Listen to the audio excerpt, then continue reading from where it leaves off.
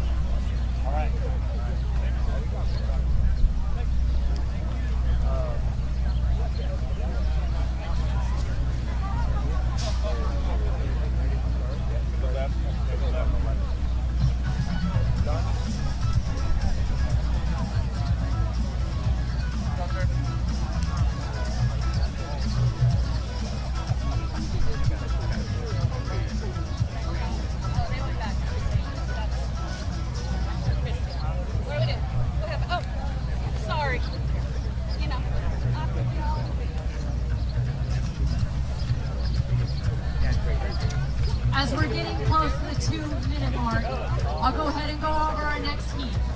In lane 1, furthest from me, is 82nd Airborne. Do I have any 82nd fans here? Airborne!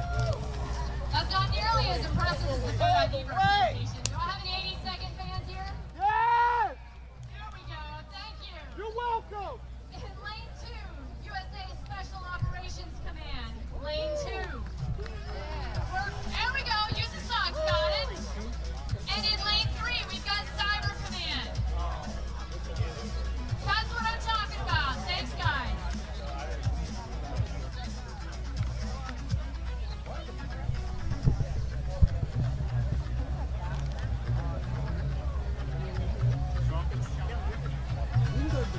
Oh, that's my good side, though. Well, yeah.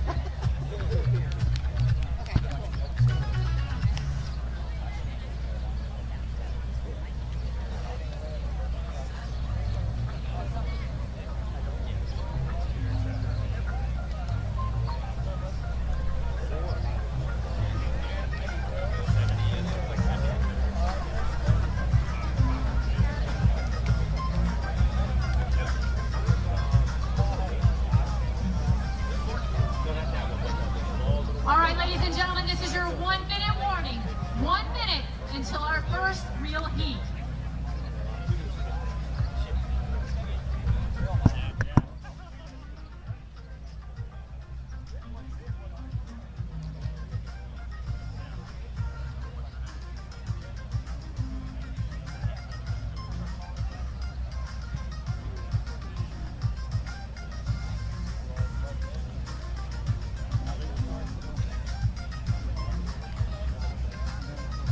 And 30 seconds. Competitors, make sure you're behind your sandbags. We will start in 30 seconds.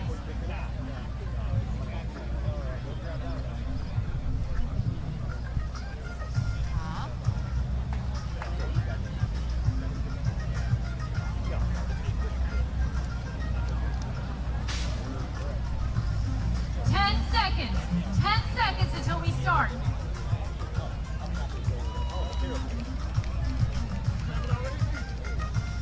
3, 2, 1, go!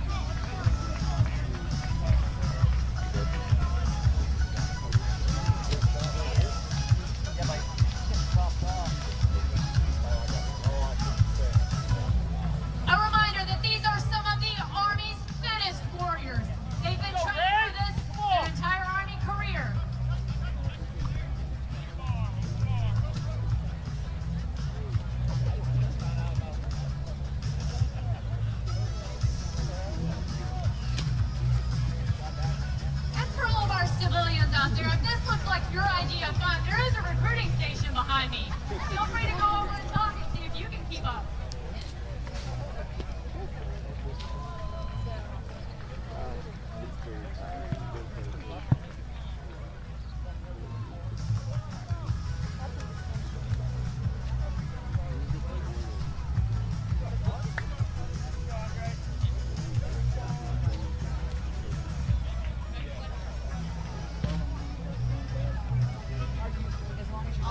All of the teams have their sandbags at the finish line.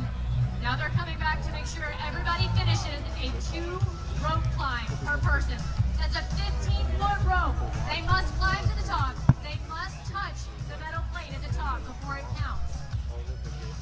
And our first team, they've made it to the second station. Remember, this is a 100-calorie hold, 5 deadlifts, and then they must hold the deadlift bar at the top.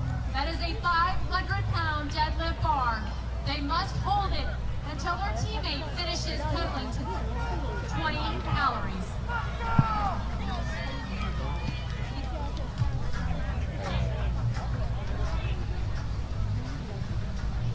All right, let's cheer on our Cyber Command team as they move to the deadlift bar.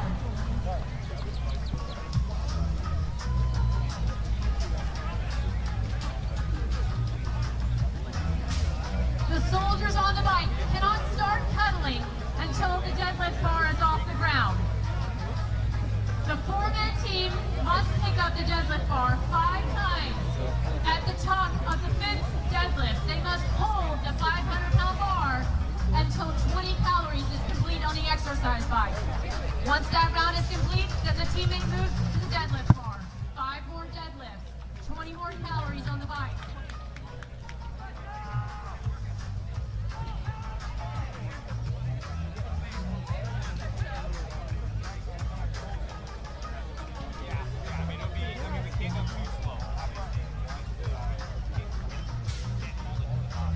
Let's hear it for our 82nd Airborne team.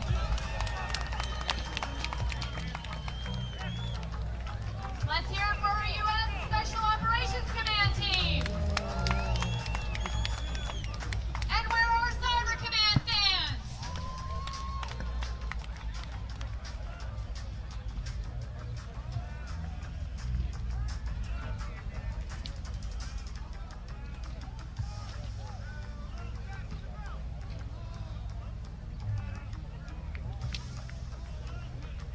If you're close enough, you can hear the team captains yelling up, down, hold.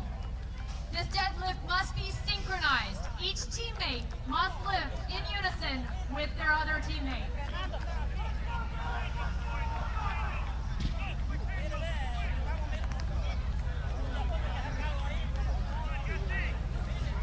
Microseconds count. You'll notice they make the transitions as quick as possible.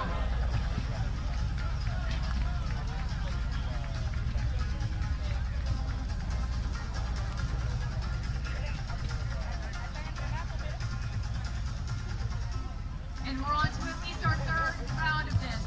This is 500 pounds of pure adrenaline at work. Each teammate must lift 125 pounds as their share. They must lift it 5 times. 5 times.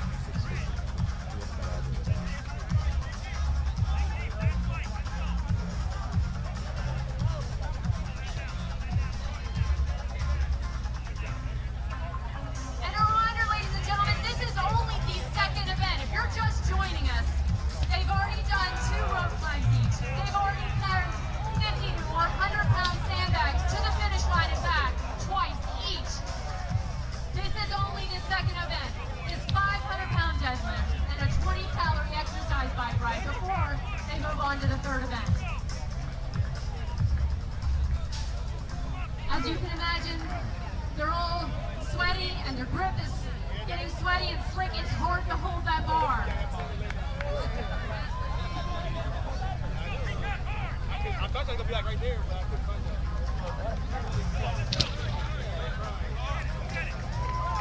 And our 82nd Airborne is first up to the obstacle. They're over the wall and they're headed to the worm. Let's go, Airborne! Get it up!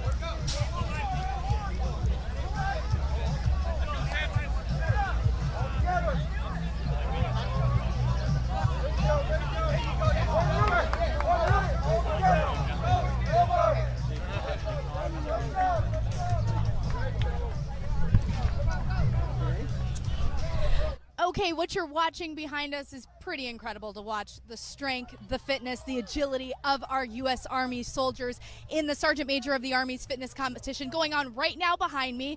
You've got 3 of 6 teams that have competed so far. I'm going to introduce Queen Baby again. She's one of our favorite fitness Army influencers. You've seen 6 teams go through so far. What are you taking from this competition? That this is not something to play about. As you can see, these are some of the fittest soldiers, and they are struggling. I mean, they're doing great, but this is not an easy competition. Especially, I can't even imagine carrying those sandbags back after doing all of that.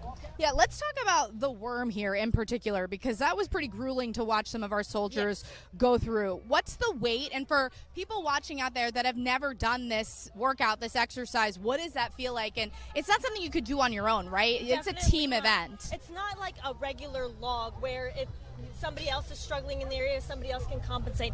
Everyone has to work together as a team. It is 375 pounds. It is split into 170, and I think 150 or 55 pound in between somewhere there. And what it does is you got to collectively lift it together and then put it back down. You got to do it all at the same time, or else it's not going to work. Let's talk about the training that goes into taking part in an event like this. This doesn't happen overnight. Definitely. These are some of the most fit soldiers that we have in the U.S. Army. But at the same time, this is what being a soldier is all about, right? Definitely. So when you train, you really have to train with a team for something like this. This is not going to be something where you're going to do it individually, especially it being a team event. You got to train hard. Looking at the competition for you, you went through the events. What is the hardest of events? So for me, I'm a little height challenged. Same.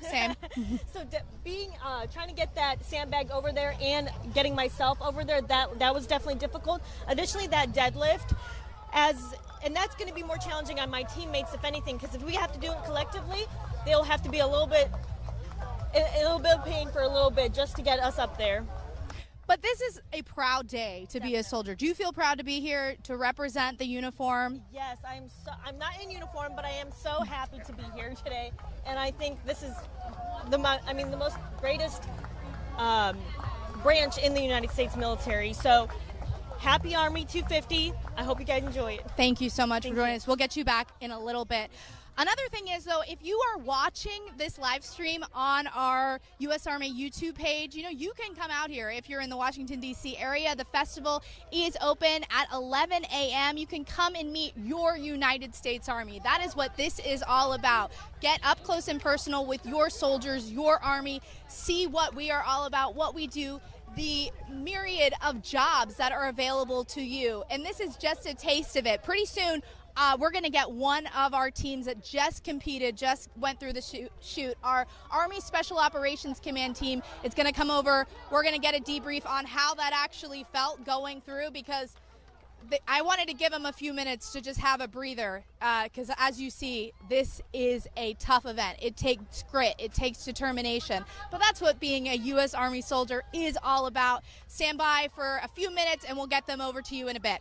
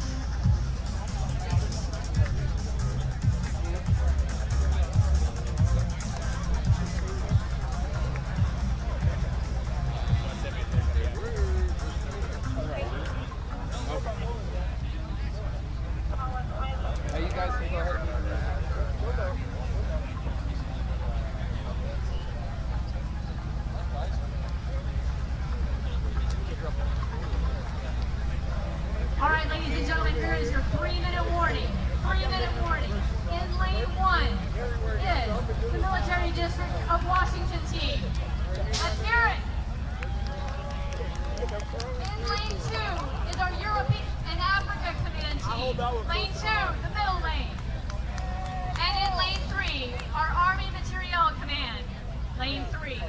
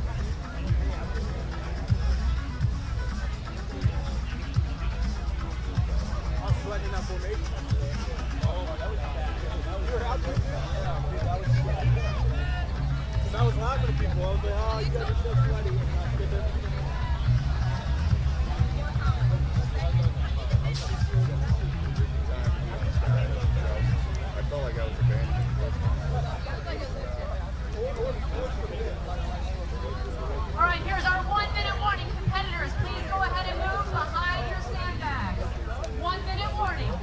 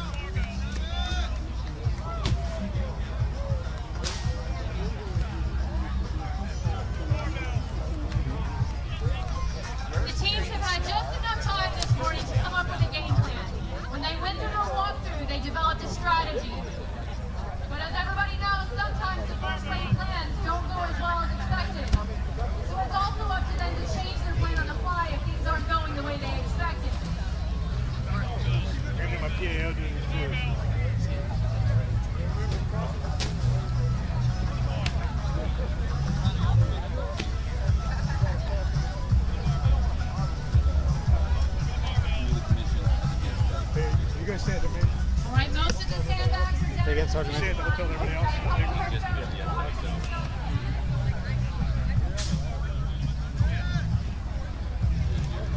These are on our last roll flights, and they're going to move to the second station.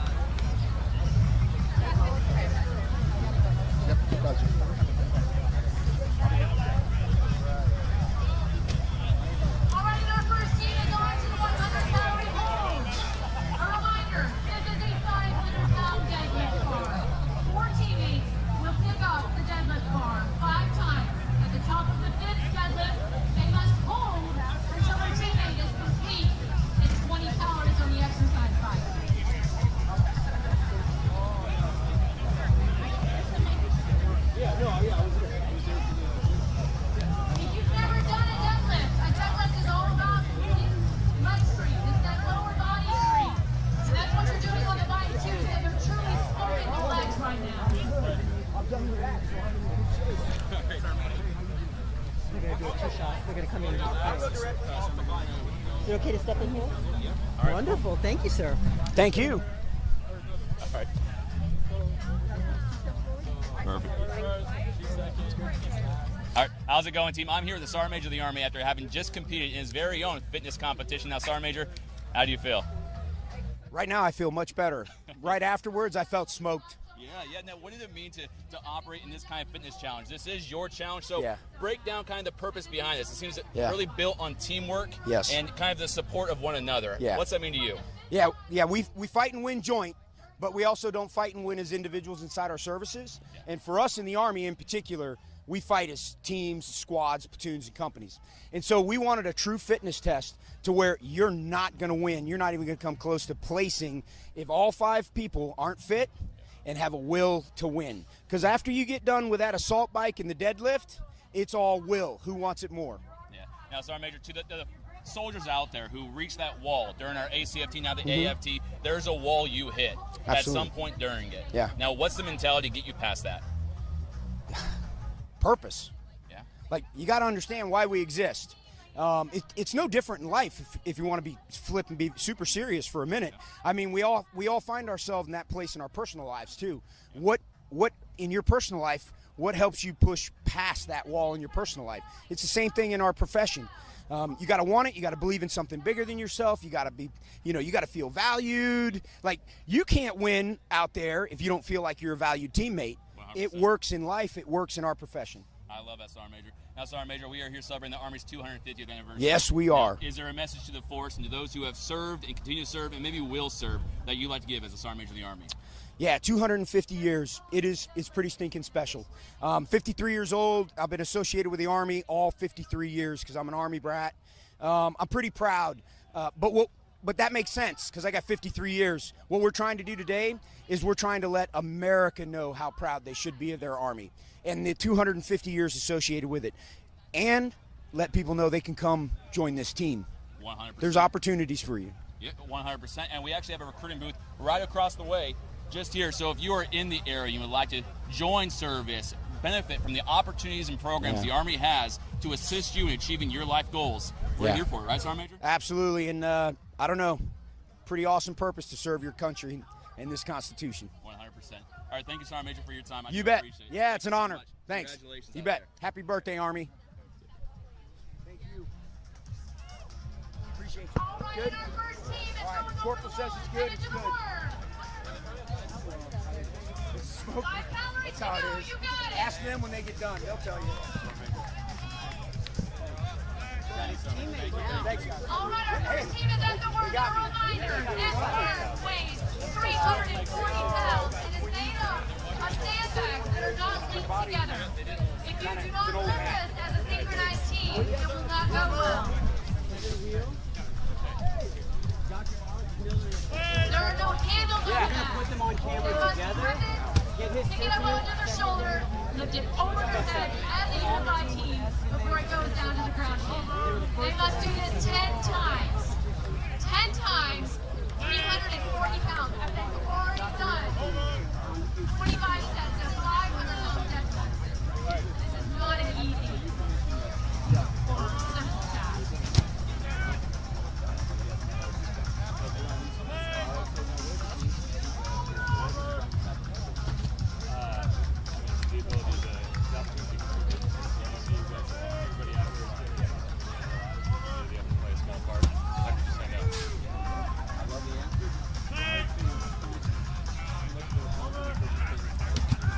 Our USA Europe Africa Command team has the lead right now, but joining right behind them is our military district of Washington team. And we are just over 7 minutes. Watch the change here. All right, and our wheels around team is starting their burpee. Your chests have to all touch the ground. They have to go down as a team. They have to come up as a team.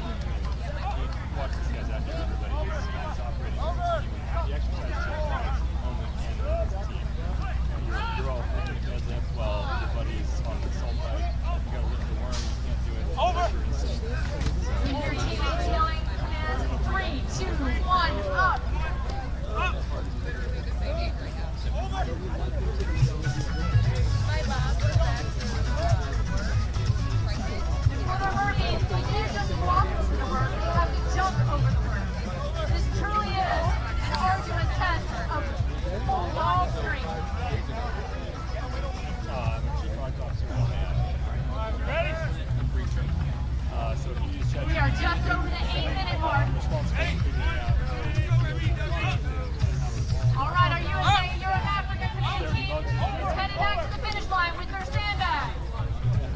good.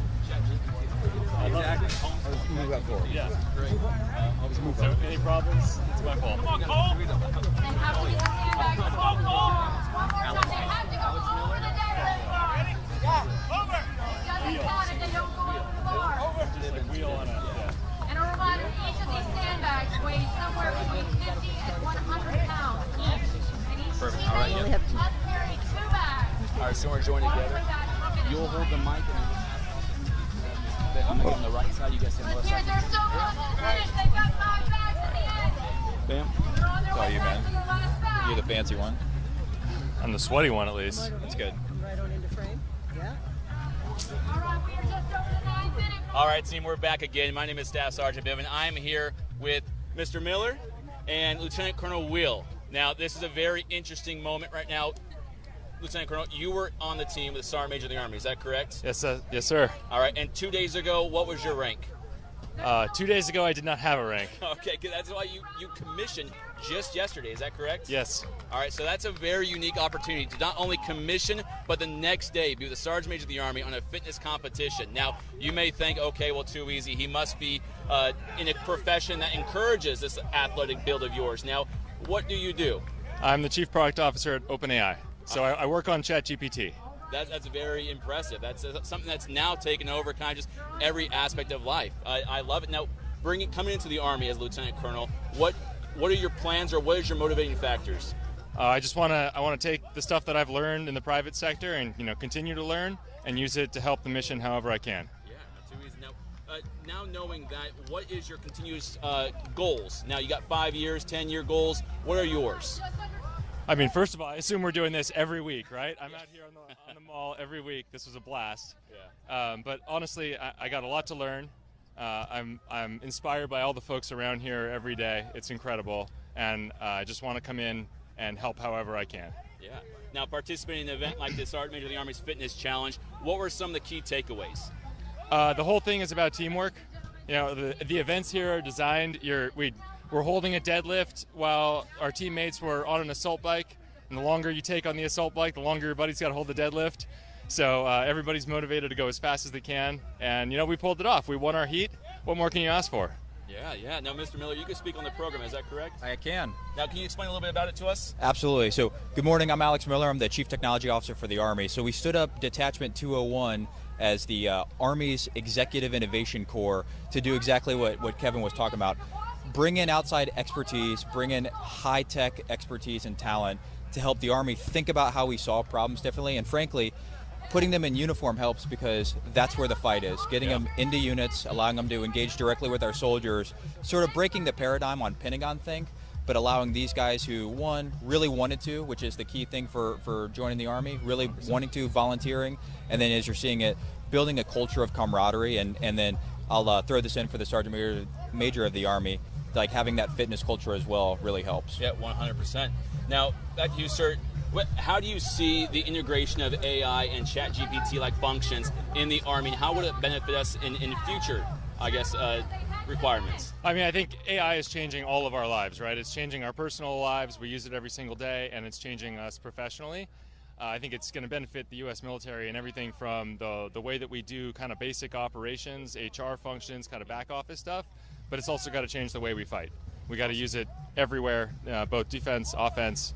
Certainly our adversaries are going to. We got to be ahead of that. I completely agree. Now, sir, to those other professions that are out there in the civilian market, considering service, but thinking maybe they don't meet the basic requirements, because typically we see some young cats. We see 18 to 25 here enlisting, commissioning. Now, you find yourself later on in life who have already accomplished such great successes. What's your message to those out there who may be able to find themselves in positions like yourself, should they pursue it? I'm 42. We need more great technology talent coming in, joining up with the military and helping support the nation. So if I can do it, you can do it. All right. I appreciate it. Thank you so much, sir. Thank I you. appreciate your time, Mr. Miller. Thank you so much. Absolutely. All right. And we'll be back with you guys after a little bit more of the Sergeant Major of the Army's fitness competition, where you'll be able to hear from one of the teams who participated and see their experience firsthand. All right. Take care. Thank you.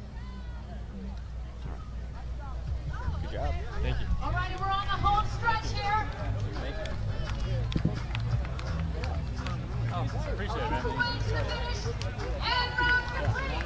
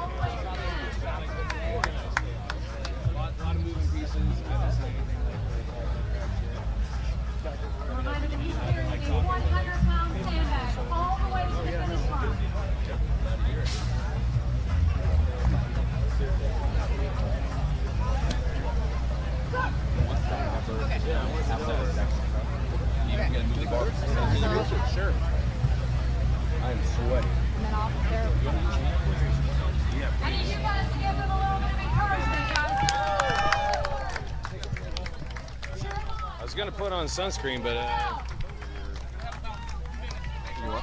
Our U.S. Army 250th birthday fitness competition is still going on behind us. Thank you for watching on this live YouTube stream on this really incredible day in Washington, D.C. You've seen some of the very best of the Army compete in this fitness competition, and it's been grueling. There's no one better to talk about this than someone that you probably follow. This is Drill Sergeant Fitness. hey guys, how you doing? Drill Sergeant Fitness He also here. has a real name. Sergeant First Class Black. Yeah, there you go. Okay. Representing the MPs out there in Kaiserslautern, Germany. What's up, guys? I'm sure they did their fun run today and then were released by noon. I'm still out here working. And it's a hot one. It is very hot. I have done none of this fitness competition, but I am sweating as if I just came off of it. It is hot and humid out here, but you know what? It's well worth it. It's a great day to celebrate 250 years of the United States Army. Absolutely. Okay, from your perspective, what are you seeing as these guys go through this? I'm seeing that a lot of the teams are getting to a certain point in the competition where they just completely gassed out. All right, they've got nothing left of the tank, and that's that moment in time where they got to dig deep, find that mental fortitude, and just keep pushing forward. They don't want to let themselves down.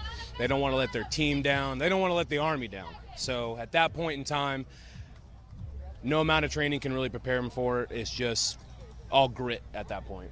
What would you say, from your viewpoint, is the most difficult event in this competition? I would say, honestly, the assault bike. Right? Yes or no? The assault bike's probably the worst part of that. I mean, your teammates are conducting 5 deadlifts and then holding a 500-pound deadlift bar while you're knocking out 20-calorie assault bike, and then everyone's got to switch out. So that's usually around the time during the competition that everyone gasses out. This is a great representation, though, of what is inside our force, right? Like, this is a soldier. I would say that this competition and the way it was designed really kind of encompasses everything fitness related. You definitely got cardiovascular endurance, muscular strength, muscular endurance, flexibility and agility. I mean, getting yourself and the sandbag over that hurdle. Moving back and forth, moving heavy objects. I would say yes, this competition was designed to really encompass everything that your everyday ground pounder goes through while conducting combat missions. At Drill Sergeant Fitness, Sergeant Black, thank you so much for giving your perspective. Thank you for having me. Right now, I'm going to bring in Team USASOC, U.S. Army Special Operations Command. They're going to come in live on camera. I asked them to come in right after they got out of the chute for the competition, but they were a little gassed. You guys killed it out there. Tell me, we'll just go kind of down the line, what was this competition like? Bad, I think, if I had to sum it up in one word.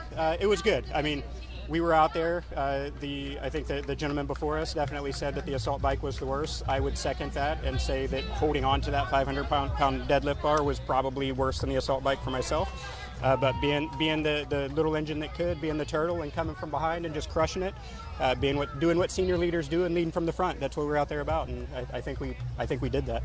What was your mindset going into this competition? I think the priority was make sure we're steady, make sure we're organized, and make sure we keep that pace going on, because we understand that that assault bike was going to slow everyone down, but as long as we stay consistent, it was going to be the priority that we move throughout this competition easily. One thing I love about Team USASOC, and obviously I'm a bit biased for you all, but is that you all are over 40, but that didn't stop you. Talk about the prep and the mindset as well. So I think when it comes to prep and mindset, I mean, we should always have a mindset of excellence. We should always push ourselves to excellence, no matter what your age is, no matter what your pay grade, rank is. Just like Ray said, when you talk about leading by example, I mean, you probably couldn't get any better than this. We come out here, hey, if I'm going to expect the soldiers within the formation to give their all, then I absolutely am going to give my all. So, these guys. For you, what was the most difficult of all the events? Just staying synchronized, and everything is a team event. We don't go to war by ourselves. We don't do training by ourselves. We work out by ourselves. And, slowing down or speeding up at times, just kind of making sure all of us are giving max effort, doing everything correctly so we don't get penalized or everything else. That was by far the most difficult part. Soft truth number one is humans are more important than hardware. You guys are all special operations soldiers, Rangers, Green Berets. What does it mean to you to be able to represent special operations on this Army stage today? See, ma'am, they hit it a couple times already, but really I appreciate them saying, hey, this is what everybody's been training for months. I think we all got notified and asked to do this about 2 months ago. It's awesome if teams get time time off to train and get ready for this. But we've got battalions to run, we've got CG staff positions to run. This is, fitness is a way of life. It's the most important thing we do in the day, getting ready, getting up, starting our days off that way. And I used to think before down in regiment, tell my Rangers, hey, whether you're at the staff or whatever it is, I expect you to be able to walk out the door and exceed standards.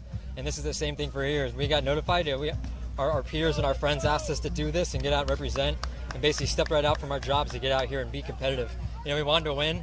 We recognize it would be awesome for us to win this, but it's even better to have, really any of the teams here to beat us. And so either way, we know we're setting a good example and leading from the front. So appreciate us being out here, and thanks to my teammates. That's a Ranger leading the way right there. One last question. How do you think this is going to shape out? Well, right now we're in second. I don't think anybody else is going to beat us. It's pretty strong. Okay, Team USASOC, I'll put my money on you guys. Thank you so much. Get some rest, but I know that's not really in your wheelhouse, resting. Thank you guys, and thanks for competing. So we still got a little bit of competition left to go out here on the National Mall in Washington, D.C. as we celebrate the Army's 250th birthday. This is an incredible event. 11 a.m. This festival is open to the public. Tonight there will be a massive parade throughout Washington, D.C., and you will see the very best of the Army, starting at the Revolutionary War, going up to present time. You will see history on display, legacy, lethality, all the best of our soldiers. So if you're watching on YouTube, you can do so here. You can also stream it on Instagram. Our influencers will be checking in throughout the day, but we will be back and forth so we can take you on this journey with us. And if you're in DC, make sure to come out and say hello. See you in a few.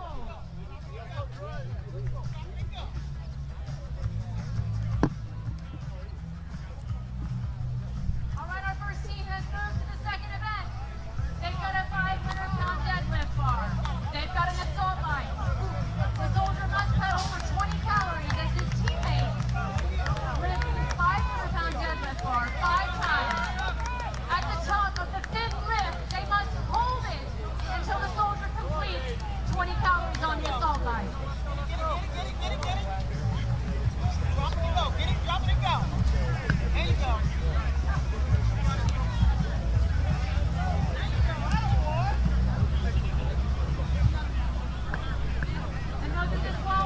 Easier for our taller soldiers. But getting over when you're a little bit shorter is more difficult.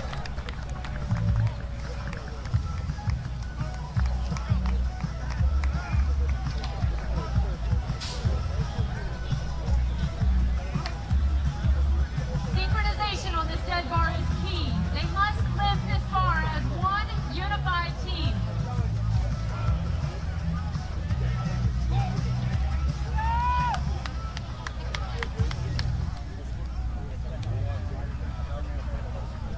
Cheering on their teammates as they hold for those last few calories on the bike. All the way to 20 calories. It doesn't sound like much if you're just riding the bike.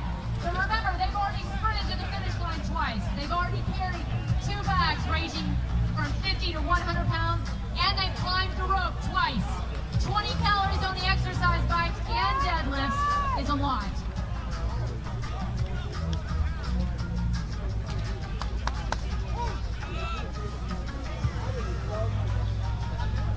Your quads are smoking, your core is smoking, your upper body is worn out. This is a grueling test of the ultimate physical fitness.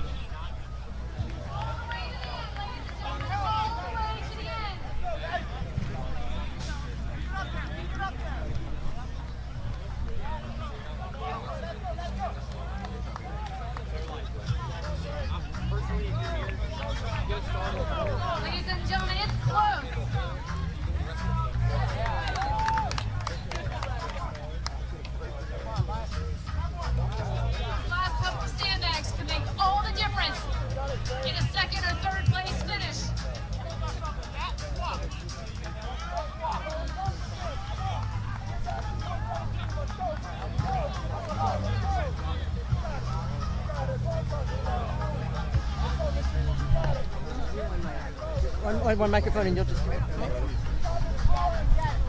Okay, coming back to you live from the U.S. Army birthday, 250 years. This is an incredible event. We're out live right now on the National Mall, Washington, D.C. The fitness competition's still going on behind me, but throughout the day, we're live here on YouTube, bringing you up and close and personal, meeting your United States Army. And right now, I'm actually going to introduce you to my bosses. Come on in here, Lieutenant General Jonathan Braga, CSM Joanne Nauman, and Chief Warrant Officer 5 Steve Finney.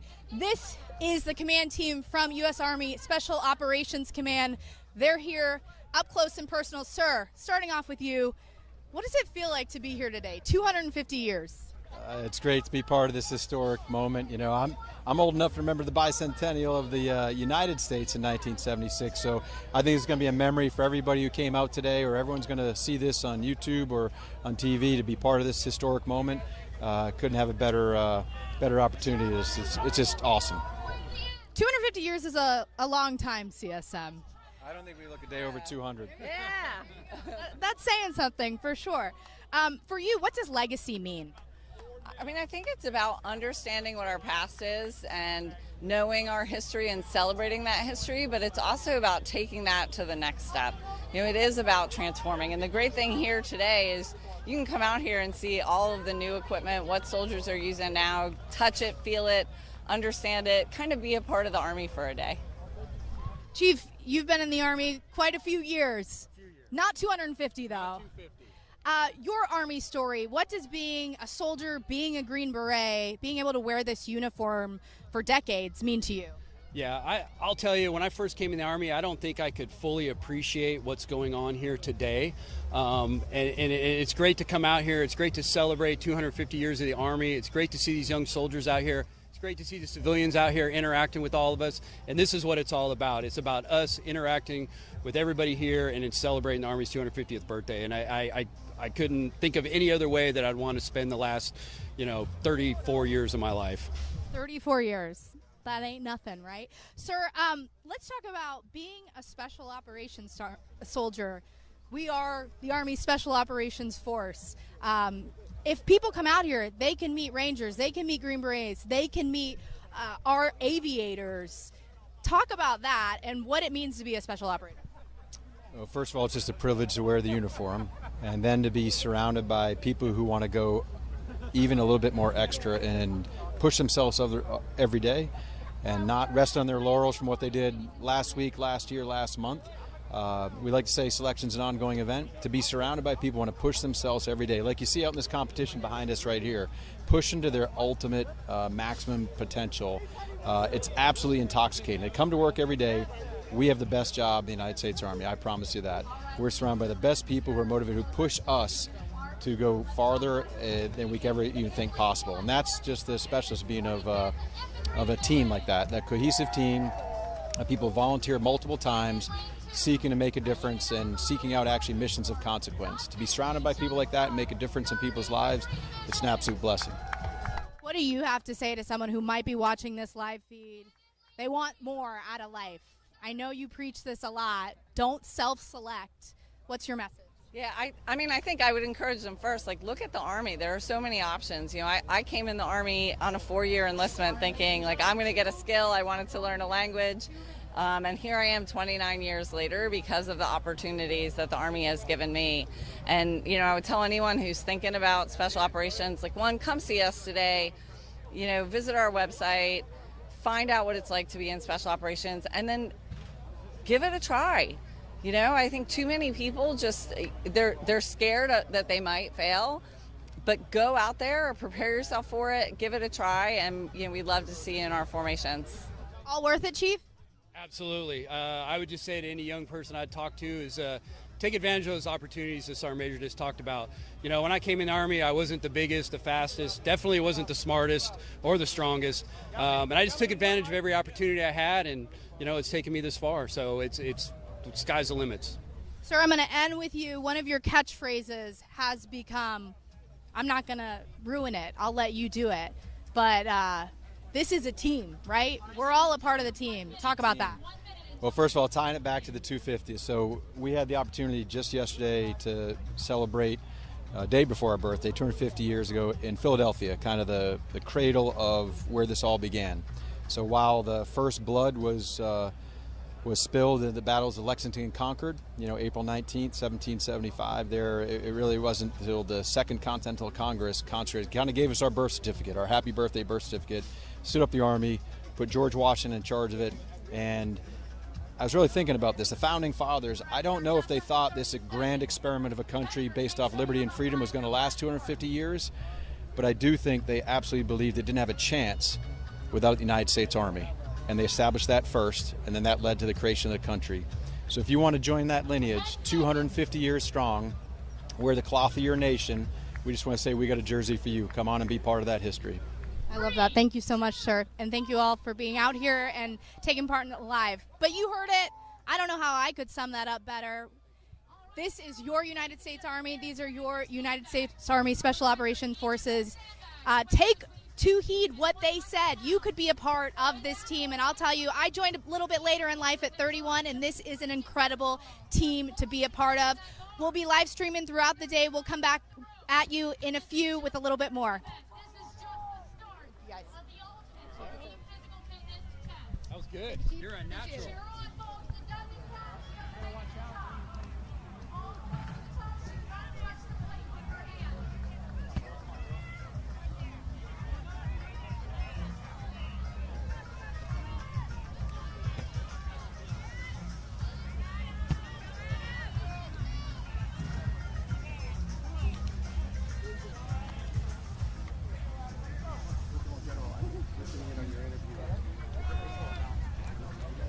First two teams have most of their sandbags at the finish. Down to just the last few climbing the rope. Each competitor must climb the rope 2 times.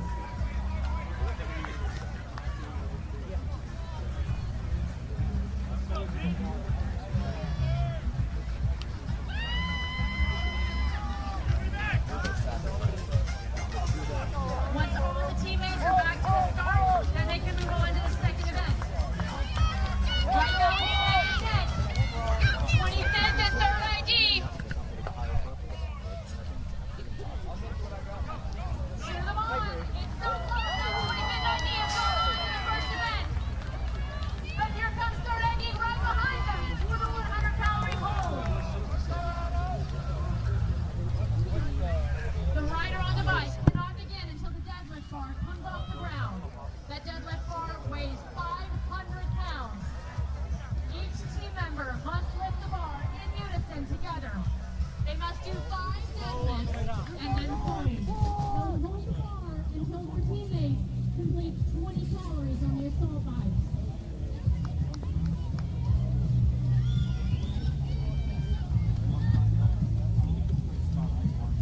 You can hear them encouraging their teammates, pedal faster. Pedal as fast as you can to get to 20 calories. Help each other.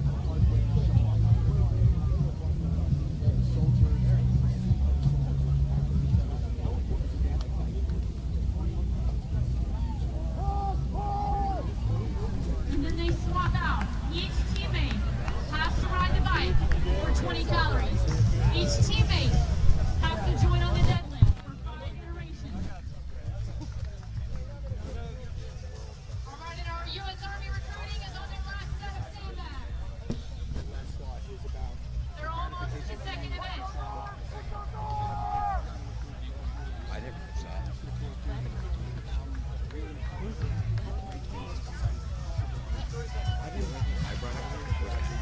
Oh, hey, Rebecca. 25th ID and 3rd everybody measure neck and neck.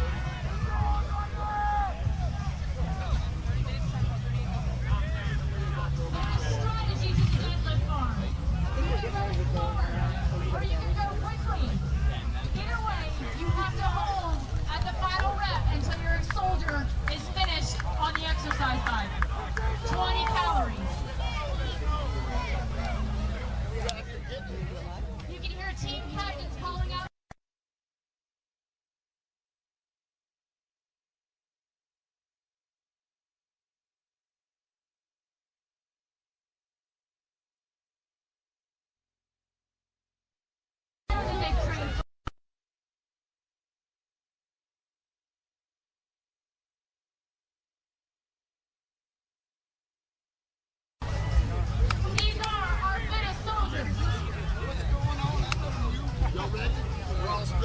ready to go?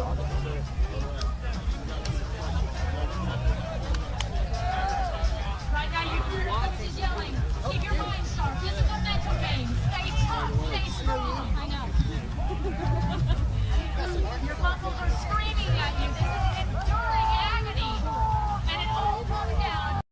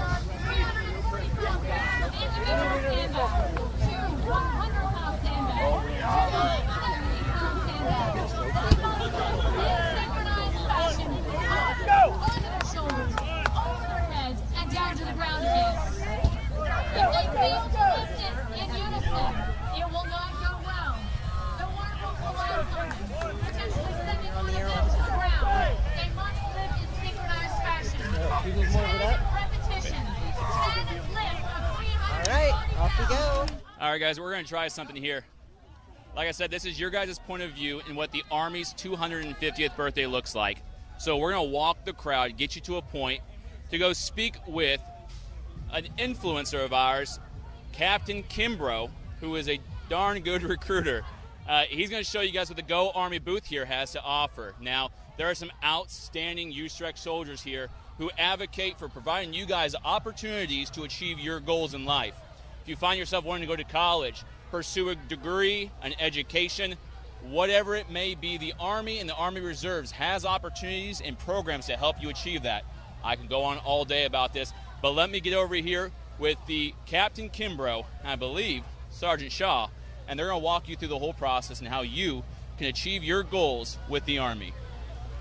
How's it going, sir? Hey, how you doing? How you doing? It's a pleasure. Good seeing you. Nice seeing you. I already briefed the audience. I'm going to hand the mic over to you. I'm going to have you get with Sergeant Shaw, and you guys go on and have a conversation about how the Army can help those who have goals achieve them.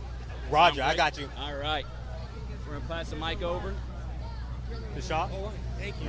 There we go. I appreciate it. Thank you. All right. Now, we'll actually just want to move on over here then. Yeah, I think going that way. Okay, okay. Perfect. Right here's There great. we go. All right.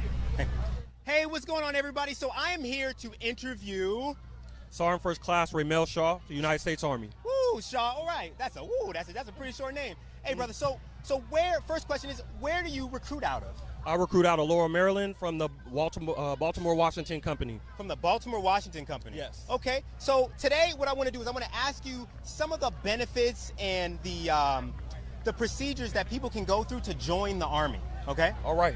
Sounds good, sir. Good. So in your opinion, what is the #1 best benefit to joining this great Army? Well, in my honest opinion, the #1 benefit is that you do get to serve your country honorably. Honorably? Honorably. Okay, that's what's up. And so if you were to give me give me 3 more things that you think people could benefit from joining the Army. 3 things I think people get from benefiting joining the Army is you definitely get to start your career so you can have a career path. You absolutely can get your education. So while you're in the military, whether you choose to do reserve or active duty, and then also you do get to go out and travel and see the world. So you do get different opportunities and build skill sets, discipline, and structure within your life. Okay, so you know what? We're not just going to bypass that career thing like that. All right, hold on, let's bring that back. Let's bring that back real Yes, quick. sir. Yes, sir. So are you telling me right now that the Army could be a stepping stone to somebody's future? Absolutely, sir. Okay. Absolutely. So how can people use the Army as a stepping stone to benefit themselves towards their goals? So one of the benefits and the stepping stones they can use is, let's say somebody wants to do IT. We have multiple IT jobs, logistic jobs, medical jobs. If you use the Army, you can do your 3 years time in service. right? You get to choose joining the military. So it's one of the things that the Army has as a first stepping stone to building your career. Whether you do your 3 years and get out, you can continue that on in the civilian world. That's great. You know, and it's funny you bring that up because a common misconception is that the Army is only combat jobs. So you're telling me right now that there's more than just combat jobs? There's more than combat jobs. We have over 150 plus career jobs you can do in the Army. 150 jobs? 150 plus, sir. Oh, so what you're saying is somebody that's looking to join the Army can just walk right into a recruiting station and a recruiter can tell them about all these jobs that they have? Yes, sir. Okay, woo, okay. Yes, so sir. I heard a rumor, and you just said it too, you just confirmed it, that the Army also has education benefits. Yes, we do have education benefits, even if you would like to do active duty full-time or even the reserves, which is part-time for the military. So can you break down, you know, how much money does the Army actually pay for school? So you can get up to $4,000 for tuition assistance a year, right? $4,000? So $4,000. So if you're doing 4 years, that's $16,000 that you can get for education, and that's not even talking about your GI Bill. $16,000. $16,000, You gonna sir. give me $16,000? Hey, sir, you might not need it, but hey, you can get it. That's good stuff. That's good Absolutely, stuff. absolutely. So tell me about this GI Bill. What is the GI Bill? I've never heard of this thing before. So once upon a time, right, so soldiers decided, you know, we do need to get our education right. We need to be smart, intelligent, absolutely, when we're serving the military. So what the military did was offer education benefits for service members, whether you are currently active or serving, or even if you get out as a veteran. So you can also still get your education paid further for within the military. So does the GI Bill cover tuition? So you already get tuition assistance from your TA. Ooh. So even then, and then also your GI Bill can also cover for your room and board as well. So you gonna you gonna pay me for housing now too? Hey, look, hey. Don't sweet talk me like that, man. Don't sweet talk me like that. Gotta get it, right? Gotta get it. Okay. So I mean, you also did mention that I can travel in the Army? You can travel in the Army, and which is also a big misconception with the Army. So yes, you will go anywhere in the world where the Army says you need to go with active duty, but in your own free time, we do get paid leave and time off, PTO for civilians, right? Okay, so I get paid time off? You get paid time off. How many days do I get a paid time off? So you can get up to about 6 weeks worth of paid time off. 6 weeks off? And this is not even including our vacation time. The time off for the holidays. So that's Christmas, Thanksgiving, Martin Luther King's Day, President's Day. Woo! I mean, 4th of July. You know, we got to represent 4th of July. You know? Goodness gracious. I get all this paid time off. All this paid time off. off. I get vacation and holidays. Vacation and holidays. Oh, man. Now, this Yes, looks like sir. the Yes, best sir. Yes, job in the world. In the world, hands down. You can't beat it. Hey, I've been in 17 years myself, so it's been a long ride. I came in, did this for my son. It's been beneficial. He's going to have a great future ahead of himself as well, thanks to the Army. I can only thank the Army for that, 100%. So you're even going to encourage your children to join the Army? Yes. That's how good the Army is? Yes. Okay, all right, so let's switch it up real quick. Let's switch it up. So what is your MOS? So my MOS is a 14 Tango, so I'm a Patriot Missile Maintainer Operator. Okay, look, for all us normal people, right? All right. What does that even mean? So that means I work with the Patriot Air Defense Missile System. So what we do is intercept missiles. So missiles, rockets, things like that. So. Oh, that sounds correct. fancy. Yeah. So, in your opinion, I mean, what are the, my favorite question, what are the top 5? Top 5, okay, we can do top 5. Give me 5. I'll give you 5. I'll give you 5. Okay, give me a 5. So top 5 first is, I'm going to tell you, is logistics, right? So a lot of people like logistics jobs, so that's either being unit supply, automated logistics specialist, human resources, or we can do medical. A lot of people love medical, so people who do want to be nurses or do want to get in some medical field, we have that as well. So hold on, let's dig into this logistics thing, right? Okay. Logistics is the best jobs in the Army right now. Everybody's looking for them. We get it all the time. Everybody's looking for them. So why are logistics? I mean, can I get certifications? You can get certifications. Okay. What else can help me with these? Wait, hold on. I heard that you can get stationed almost anywhere in the world with Anywhere in the logistics jobs. You can, absolutely, 100%. So that could be here in the United States, that could be in Korea, that could be in Germany, that could be in Japan. It don't matter. Woo, wherever we are, logistics is needed. That's 100% some good stuff. everywhere. Absolutely, That's some sir. good stuff. Absolutely. All right, so let's break it down. You said medical jobs are next? Medical jobs. Okay, medical so jobs why are next. medical jobs? So a lot of people want to get into the medical field, right? But it's really hard to get those certificates and everything. So what the Army does is, hey, you come in and you do your medical career. Guess what you can do on the outside? You already have the certificates. You already have the career experience, correct? And look, you can still do college while you're in, so you're also getting the double benefit of the education and the certificates and the experience. So it makes you so competitive when you go out here into the working world. So goodness yes, gracious, sir. man, you made me want to join all over again. Hey, come on, sir, we can do it. Okay, we so, can do it. While we're talking about joining, yes, could I join the Army with? What if I'm not a citizen? So if you're not a citizen, you can be a permanent resident. I can be a permanent resident? Permanent resident, So what yes. does that mean? Break that down for me. Is there a certain type of card maybe? So you need a green card. A yes, green so being a card. green card holder, so a permanent resident, as long as you have your permanent resident card, you are allowed to start the process and actually join the United States Army. Okay, so I could just have a green card and then I could join. Wait, hold on. So can I get citizenship through the Army too? So here's the surprising thing that many people don't know. Tell me. You can get the accelerated citizenship process started. So that means once you do join the military, right, within 6 months to a year, you'll be a United States citizen. 6 months to a year? You'll be a United States citizen. That's all it takes? That's all it takes. So let's say you got your green card today. I actually enlisted 3 people who just got here, got their green cards. They're enlisted. They're still waiting to go to basic training. But once they start that process and leave to boot camp, process for acceleration. They would have got here, been permanent residents for about 6, 7 months. Boom, within a year and a half, they're going to be United States citizens. That is amazing. Yes, sir. That is amazing. Yes, sir. That is a very huge benefit. And it's wonderful because it allows our friends who come over here who want to be part of the United States and join and serve, they get to actually become citizens. So it's a wonderful thing. That is great. Yes, so sir. What you're telling me is the Army is changing lives. It's changing lives, sir. It's changing lives. Oh my gosh. Yes, all right. every day. All right, so I know I stopped you in the middle. You said logistics, number 1, medical, number 2. All right, give me your third. Lay it on me. Give me your All third. right. So the third one is IT. IT. IT. Okay, now why IT? So IT is, come on, we're looking at the future now, right? Okay. So look, technology's changing, technology is advancing, also from multiple threats. So we definitely need those people who want to come in, serve in the IT field, whether that be in electronic warfare, information technology, or communications. Hey, we need those people that want to come in and help defend the nation from another war that we have to fight through the cyber side. So basically what you're saying is IT is the future. IT is the future. Oh, that's what I like that. I like IT that. is the future. Woo, I like that. All right. So you gave me your top 3. Now give me number 4. All right. So number 4 might be a little controversial. Okay. It might be a Okay. little I'm here controversial, for it. right? I'm here for it. I'm But here for it. It is the mechanic jobs. It's no. got to Hey. be. It's got to be. It has to be. Without our mechanics who support us while we're out there in the battlefield, hey, how could we win?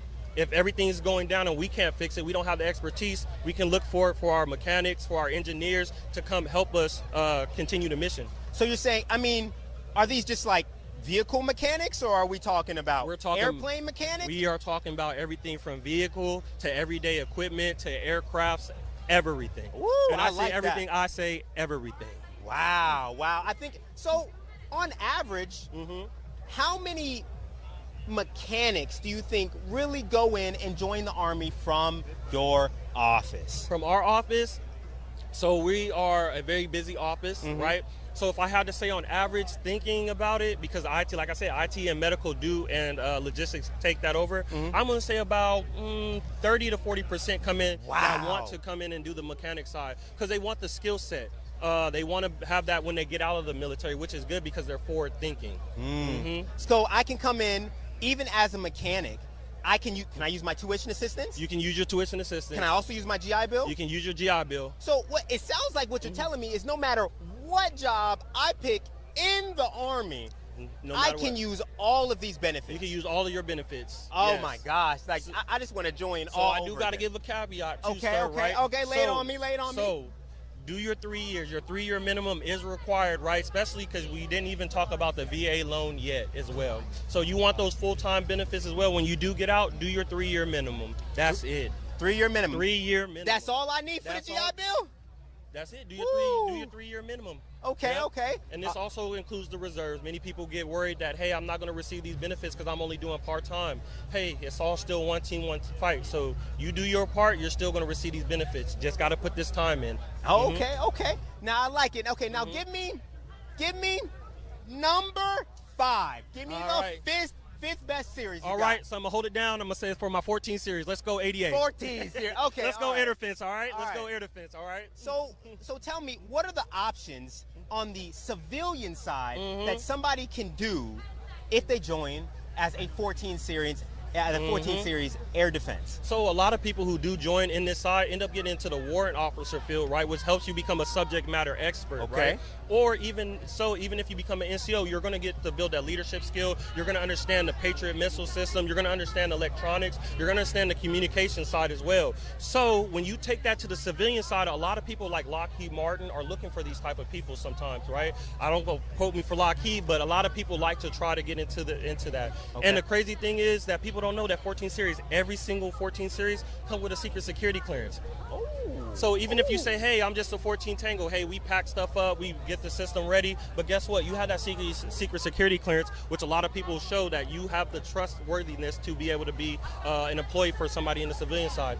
Oh, yes, okay. sir. I like that. Yes, sir. That. So now let's move into, I say, the less common benefits of the Army, right? So let's talk about the VA loan. VA loan. Yeah. So many people don't know. What is the VA loan? So the VA loan is, let's say you're trying to start a business or you want to get a house or something like that. This is an interest where you can get the 0% interest where you're looking to put down on a house or something or a business, right? A lot of people say, hey, I want to start a business.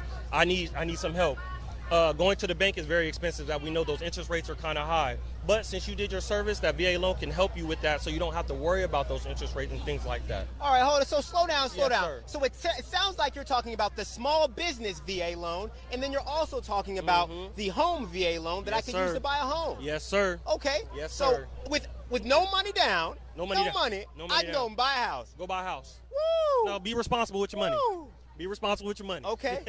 All right, I like that. Yes, sir. All right, so and then I can get a small business loan with the VA loan too? Yes, you can, sir. I can start a business. Yes, you can, sir. Oh my gosh, Yes, that you is can. amazing. Many people don't know that, but that's the benefit of the Army. You have so many opportunities to build a career, build a future, build your family, right? All these things the Army provides for you, especially, like I said, career-wise. Hey, different times right now, so hey, let the Army be your stepping stone to getting you somewhere. Okay, so I mean, let's switch it up. I know we have more benefits in the Army, right? So yes, sir. What if one day I get sick, like, yes, sir. and I want to go to the doctor? So, and I'm a soldier. Do I? The do best I have one. to pay? Do I Oh have to man. pay for healthcare? Oh man. Absolutely not. What? What are you telling me right absolutely now? Not. Absolutely not. So, being in the active duty military, right, you are paying for zero health care, okay? So what happens is, right, you do go to, let's say, a military hospital, like me for myself, hey, you can get LASIK paid for, free, $5,000. LASIK? LASIK, PRK. Woo! Yeah. So I don't got to wear glasses no more? No more. Oh, I'm man. living proof. I don't wear no glasses man. no more. No I can contact, see the no future. glasses. Yes. Okay. I don't know how far, but you're going to see that far.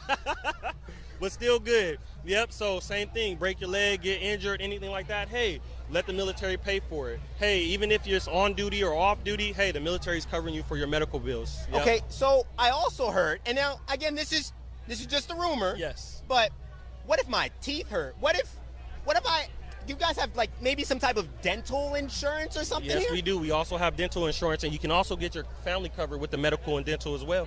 Okay, so wait. So the Army will cover not just me, but my whole family? Your family, yep. My whole family. Yes. So my whole family's covered? Yes. Oh, my gosh. Yes. Oh, my gosh. So, you know what? I think we have exhausted a lot of these active duty benefits that the Army can offer you. Yes, now, sir. let's switch it up.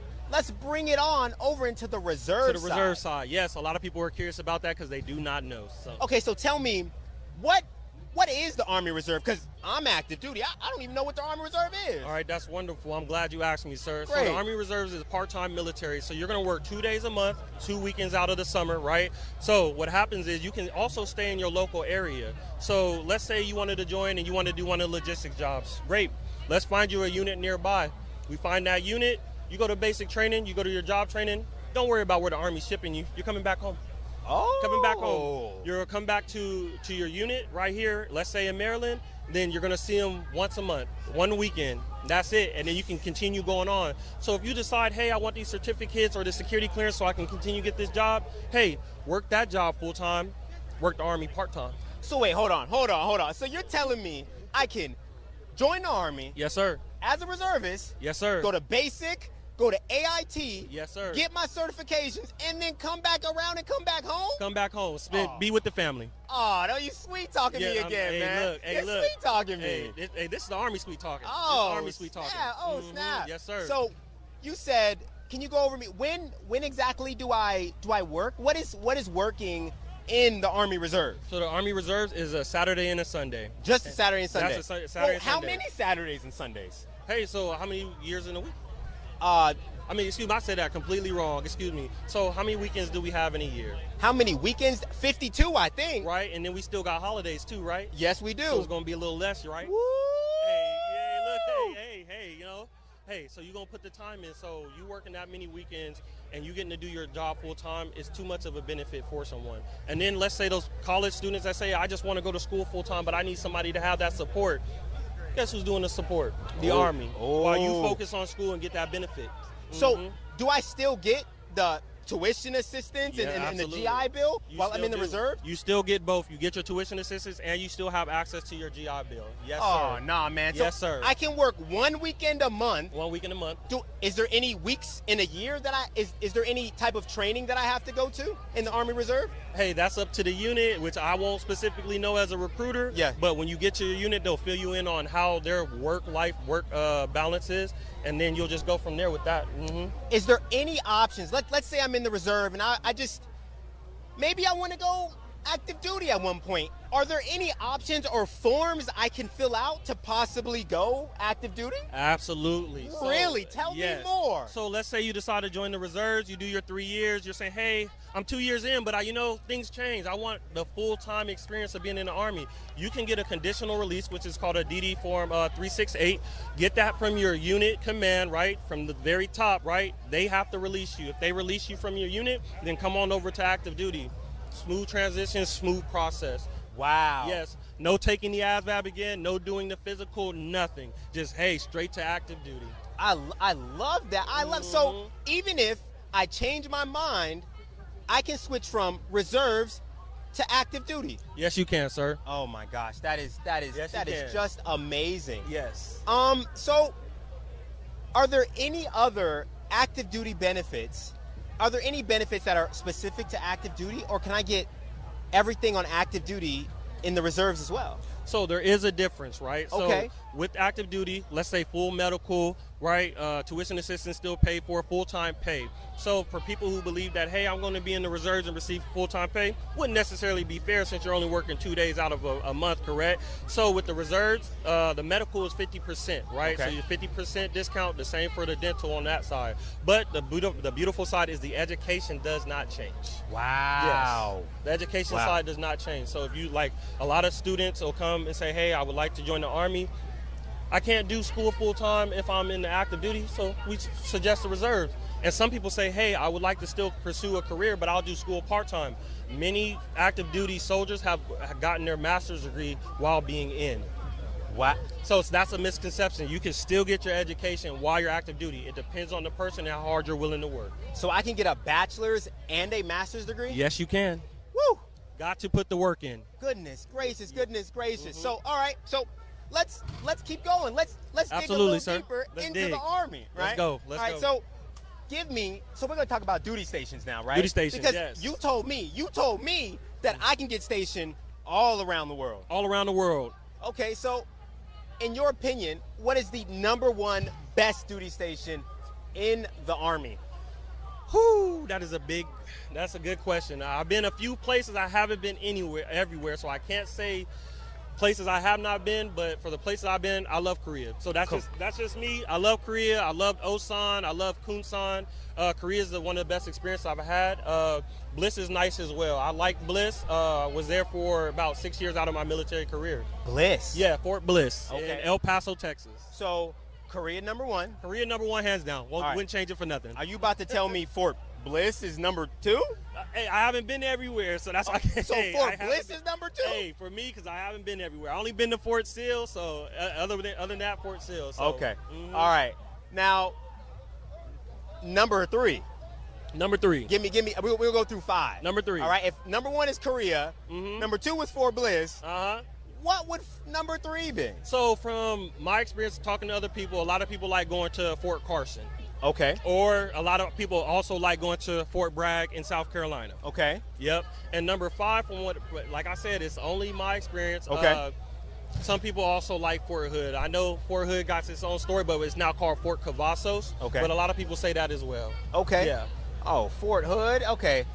So personally, myself, I have been to Korea and I have loved it, man. Loved it. Loved it. I just feel like there are so many amazing things to do overseas. Yes, sir. So, is going overseas something that every soldier has the opportunity to do? Absolutely. Okay. Absolutely. So, I mean, do you think that every soldier can pick their job at a recruiting station? Is that even an option? Is there a number that coincides that maybe, hey, I can get this job and get this duty station? So I'm glad you asked that, sir. So when it comes to joining the military, right, and talking to United States Army recruiter, it is good to tell the recruiter you do have interest in certain career fields. But us recruiters, right, we love to be honest and transparent with our applicants, so we do tell them, hey, jobs are available by training seats and things like that. But some jobs do come with, you know, signing bonuses. Some jobs do come with duty station location. Some jobs do come with other options where you can actually go to airborne school, ranger school as well. Oh, hold on. We're not just going to switch up over that. Okay. Hey, all right. hey, you know? So you're telling me I can pick my job in the Army? You can pick your job. Oh, we do not pick your job for you. You see your options based off of your ASVAB score. Woo! Okay. I like that. So I get to pick my job, and then there's even a possibility to pick my duty station too? There is a possibility. Wow. For that job, yep, you do have a possibility to choose where your duty station is. Not every job has that. Yeah. I don't want people to believe that. Of course. Yeah. So I don't think any other branch you could pick your job, possibly pick your duty station, and then wait, hold on. You told me we got bonuses? Got bonuses. Oh my. Got bonuses. What? We got bonuses? Got over bonuses. Here? Yes. All right. So yes, I can join the Army and I can get a $500 bonus. 500. Yeah, 500 is probably around the smallest I've probably ever seen. If that's small, that's small. What is big? So the biggest bonus I ever seen while being in recruiting is $50,000. $50,000? That is the biggest bonus I have seen, sir. Wow. Yes. So there's a possibility I could get a job, I could get a duty station, and a possibility I could get $50,000. This is correct, sir. Yep. Wow. Wow. Yep. The Army has a ton of benefits. A ton of benefits. A lot of options. A lot of things you can do.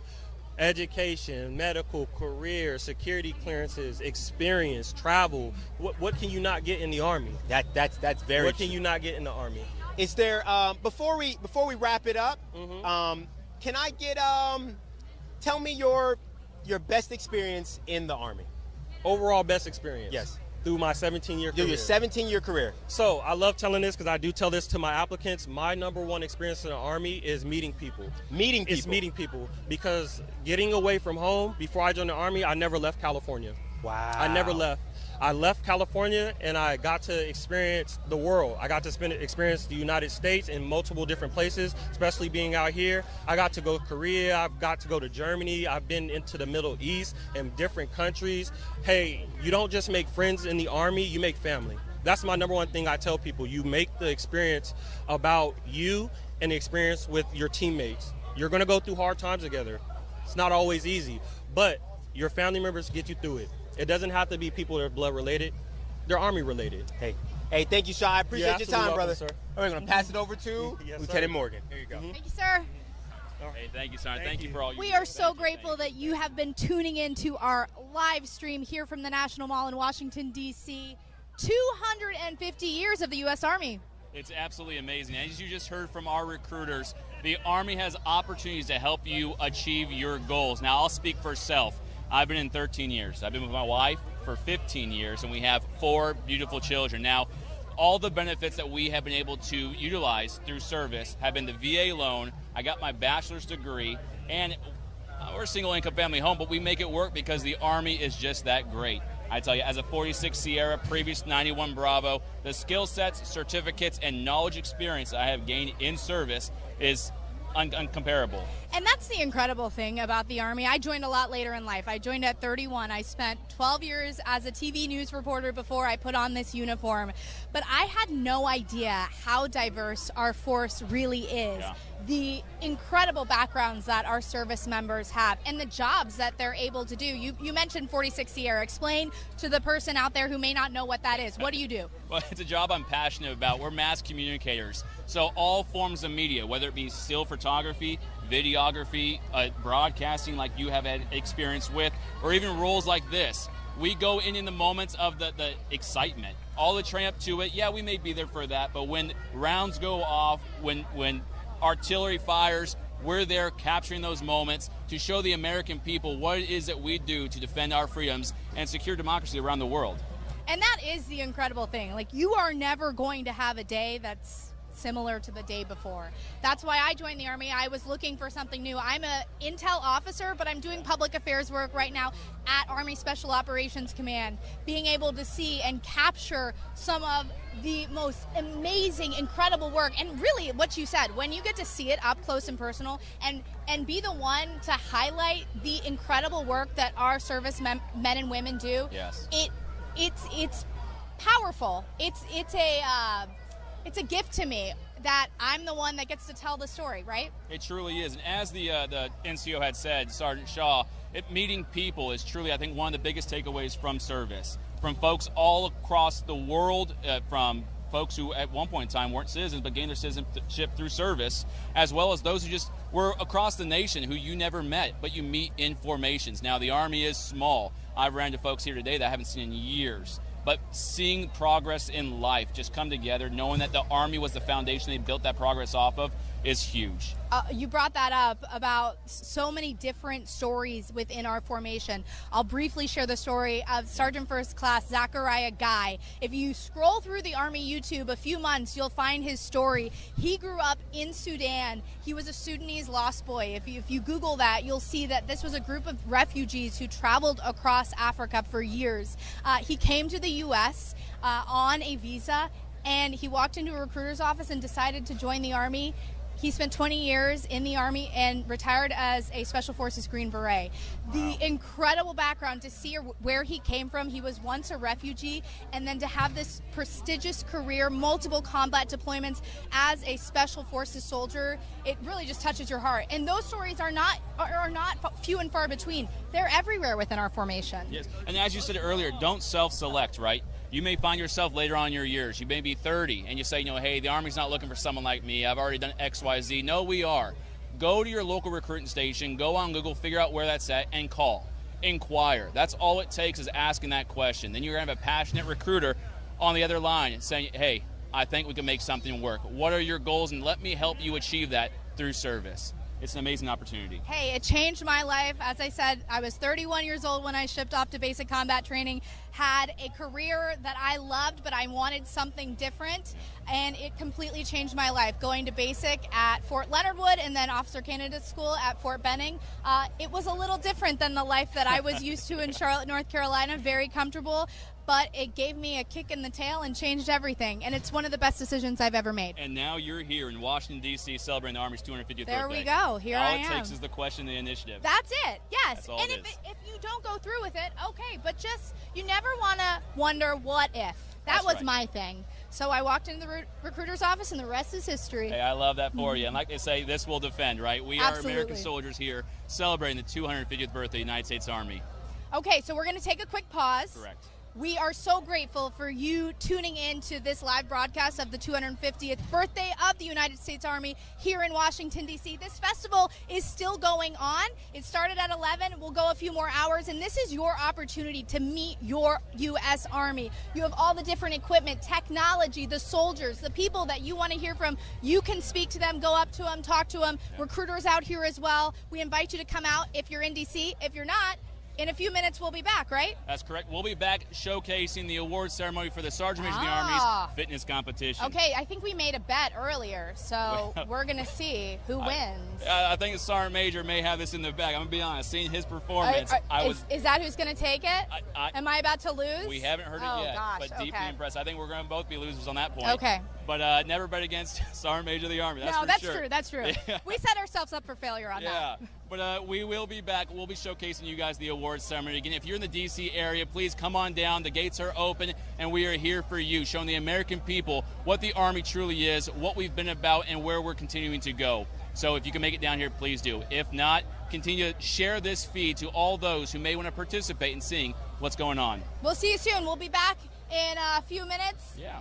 But don't stop streaming, because we'll be back. Yeah. All right. Take care. We're going to go down for a second. Going down for a second. Stand by.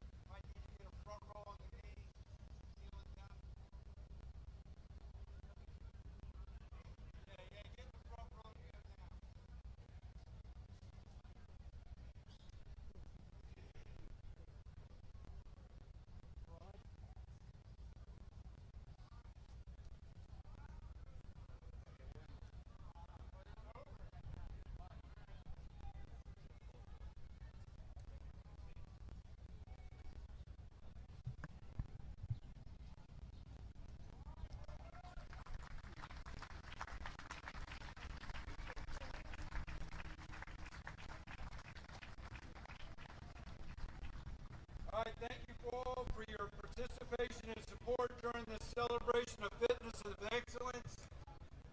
Enjoy the rest of the afternoon in the Army Birthday Festival. Thank you.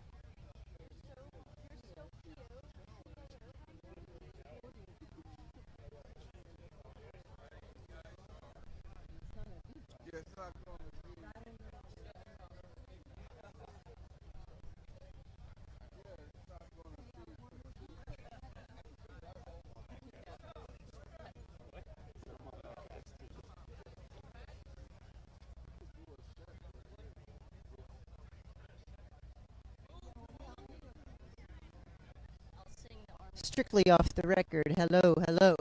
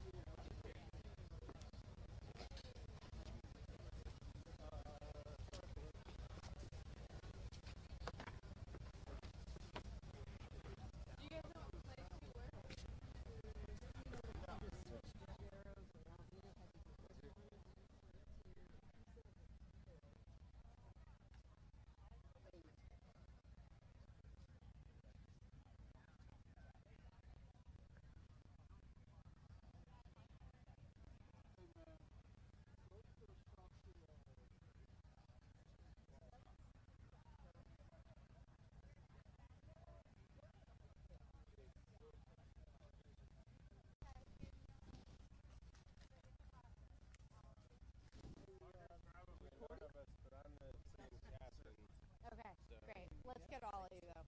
All of us. Here, I just need one. How many seconds was that? One. 1 second. 1 second. That's YouTube channel. This is Team Force Comp. This is Team Force Comp? Correct. Oh, it's not. As an Auburn grad, let's pan this way. Oh, thank you.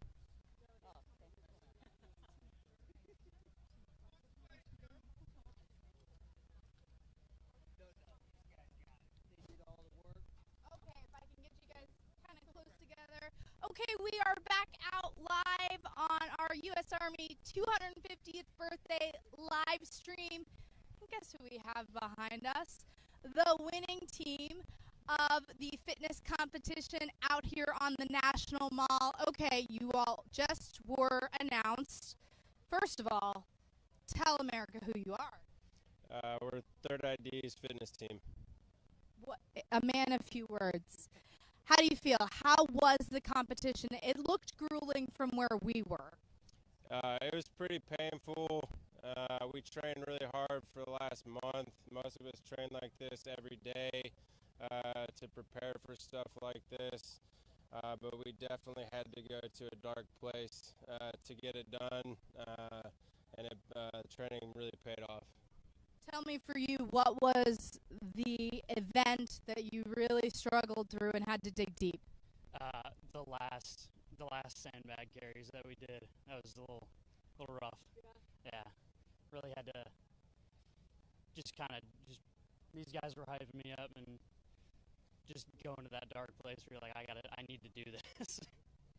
Going into it, what was your plan to train? Did you guys train for a while, months, weeks? What was it? Yeah, we trained for about 4 weeks together. Major Cash did a screening process with all of us to see who would fit best on the team. And we got together in Jordan Gym at Fort Stewart every morning. And from there, on Saturdays, we would go into a CrossFit gym locally and train kind of what we thought the event would be as much as we could. And we definitely prepared, thanks to Major Cash, prepared really well, and yeah, paid off. So, did you expect to take the trophy? absolutely. Absolutely. You didn't have any doubt in your mind coming off that court. For you, what was the most difficult event? The Echo bike was the most difficult. Just pushing yourself and, going as hard as you can, just knowing and trusting your fitness along the way, making sure that you leave it all out there on the bike, and then just trust your fitness, finish through. Physical fitness, of course, is the cornerstone of being a good soldier, being a good NCO, a good officer, all of it. For you, what does it mean that you guys get to take home the trophy for the fitness competition, being a soldier? It's just toughness and it's teamwork, right? That's what it's come down to. It's these guys executing all together, all of us being the same page and same piece. Come down to the training, the dark mornings where it's just us training hard. That's what it comes down to. Sir, I'll come back to you. There's a lot of people that are watching this feed that might be looking at you all, sitting at home, thinking,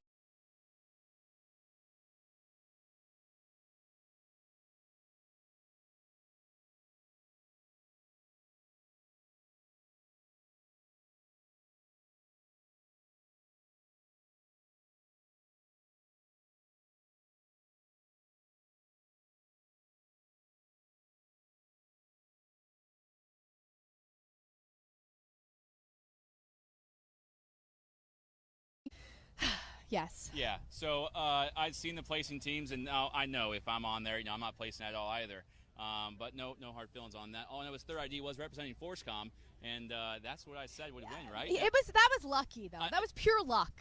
It may have been the first thing I thought of was FORSCOM, obviously, Fort Bragg, spent some time there, and that's the extent of that. But I still said it, and that's the important part. Well, you win. Congratulations. I lost. Thank you. Team USASOC lost, but that's okay. That's okay. Yeah, we'll get him next year, right? Like that just earned. There you go.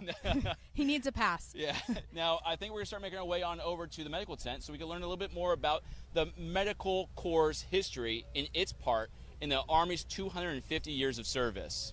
And that really goes into what we were talking about of the multifaceted career pathways that you can take when you become a soldier. The American public oftentimes thinks of the 11 Bravo, the infantrymen, the people that are experts with their weapons, but there are so many different things that you can do. You are in the communications line of work. I'm as well. I'm in military intelligence. But these guys, these are doctors, these are nurses, veterinarians. It really is incredible. Yeah, it doesn't matter what your interests are or what drives you, what goals you may have in life to achieve. The Army seems to have an MOS, which is a military occupation specialty, just for you. It has degrees, certificates, it has training, everything put in place to help you achieve those goals through service. For you, was the Army something you always wanted to do? I think I've heard it before, but when 9/11 happened, I know it seems to be so long ago, but this wasn't. This was just 24 years ago, and that really motivated me to want to do something different, be a part of a change, be a part of a community that gave their all to those that really weren't able to. So 9/11 was my motivating factor. As I grew, I found a purpose in life. I'm a husband, I'm a father, and I knew I needed to provide. And through service, I was able to provide. I still am. I love it.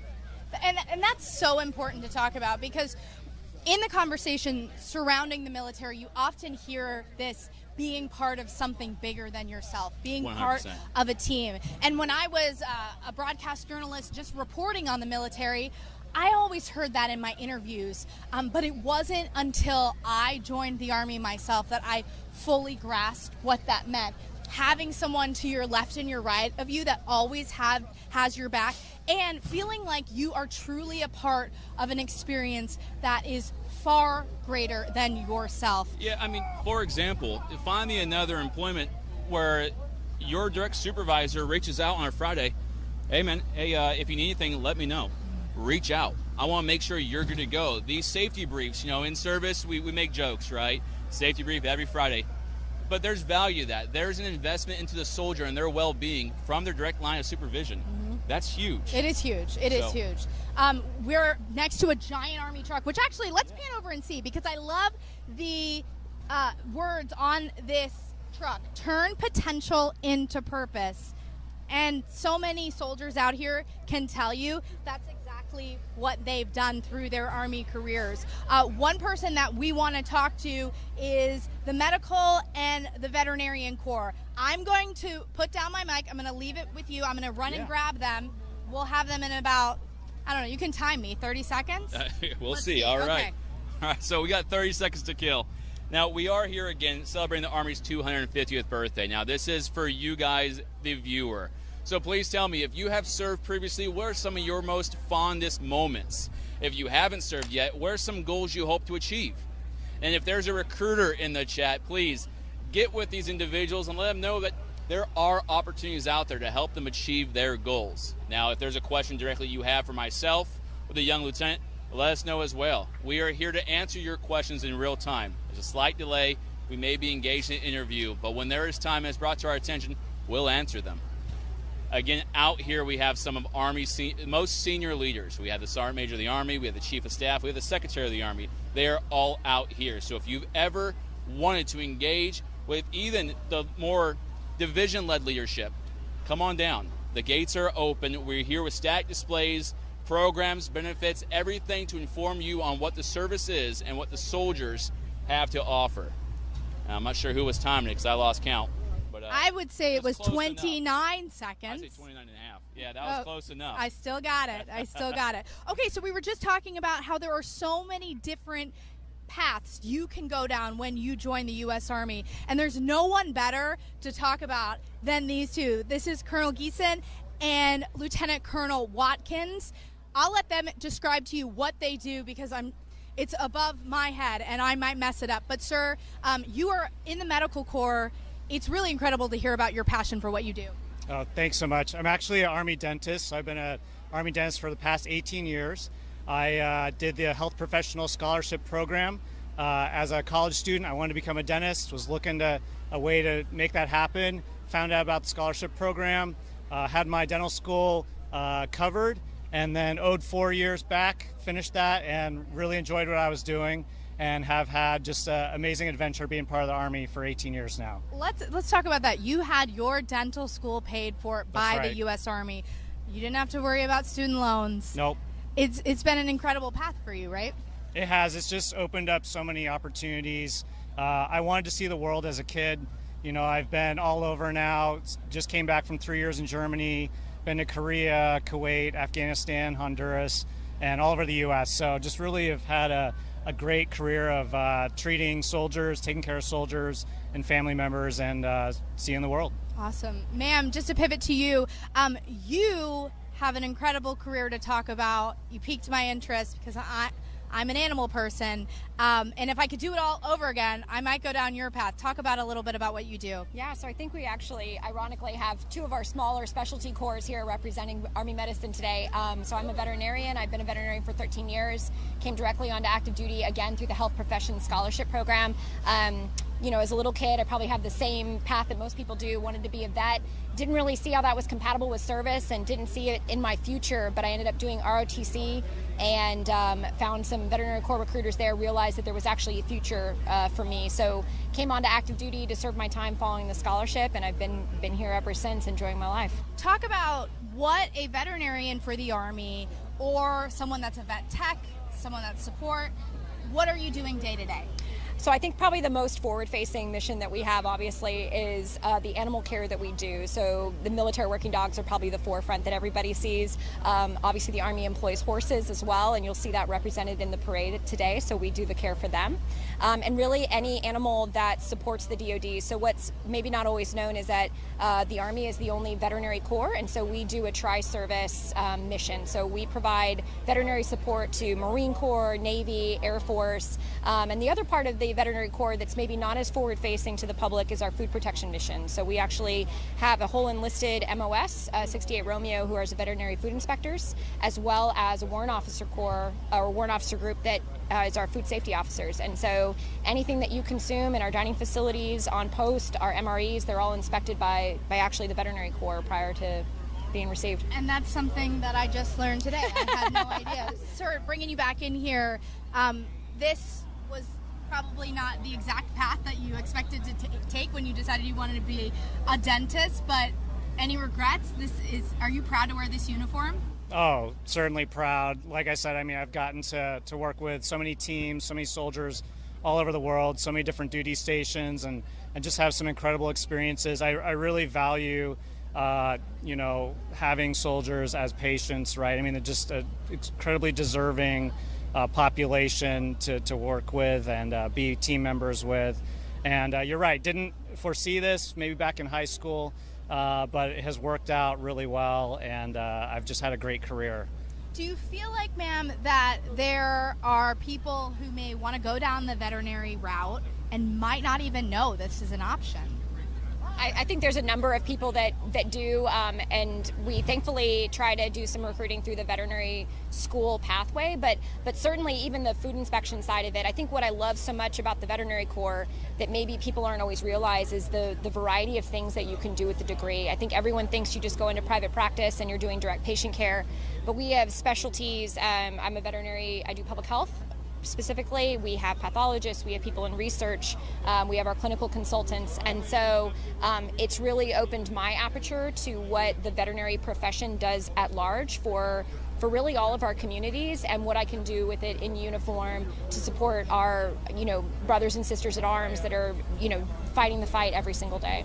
What an incredible career. Okay, so for someone out there watching this, I keep asking the same question, but if there's someone standing by thinking, God, what they're saying is speaking to me, why should they walk into a recruiter's office, sign on line, and ask the question? Why should they take that first step?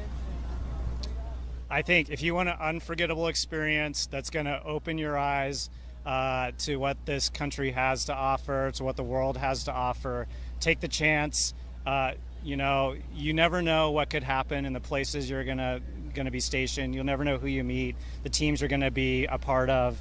And, I encourage anyone out there to look into all the medical professions, not just dentist and veterinarian, but we've got, doctors, nurses, technicians of all kinds, right? And so the Army has so many health professions programs available, and it's a great team to be a part of.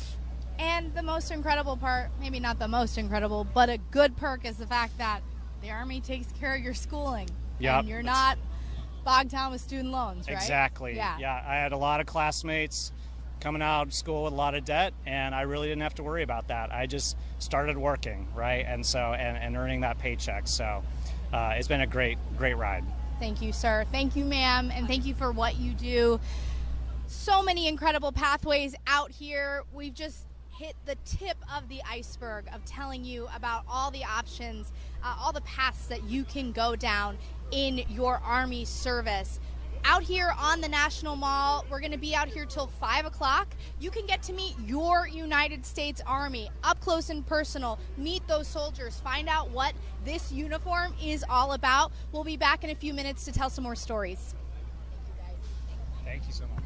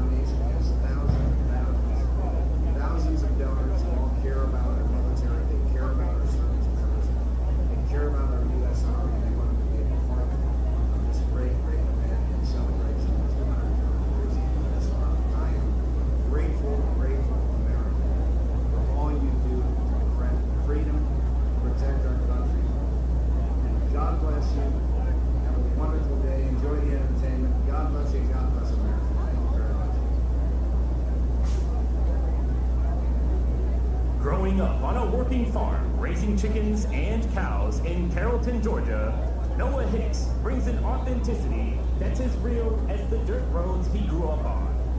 After making the move to Nashville, he quickly found his place among some of the city's most respected writing circles. But it's not just his ear for a good song that sets him apart. He prides himself on his energetic live shows and undeniable connection with fans. Two of his standout tracks, I Can Tell You're Small Town and Dirt on It, have proven Noah's ability to connect with fans authentically and naturally. The former sparked a TikTok trend with over 29,000 videos created. Will you slide it over? Here we go. Live. Organically finding its way into the ear of sports fans. Ladies and No, gentlemen, they want to go to the stadium. Or I was going to go around that side.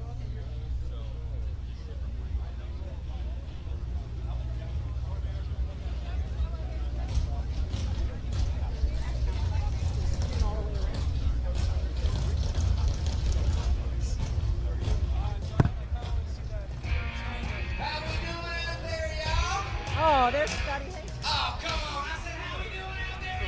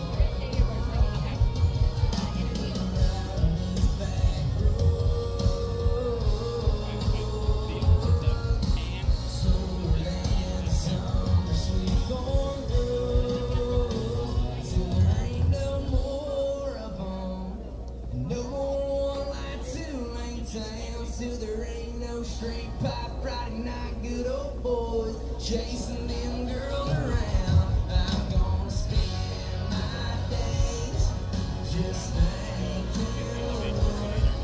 Let the sunset sink down, wrap around board till there ain't no more of them. Yeah.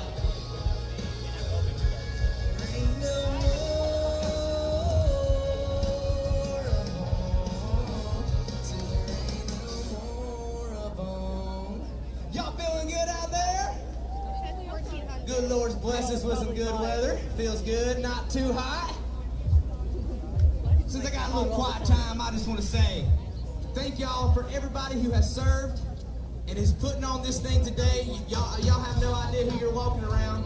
Somebody that might be as casual as anybody could be an American war hero. So just say it's a really cool event that we're being around here. So thank y'all.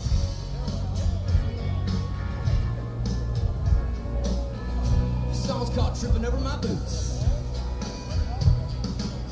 I saw you over there standing out the crowd. Shout up a prayer, had it all planned out. I was gonna walk by you to the key to say what's your name, girl. Nice to meet you, Tiffany. And I ask you to dance, but I'm tripping over my boots, just trying to play it cool. Stumble through and pick up my use the words of the school. Why don't you call town and never heard when you fell down? Right now I can tell that there's a Tennessee get me really drive me crazy. But I'm tripping over my boots. Yeah. Sorry if it's coming out a little bit sideways, a little messed up on every word I say. That smile's telling me things on mine. It's all gone wrong, but for you it's alright. Yeah, thank you. I'm tripping on my blues, just trying to play it cool. Stomach through and pick up lines of you, so we're so smooth. Why don't you call town and never heard when you fell down? Right now I can tell that it's the Tennessee getting me, driving me crazy. But I'm tripping over my blues.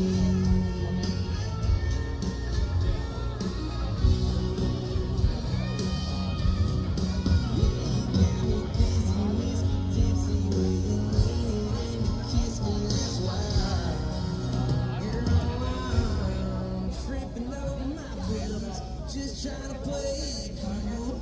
Stomach through and pick up lines. Use the words so smooth. Why don't you call town and never heard when you fell down? Right now I can tell that there's a Tennessee getting me, drive me crazy, but I'm tripping over my blues.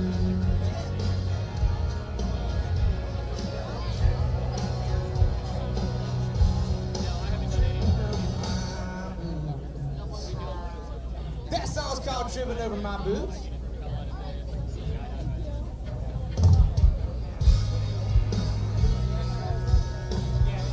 This next song.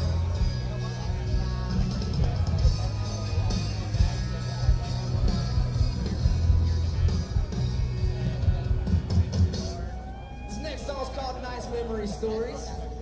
Hope y'all like it. Gets bigger every time we talk about that book gets further away. That touchdown's long step on gets stronger, gets harder and harder to Wednesday. That night that cop pulled us right over, but these days it goes we ran from home.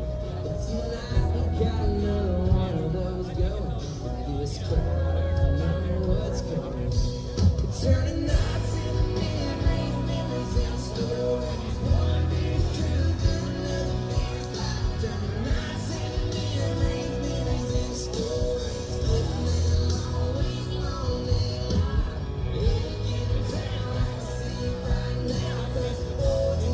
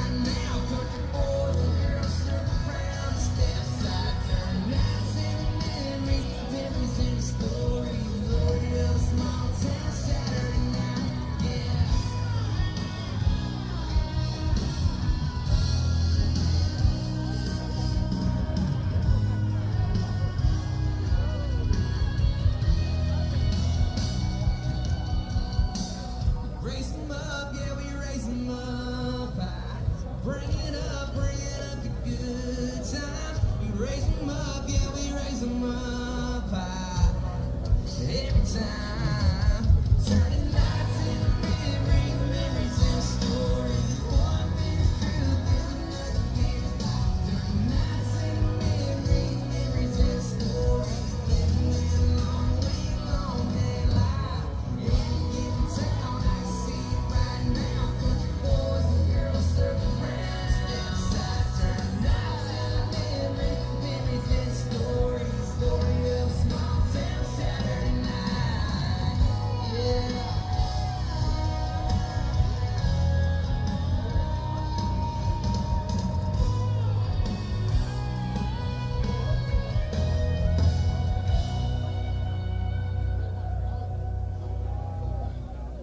That song's called Nice Memory Stories.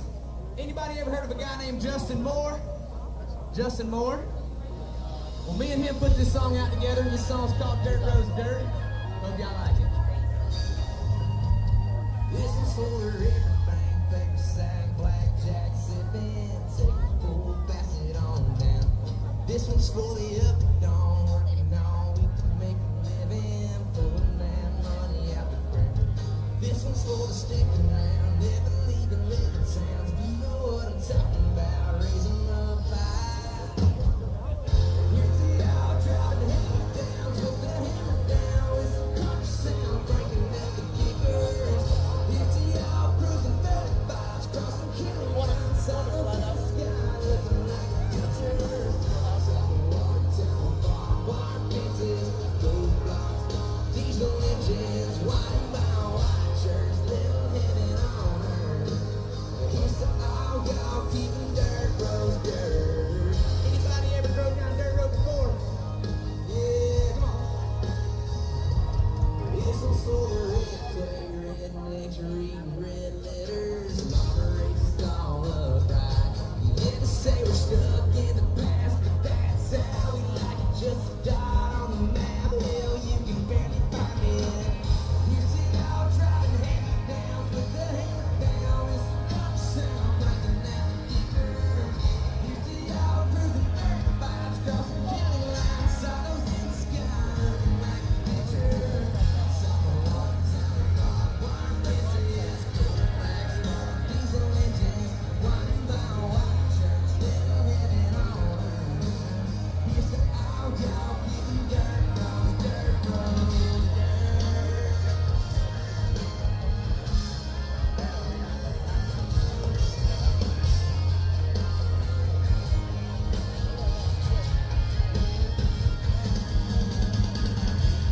Corn talk, keeping town small, yeah. Here's the all y'all keeping dirt roads dirt. Keeping dirt roads dirt.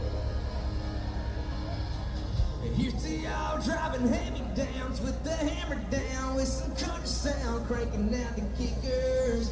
Here's to y'all cruising 35s, crossing county lines, silos in the sky, looking like a picture. Soft water tower, barbed wire fences, cold black smoke, diesel engine, winding by white shirts, little heaven on earth. And here's to all y'all keeping dirt roads dirt.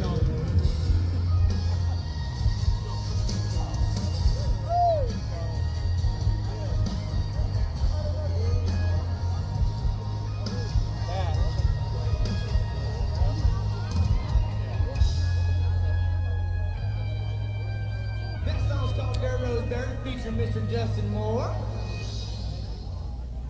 Y'all still feeling good out there?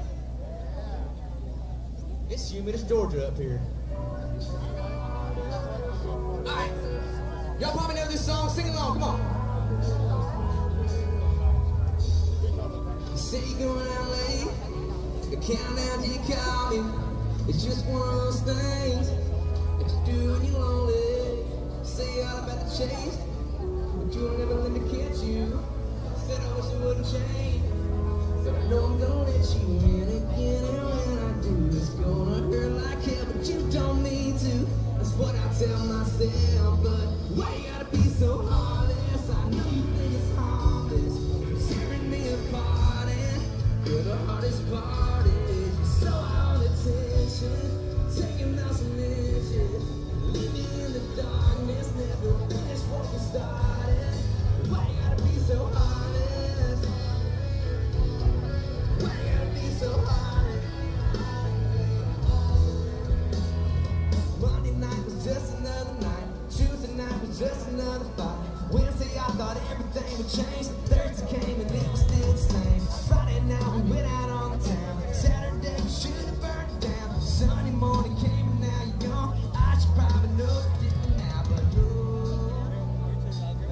probably know, but now but no.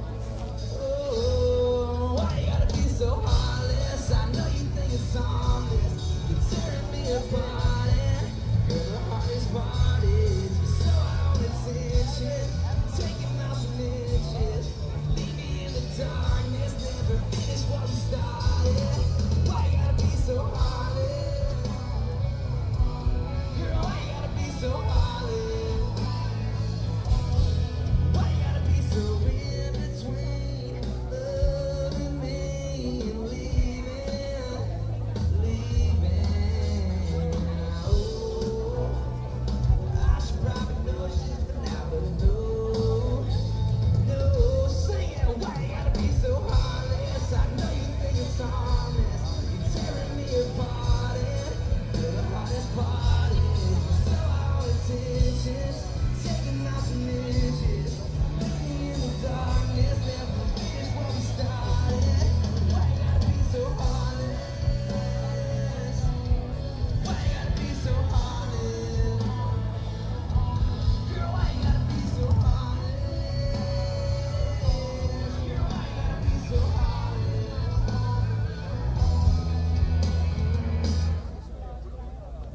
A little more going on for y'all. Let's sing some of y'all singing. Y'all still having a good time out there? Yeah, come on, come on. This next song is a duet featuring a girl named Shaywin. This song's called Second Time Around. Hope y'all like it.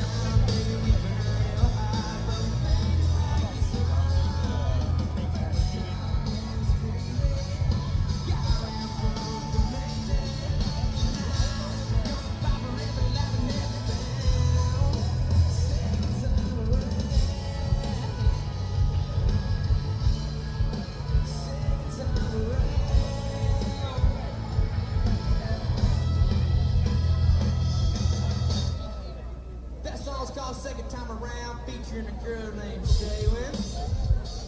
Alright, we're sitting right about here, we're gonna take it up a notch. Y'all okay with that? Come on, boy.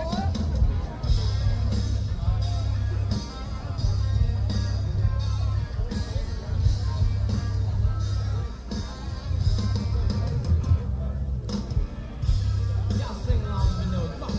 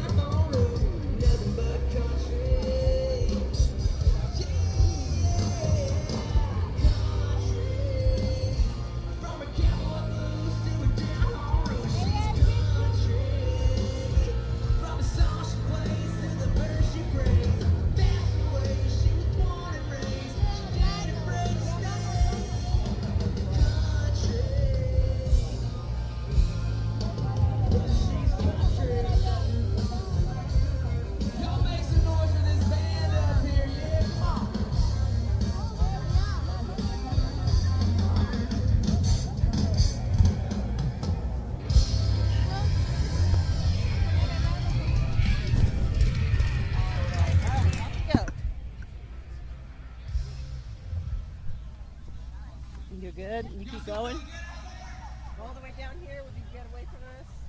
Get away from everybody. And this way we'll be able to shoot that way for the second round. So we can have a capital for the first round, and then we can go to the camouflage for the second round. Okay? And then we'll go towards the camouflage. I heard you're out. I hope you do. Things kept quiet in my neighborhood. Yeah, I'm staying. Most of the time.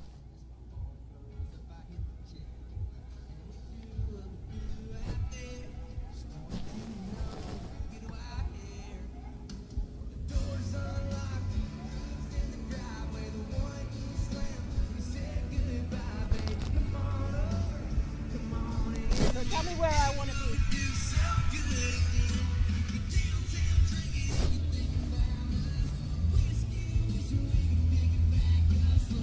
Okay, might be 5 wide.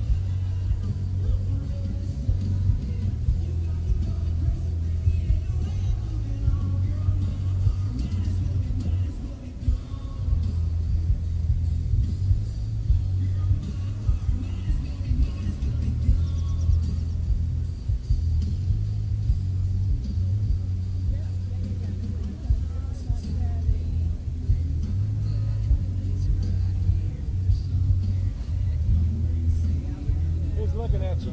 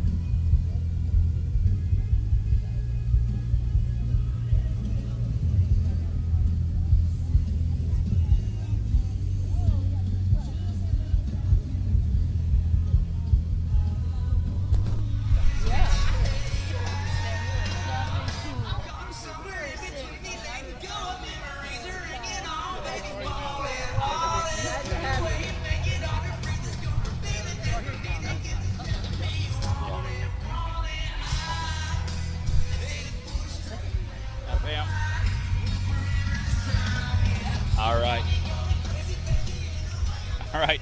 Now we are currently live. Okay. So I'm Staff Sergeant Bibbin. I'm here with the Chef Rush. Now, Chef, for those who may not know you, can you please give us a little bit about yourself? For the ones that do not know me, I'm Chef Rush. I am a retired Master Sergeant, combat decorated veteran. I do 2,222 push-ups for mental health, suicide awareness, and I am all about the military 100% across the board. I have a few TV shows, but all my advocacy is always going to be focused on mental, military, kids, education, self-worth, and all those things above. Now, I think it's obviously inherent in those words, kind of why those are important, but in your words, can you tell us why this is such a deep-rooted issue for you that you want to focus on? Because sometimes we don't get to value ourselves the way we should. We work all the time, but the one thing you got to do is take a moment for yourself and think about who you are, what you do, and how you're going to live in your life, right? Self-gratitude, self-worth, self-reliance, all these things, intestinal fortitude is one of those things we do. We take pride of it in the military. We all should give it to each other, going back on it, but also it's about that lifestyle. Lifestyle, about integrity, resiliency is those things that we need to have always and embedded in us. So I learned all that from the military, and I took it over to what I'm doing right now. So that's why I do so much on TV and speaking and social about the military, about what we do and what we give back. All right, now your time after service, can you break down a little bit about what are some of the things you've done, things you've accomplished, and how that's giving back to the soldiers? It's funny because the things I've accomplished after service, I never thought I could ever be able to do in my entire life. I'll be honest with you about that. I became a worldwide speaker, I became a consultant. I have about 4 TV shows coming out right now. I've already had about 4 TV shows out with Gordon Ramsay, my TV shows, Disney, Netflix. I have another show being produced right now. I have about 7 different companies, from AI to finance. I just do a lot of different things. But it's all fun because it's about self-worth. Again, it's the things that it's not about a job. You know what they say is, when you do what you love, it's never a job. Even in the military, in the Army, this was never a job to me. This was my lifestyle, and I still make it my lifestyle. The same way I think about my mindset, my body, my health, is never I used to. It's what I'm doing right now and tomorrow. Yeah, now minus this top, we look just about the same, believe it or not. You're a little bit bigger. Yeah, thank you. No, you're here today celebrating the Army's 250th birthday, all right? So now, what does that mean to you to be here on such a momentous occasion? Did you see that? It got bigger. Those chill bumps are made by itself. It's one of those.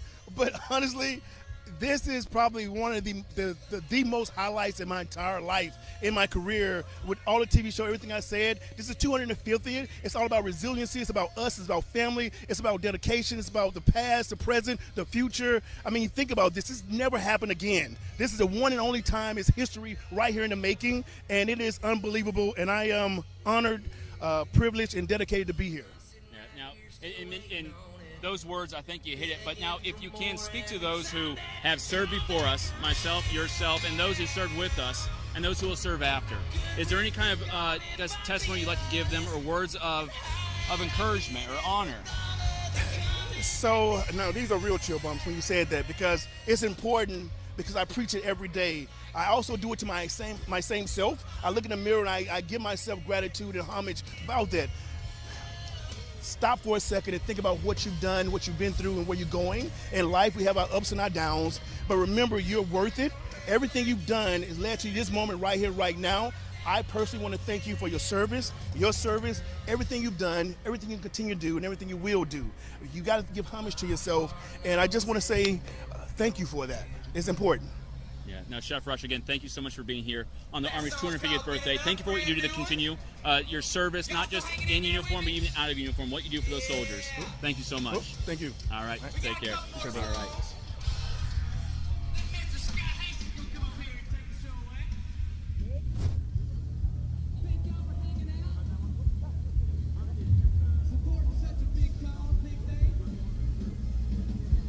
Am I in your shot? You're good. Am I cool? You're good, thank you.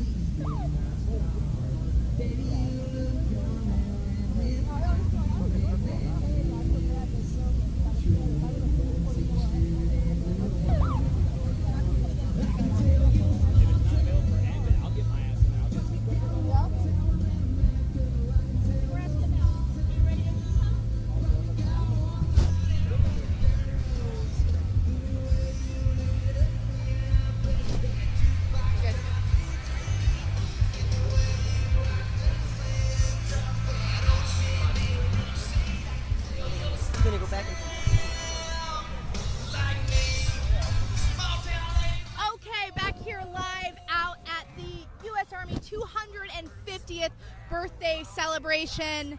It's an incredible event. The atmosphere, it's a motivating time out here just to see how many different eras, the legacy, 250 years of legacy that we're celebrating today on the National Mall. I've got not one, but 2 microphones, and there's a reason. Someone I don't have to introduce, Sergeant Butterworth, get on Hello. in here. Okay, so let's just break it down. You've been on the live feed a few times. I have, yes. What is the mood? It is very exciting. Everybody's happy to be here to celebrate the birthday and have a good time. Okay, so before, what we want you to do right now is to start putting your questions in for our team, for our influencers that are out here. We've got Sergeant Butterworth, we've got other ones, but write your questions, we're monitoring them, and then we'll have them answer them live. While we're waiting for some questions to come in, you know, you have been interviewing soldiers, but I want to talk to you about your Army story. Okay. You kind of took off on social media. Yeah. What got you in this uniform in the first place? So I joined back in 2006. I joined because of the events of September 11th. I was heavily influenced by that. I joined as an 11 Bravo infantryman. I've been an 11 Charlie and a recruiter. I've been in for about 19 years in the Army National Guard, and during that time I've had deployments, done a lot of different things for the country as well as different states and humanitarian missions. I got into recruiting and I realized that social media is a good way to talk to people, and so that's why today we're doing a live stream. Go figure. Yeah, so it's been a great experience, and being able to use social media to connect with people and teach them about what the Army actually offers direct to them is what I wanted to do. Have you been surprised at how your message, how your videos, your humor have resonated with so many people? Yeah, in the beginning I was kind of taken aback from it. I did what everybody else did in the Army at that point, and I made a video that was very formal and, hello, my name is Sergeant Butterworth and this is what I'm doing. And then I realized very quickly that's not who I am. I'm not an overly serious person all the time. I like to joke around. And so I said to myself, you know what, I'm going to do that. I'm just going to be myself, because at the end of the day, we're all people. We all like to joke around. We all like to eat good food, hang out, do all that stuff.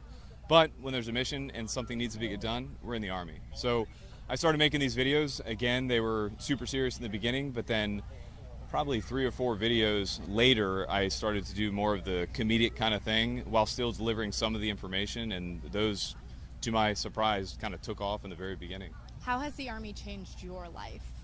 The Army has changed my life in so many different ways that I never would have thought about back when I was a PV2 getting ready to go overseas.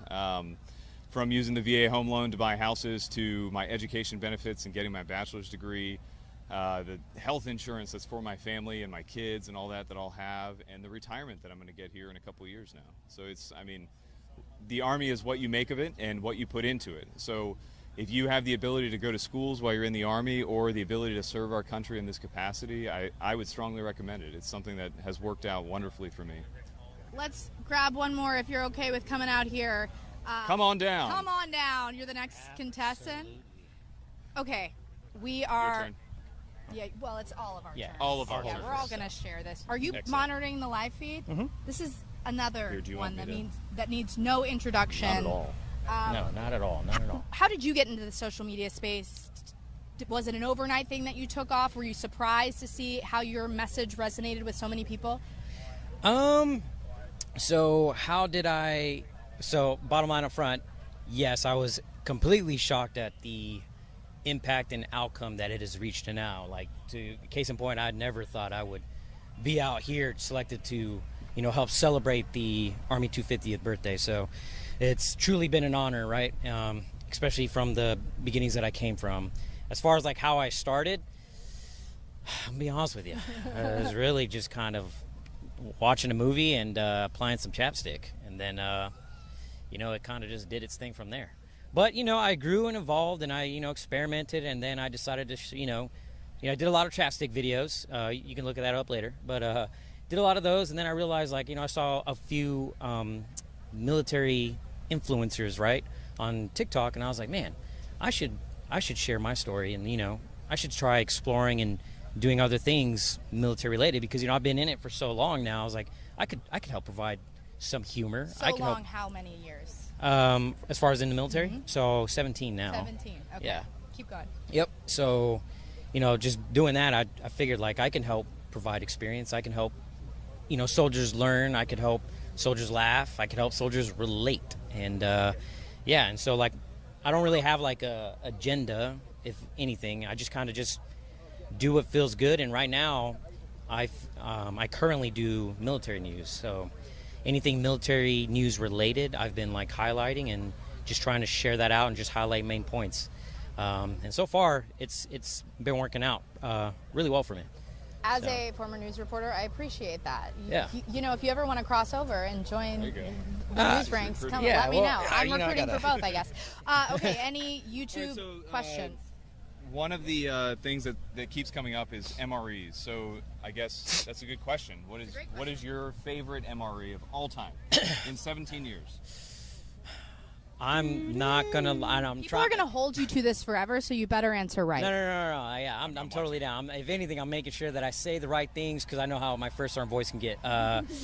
So my favorite MRE, 1,000,000%, I would trial by combat for a chili mac. Chili mac MRE, you know, I love the chili mac. Second one would be chili beans, you know, because it comes with the cornbread. I love chili beans and cornbread. But yeah, those two MREs, if I can at least get one of those for the day, no matter what. And we just came out of the field training event, and I can tell you right now, I only got it like once out of like the 10 plus days I got it. But you know what? I was really happy to have chili mac. What about the worst MRE? Ooh, definitely for me, it's the veggie omelet. They don't have that one anymore, but it was disgusting. It's a good one. Fettuccine Alfredo. Creamy spinach fettuccine. Yikes. That's rough. It will work. You can eat it. It will sustain you. It will. And isn't that the whole point? Exactly. Yeah. Okay, what's your favorite? Favorite for me was the beef ravioli back in 08, 09, I think. I choose the pizza every time. Pizza's pretty newish. I've only seen it like twice. I'm pretty I think. newish, so. Yeah. Yeah. Spaghetti and chili mac is what I'm seeing a lot here, and tuna. Tuna's also good. I don't mind the tuna. The big question I've been wondering out here, and I've been looking everywhere, and I can't find him. And I know he's a hero, so like he's a national treasure, Army national treasure. Where are you going with this? I'm on the edge of my seat. We are looking for the coveted, the sacred PFC Kearns. Has anyone, like, I can't find him to save my life. A fun fact. Is this a call out directly to him? Yes, absolutely. Like, I mean, I thought he would be out here. I'm a sad panda, you know, because he. That's a collaboration I want to see. Yeah, he just brings the morale out of me. We actually talked with PFC Kearns of the North Carolina Army National Guard via telephone today, and it was by far one of the most wonderful experiences that I've had thus far. Really? Yeah. And you've had some pretty incredible experiences these last few days.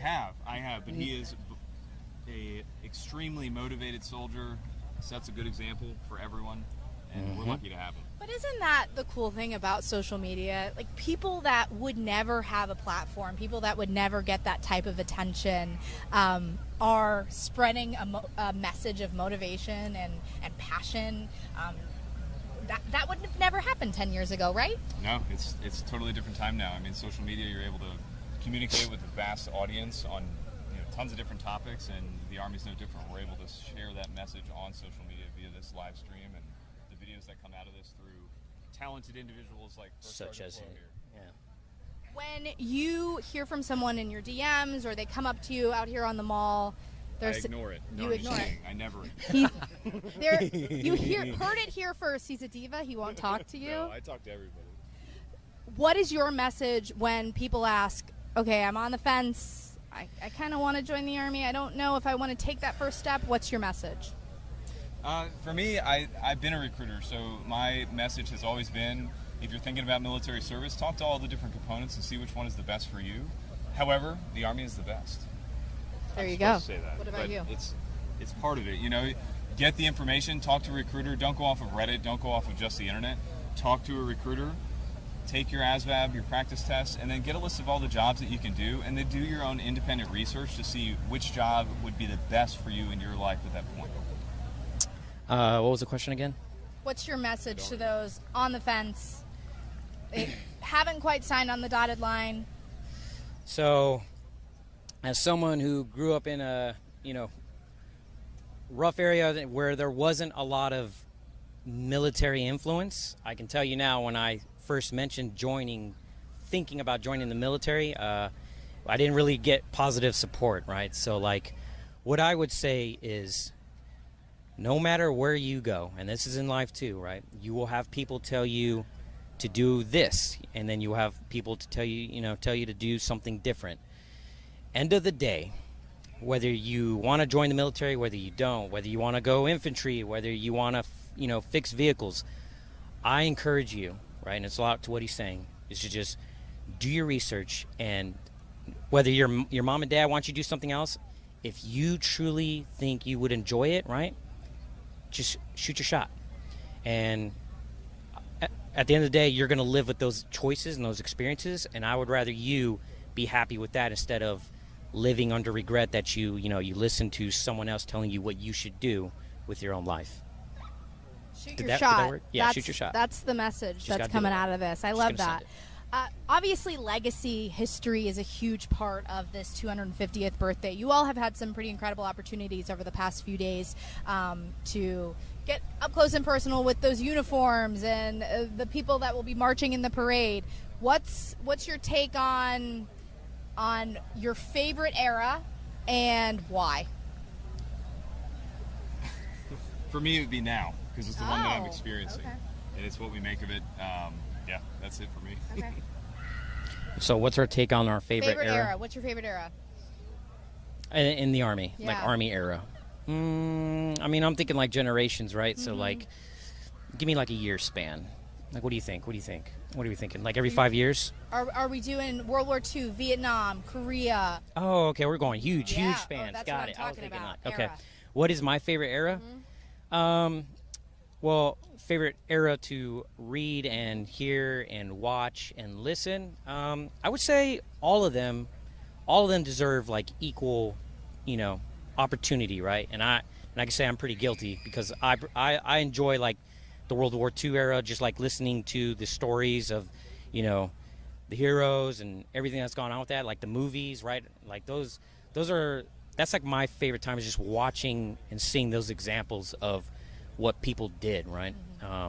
So for me, that is a great era. Not to downplay any of the other ones, but that's just how I grew up watching, like Saving Private Ryan, like that's just the time that I like going back to and visiting. But don't get it twisted. Every era's got its good and bads, and I mean even in this one right now, I love it just as much, right? So. Yeah, it's really incredible. I've gotten the opportunity in my past life as a reporter to go along on some of those honor flights with the World War II veterans, and to have a moment and think that I am wearing the same uniform as the ones that came before us is a moment that'll stop you in your tracks, and you think, why do I deserve that? Because of the ones that have walked before us, those giants. But this legacy is real, and it's amazing that it's being celebrated the way that it is. Yeah. How's our YouTube feed looking? It's going. A lot of comments. Any questions? If Come on, guys. if they're looking at any, or do they also ask questions? The background, or I don't know if they have. No, it's just on our YouTube feed. Oh, okay. We don't. No questions so far. That's on you guys. You've got these two superstars here, so send in your questions. We're gonna take a quick break, and then we'll be back with you out here live from the 250th birthday of the United States Army. Thank you.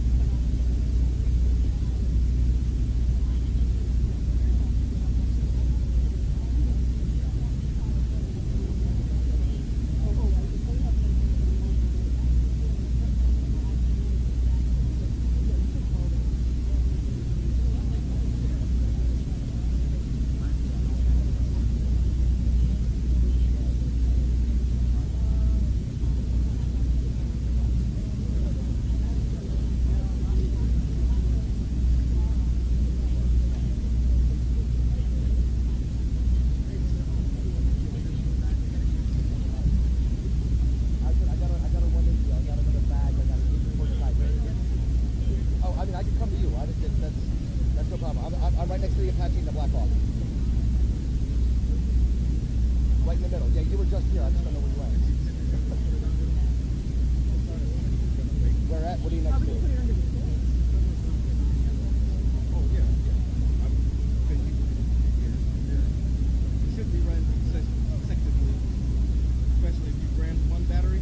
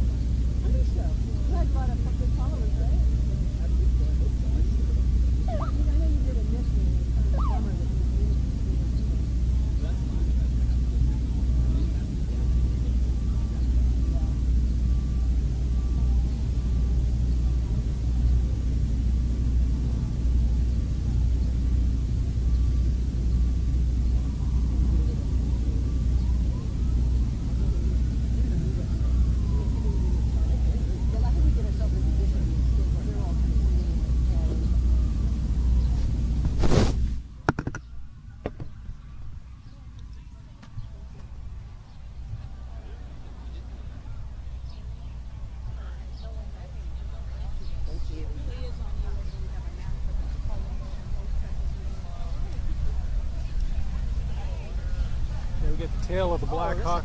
Yeah, or even the front. So you can do all kinds of moves from here. That's great. Yeah, let's go. Makes sense. Yeah, we'll get all kinds of busy background here. This looks good.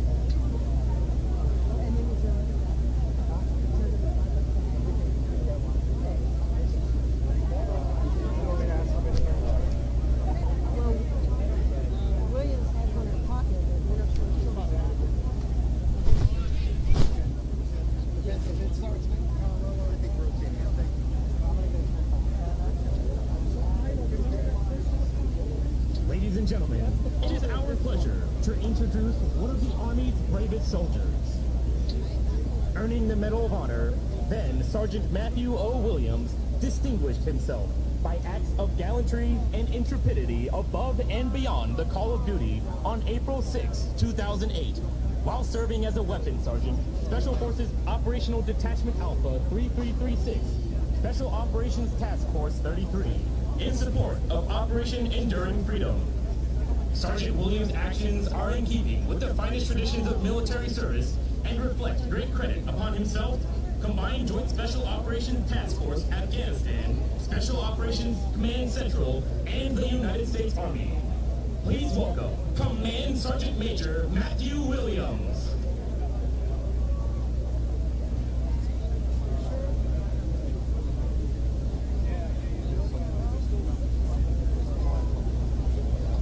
Good afternoon. Thank you, Earl. Ladies and gentlemen, Earl Plumley, fellow Medal of Honor recipient, here in front of you. Thank you, Earl. All right, this is cool. First things first, I want to take a brief second and address something that's very important.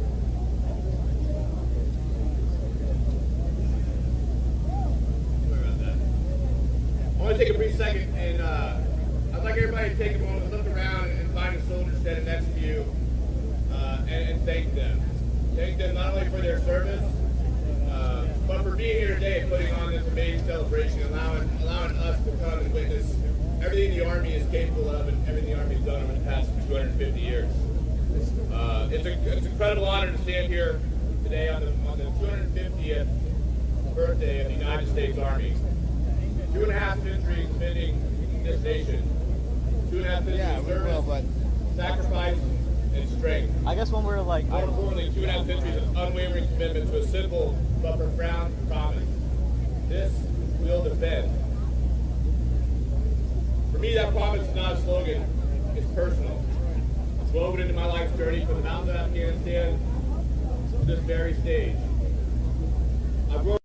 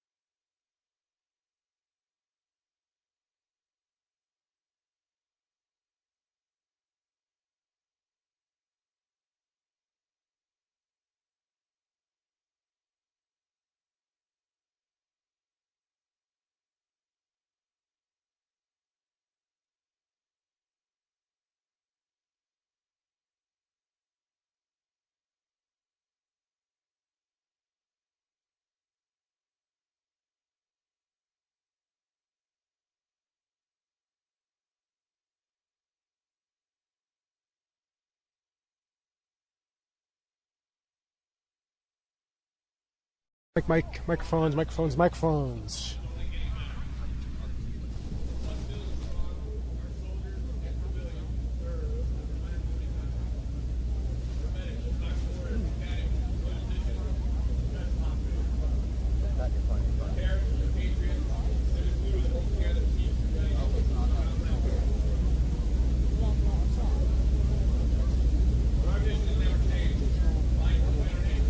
Good to go?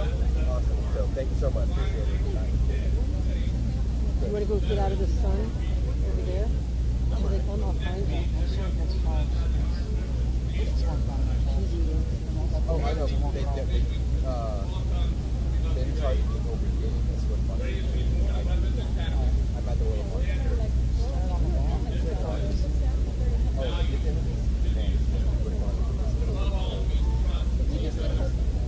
Take it off.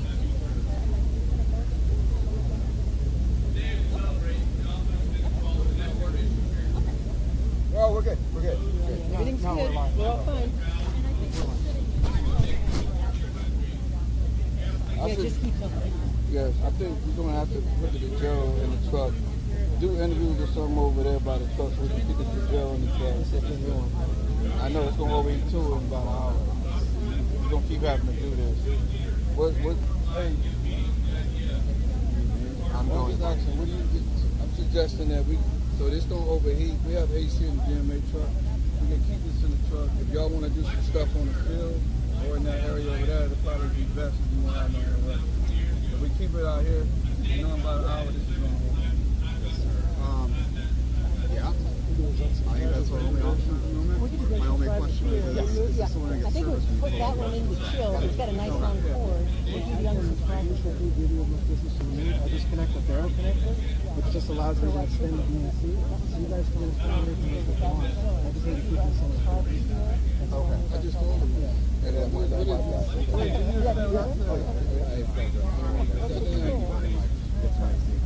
Yeah, this will overheat if you keep it in the truck. It's a lot of, it's humid, so, and it's got like 4 computers in it. Yeah. So that's why it's overheating.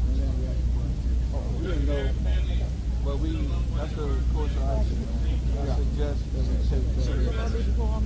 No, I don't do it, then we're going to keep having to do this. Okay, so now I go. It's more dead and more stuff. We go uninterrupted if we do it the way we're trying to. So what we can do, is this the gel that's working? Where's the other one?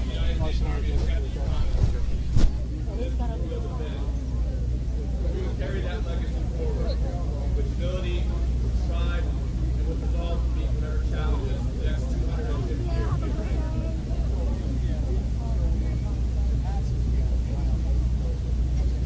So today, we don't just celebrate a birthday, we reaffirm a bond between soldier and nation, between history and future, between the people and those who defend them. Without the unwavering support of our nation, our Army would not exist. Remember, we started as volunteers, and we continue to serve as volunteers, because we believe in what's right, and we believe in serving something greater than ourselves. So in closing, happy birthday, United States Army. It's been a pleasure in my life to serve some of the greatest human beings I've had the privilege to ever meet. May we always be ready, may we always stand together. This has been Dale Preston Bear. Thank you.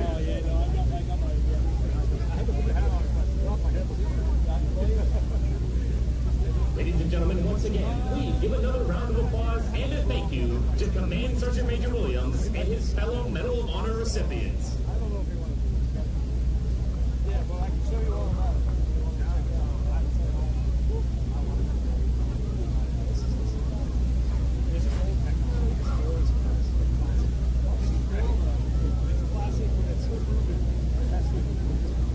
Hello, U.S. Army, Gary Sinise here. Happy 250th birthday. To the U.S. Army, 250 years of age. To everybody who served in the Army, who was there, who has served in the Army, currently serves in the Army. Welcome. We are happy to be sponsoring the entertainment. Scotty Hastings and Noah Hicks today. Terrorism Foundation has thousands of donors who all care about our military. They care about our service. They care about our U.S. Army. They want to be a part of this great event and celebration. I'm grateful. That's what I've heard. I don't know when it'll all be, guys, so we get in there. God bless you. Have a wonderful day. Enjoy the entertainment. God bless you. God bless you. Thank you very much.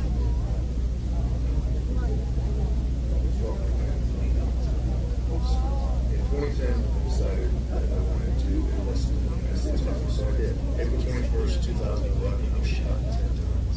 I went through a lot of difficulties. The worst thing is being stuck in a hospital. Yeah, hopefully with a question. Made that work. Fast forward to 2020, COVID hit everything. And when it's quiet, and I decided to jump on YouTube and start learning how to play the guitar, how to write songs. So through a chance meeting, I ended up with Black River Entertainment, and now through my music, I get to bring hope not only to veterans like myself, but anyone else who's struggling with anything. I'm Scotty Hastings, and I am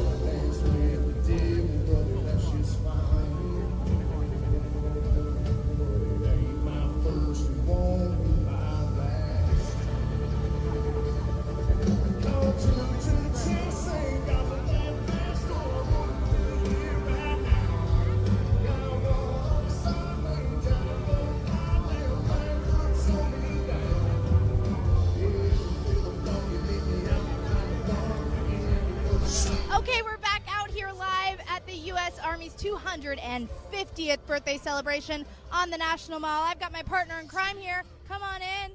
How's it going, guys? We're back. It's hot, but we're good. It's hot. Yeah, hey, we're sweating. That's fine. It's a beautiful day here to celebrate the Army's 250th birthday. As you hear, it's live entertainment, live music, plenty of booths for everyone to see. So if you're still in the area, make your way on down. There's so many incredible aspects of this celebration. Right before the band took the stage, we heard from Command Sergeant Major Matt Williams, who is a Medal of Honor recipient, received that honor, the highest of honors after the Battle of Shock Valley, a Green Beret. If you don't know his story, it's something to look up. But that's what's out here right now. Legacy. There is so much legacy, so much history, so many giants that walked before us. Yeah, and just as we see that on display here during the festival, we'll see it tonight at the parade.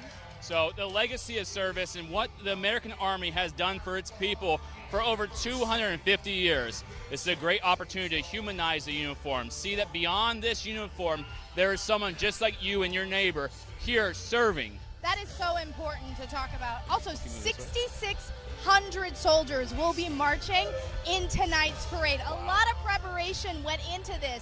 Soldiers coming from across the country to prepare for this parade. And there's going to be different eras. All the different eras that the U.S. military has been involved in will be represented in tonight's parade. Yeah, so in the comments, if you guys can, let us know when you served. If you are a veteran who has served this great nation, the United States Army, let us know what era that was, what campaign, what uniform did you first wear when you joined. Because out there on the parade, you're going to see all those uniforms. It's really been incredible to see some of the practices going on. I mean, when you came into the Army, what uniform were you wearing? So I call them the Digis. They're the UCP camouflage. Do you miss those? I miss the Velcro. I tell you what, I had deep aspirations. I always carried the rank I wanted to be underneath the collar. Oh, did you really? Yeah, now we can't do that. But what I do is I keep it in my pocket. Not this uniform, but typically you'll find me with a rank that far outranks where I'm currently at. Just ready for that battlefield promotion. I'm ready for it. Do you want to reveal that, or is that something you want to keep private? It's a full board colonel. Okay, absolutely. Future sir, I love that. I keep airborne wings in my PC, so there you go. That's all right. Yeah. And Airborne's a unique school that anyone can participate in. There we go. Meet the qualifications, meet the basic requirements, put it in a packet, and go airborne. Get your wings, experience something. There are so many incredible opportunities that you can get in the Army. You get paid to jump out of an airplane. Where else can you do that, right? I mean, people pay to jump out of the airplane. Yeah. We get paid to do it. Yeah, you can jump out, you can rappel. There's all these other aspects to what the Army brings. Every other opportunity out there you can try and strive for. You'll see folks with candy above the U.S. Army. That's all opportunities that they said, let me give it a go. Yep. And they accomplished it. Don't self-select. If you were watching our feed earlier, that's something that you saw Command Sergeant Major Joanne Nauman said. Don't sit there, watch this feed, and think, oh, I couldn't do that. Because maybe you could. If we would have thought that, we wouldn't be here today, right? Yeah. There's many opportunities throughout my career in my life where if I had just said, I can't do it, I wouldn't have accomplished what I had. It's pushing yourself past your perceived limits. You tell yourself, I can't do that. Well, try first. And when you realize, wait a minute, hold on. I actually did better than I thought. Let me try this one more time, and you do better until you succeed. So again, that first time may not be it. That second time, that third time, so when you earn it, I know the medical expert field badge. I have a good friend, Ashley Buell. She was Drill Sergeant of the Year last year, and she is just a stellar pinnacle of what it means to be an NCO. She pursued that badge, and I tell you, given heart and grit and effort, she is one of the standouts amongst the candidates. It is amazing seeing what hard work and determination can do.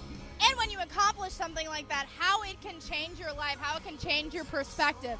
I know, just for me, it wasn't. For someone that has been in the uniform for a long time, they're like, oh, it's just basic training. I went to basic training at 31. So even graduating, that gave a total shift in my perspective that I can accomplish anything. If you're looking for that, I know we've said it quite a few times, but this uniform can certainly give it to you. 100%. Everything here is earned, from the name tape to the candy you put on your uniform to even the USEREC patch, bringing on the future of our formations. It's all earned. There are so many opportunities in the U.S. Army where we have been blessed to be giving you just a taste of some of those jobs, opportunities, chances, and telling you the stories of the soldiers that have come before us, those Medal of Honor recipients, veterans who have worn the uniform before us.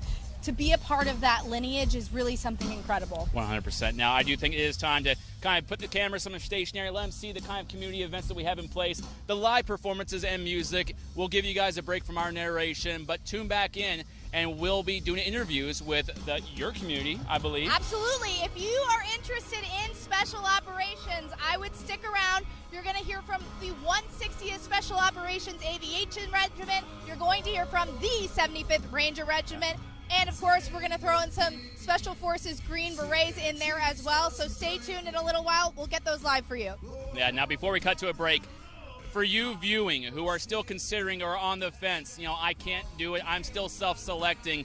Please, for me, for you, for your loved ones, for whomever it is in your life that gives you purpose, your supporters, please call your local recruiting station, see what opportunities they have available to help you accomplish your goals. Then comment, let us know how it goes. Yeah, let's get more questions in the comments, because if you have some questions, we'll be looking through those. Yep. If you have questions for recruiters, for special operations, for us as public affairs, anything, we'll try to get you those answers. So just drop those questions in the comments and we'll be back soon. All right, take care.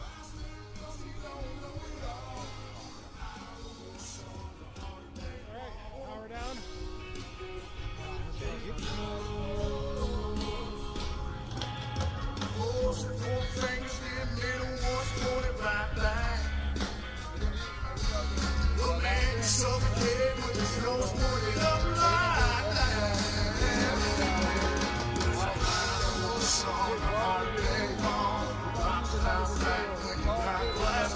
Who? David, we're swapping out the zeros again. Gonna do a test real quick.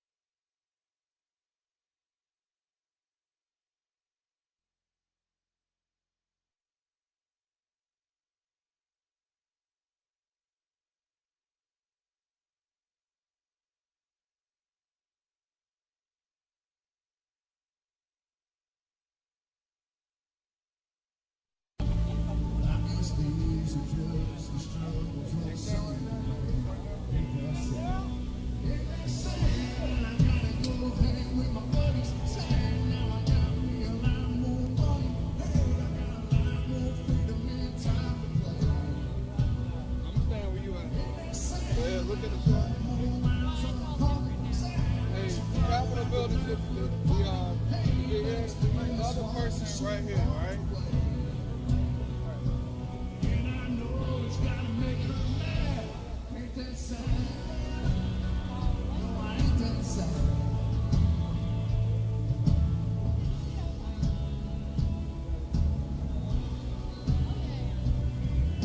World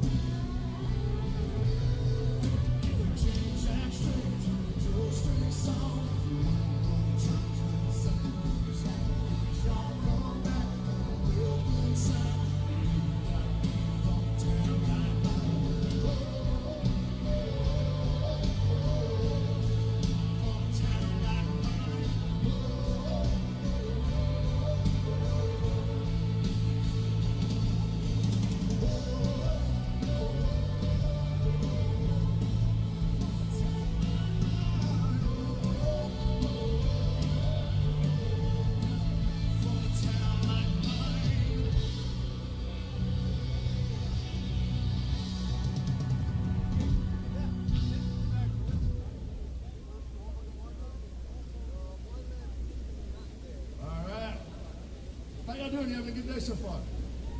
All right.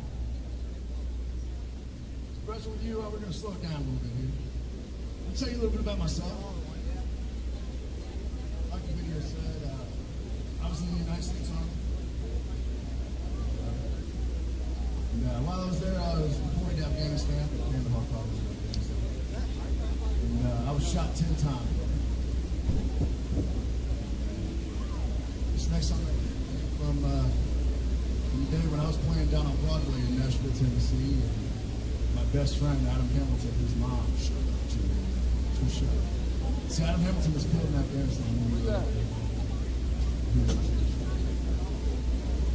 When I left that day, I was overwhelmed with this sense and this idea of how do you choose. How is it that I get shot 10 times and I'm still here with so many people that are part of us? How do you choose? Accept decision. How do you make a decision?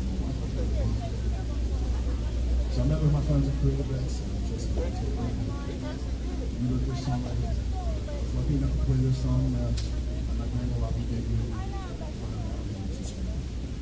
There's a song from Aviation.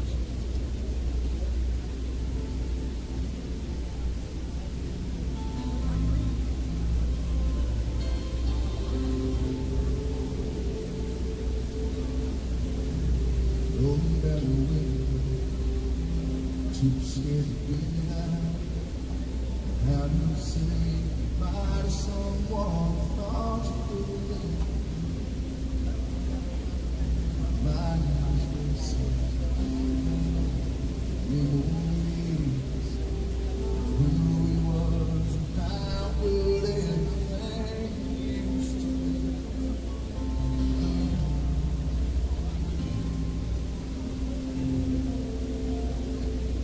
How do you choose who comes back home? Who goes under no great storm? I'm just asking cause it makes no sense to me. Is it something that takes a little time? Does it even cross your mind? Or is this the way it has to be? Tell me, God, did I win? Why am I here? Is there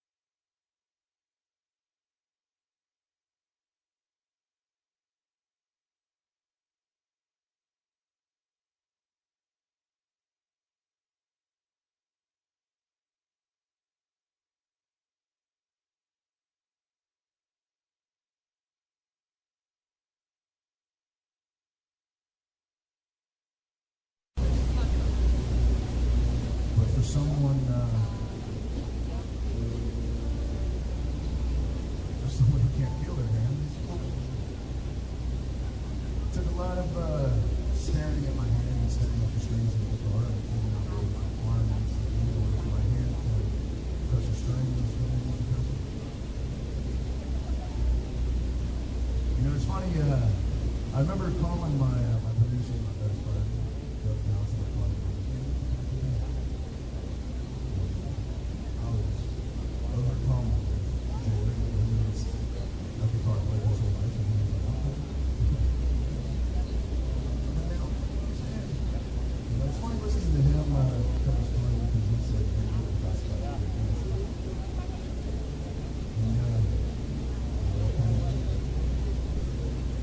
I was doing something in that moment that I was going to be impossible. So there's one thing I can take from media and everything.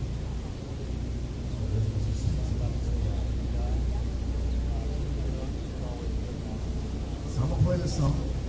And, if I mess up, but this is a song for you.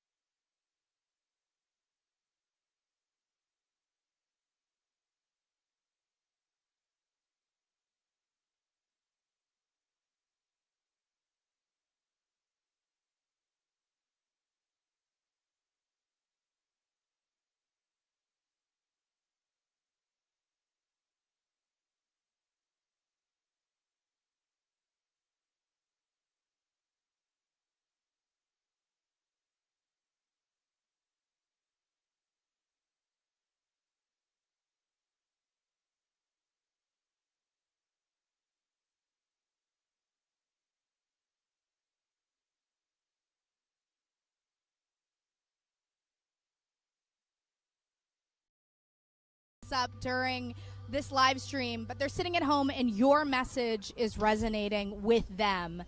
They think, hey, I'm listening to Master Sergeant Skaggs. Maybe I could do that. What's your message to them? Hey, the only person that can stop you is you, right? I think the SF community all across will always say the same thing, and that's that self-selection is the #1 selection piece, right? And I've heard it today.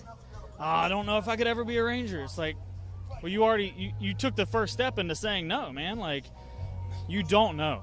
There's an arena. Go for it. It's like anything else in life, though. You're gonna miss the shots that you don't take. I've heard that a lot throughout the day, and we hope that message is resonating with the people that are watching this live stream. Just take the chance. Go and talk to a recruiter. There is a way to enter the Army and potentially become a Ranger, right? You have to make it through RAFs. You have to make it through basic training first. But you could get a contract that is a Ranger-specific contract, correct? Correct. So you can do it with your recruiter with the option 40, option 61, and 62 now, which includes some waivers. Or after basic and in AIT, you can reach out to your Ranger liaison. We're at most of the AITs. Like, I'm a liaison right now. It's my last gig in the Ranger Regiment. And our whole job is, if you're qualified, is to get your paperwork in, give you the opportunity to go to RASP as soon as their AIT is over. And it's fast. It's a priority. So once you graduate AIT, within days, you better be ready to go to RASP. So the opportunity's there. Even if you're already in the Army, there's a little wait time, but you can apply to a Special Operations Selection course. So the opportunity's there. One final question, and we'll wrap this up. What does that tan beret mean to you? Man, that's a great question. Because I'll get a little emotional on it after 15 years, right? It's a lot of blood, sweat, and tears. Everybody goes through it. We're still human. And we've sacrificed, maybe life, limb, eyesight for the regiment, for the Army. We are the Army's Ranger Regiment. And I think a lot of us have a little imposter syndrome, right? Where we're always pursuing, am I good enough for this organization? Especially as we get older. It just comes back to, like, why you joined. To serve the nation, to serve your buddies at this point, to serve my American friends and the ones that I haven't met yet. So at the end of the day, we always come back to the roots. That's my whole life story, is I'm always going to come back to my roots. Sergeant, thank you so much. Thanks for sharing the regiment. You listened to everything that he said. You might be watching and wondering if you could do that. Remember what he said. Don't self-select. Go after it. Go talk to a recruiter. Working around these guys, I can tell you they are the best of the best. Thank you for listening to our spiel on the 75th Ranger Regiment. We're going to take a quick break. You can listen into some of that music, and we'll join you in a few.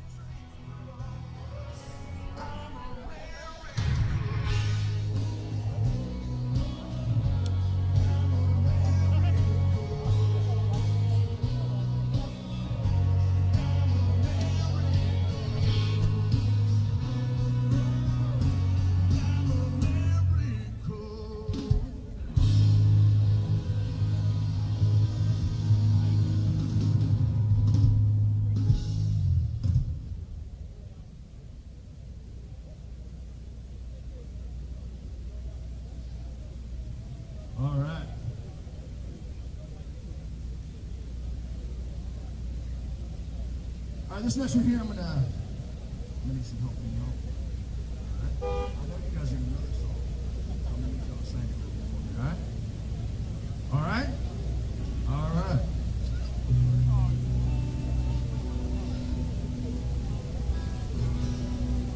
Blame it all on my roots. I showed up in boots, ruined your black tie. The last one to know, the last one to show. I was the last one you thought you'd see there. I saw the surprise and fear in his eyes. I took his glass of champagne. I took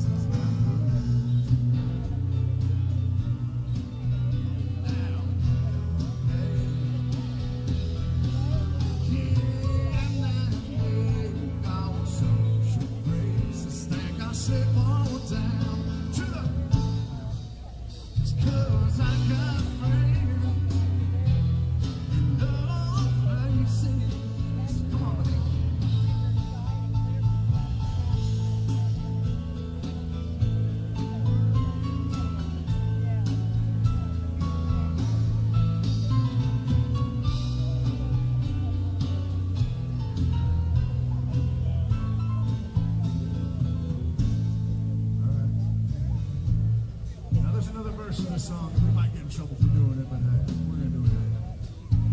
But before we do that, is it all right with y'all if I introduce you to my friends in low places up here on the stage with me? One. Over here, playing the acoustic guitar. Okay, we took a quick break. We are back out here live at the U.S. Army's 250th birthday celebration. What we're trying to do for you, all of our viewers on YouTube, is just give you a taste of your United States Army. We want you to meet the soldiers. We want you to see what we get to see every single day, the incredible people that make up our force. Just a few moments ago, you got to meet one of the members of the 75th Ranger Regiment.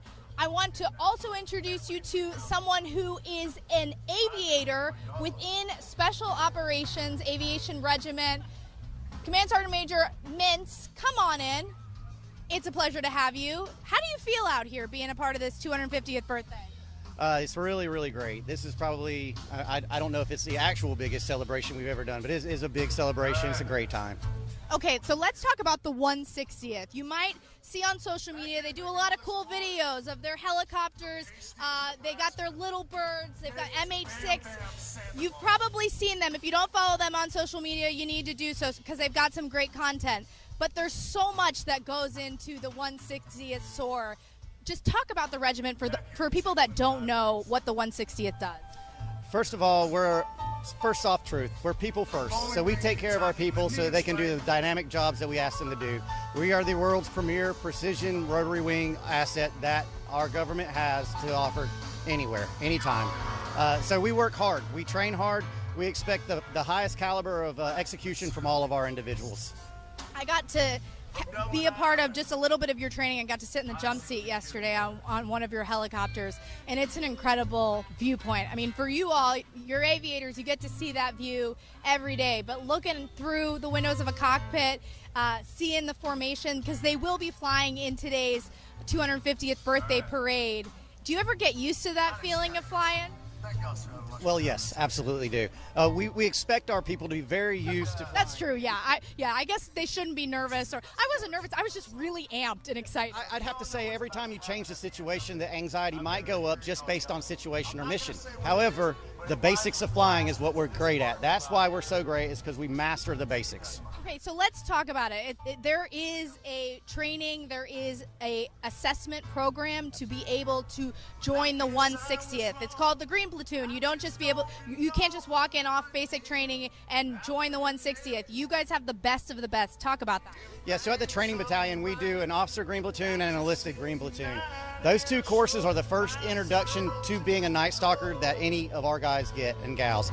They will get a 5-week course on pretty much shoot, move, communicate, but we're really looking at how well they become teammates and good players. So after they do that, then they'll move on to their initial training for their aircraft, and then on to any other company after that. So of course our aircraft are very specialized, so we have to train in-house for that as well. You mentioned being a part of a team, and it's not just the pilots when you're an aviator. There are so many different aspects of a crew, of a helicopter crew. Talk about that. The reason we send everyone to Green Platoon is because the proximity of the X does not dictate where you line up on the team. There's no OML. There's no one more important than anyone else. So we have to make sure that base knowledge and that executable skill is known, and then we move from there. Sergeant Major, you have how many years now in the Army? 25. 25 years in the Army. You've probably seen a lot. You've done a lot. Oh, yeah. Why did you choose this uniform? What's your Army story? It's a funny story. I actually graduated from Appalachian State University, and I needed to pay off some school loans. I love that. The Montgomery GI Bill was a thing, and I followed that. I didn't know the difference between an officer, a warrant officer, or an enlisted person. So I joined to pay off some school loans, and in the time 9/11 happened. And that changed the dynamic of everything. Had multiple opportunities to probably transition to a different, go O or go E. I decided to stay enlisted because I loved this regiment. I still love this regiment. And working for the people that we work for and the teams that we do, I couldn't find a better place to have job satisfaction. The mission, we're making strategic impacts. Where reporters such as yourself were probably reporting on us while we were still getting after the targets. Any regrets, or would you do it all over again? I would do it twice. I would do it again, no doubt. I wouldn't change a thing. Not only does the USAS Soccer SOCOM enterprise provide for me and my family, but my regiment has taken good care of everyone that's been out there and pushed for them. So I can't be more happy with the decisions I've made. It goes back to that first soft truth: humans over hardware. People matter. I want to ask you, I keep asking all of our guests, but if someone out there is watching this feed and they're kind of on the fence, but something you said kind of pulled at them, what is your message to that person who might think, hey, should I take a look at special operations? I don't know how many times in my career I have looked around and said, I can't believe I'm doing this and getting paid to do it. If that alone, like I've been so many places all over the world, and I'm looking back, I look where I'm at right now. I'm getting paid to be here, I couldn't find more job satisfaction. I couldn't find a better team. Couldn't. Thank you so much, Sergeant Major. I appreciate. And like I said at the beginning of the broadcast, if you don't follow the 160th SOAR recruiting on social media, you need to, because the videos that they post of their helicopters in the sky are something that everybody should see. And if you're going to watch tonight at 6:30, the 250th birthday parade is happening, and you will see the 160th. I think it's 6 aircrafts, is that right? 6 aircrafts. 8 aircrafts will be over top the parade. You're just going to see the precision, the accuracy, the lethality of the Night Stalkers. You don't want to miss that. So we're going to take a quick break, and we'll come back to you in a little bit.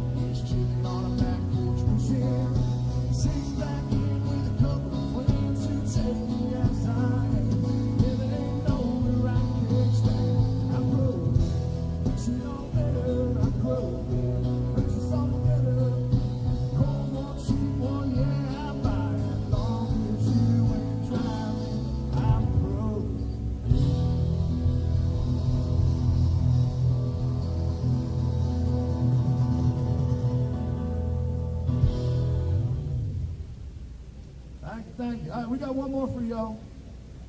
This song right here ended top 30 on country radio. Thank y'all to all the radio people out there. Thank y'all who requested this song on your local radio stations. This is a little whiskey in the bottle.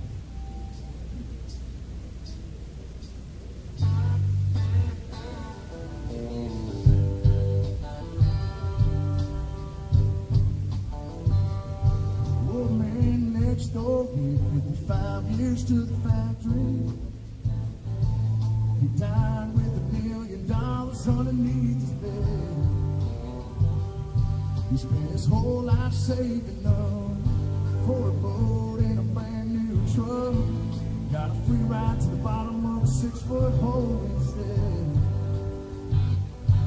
Well, if he was here, I bet his one regret would be he left whiskey in the bottle, money in the bank, wax on the candle, gas in the tank.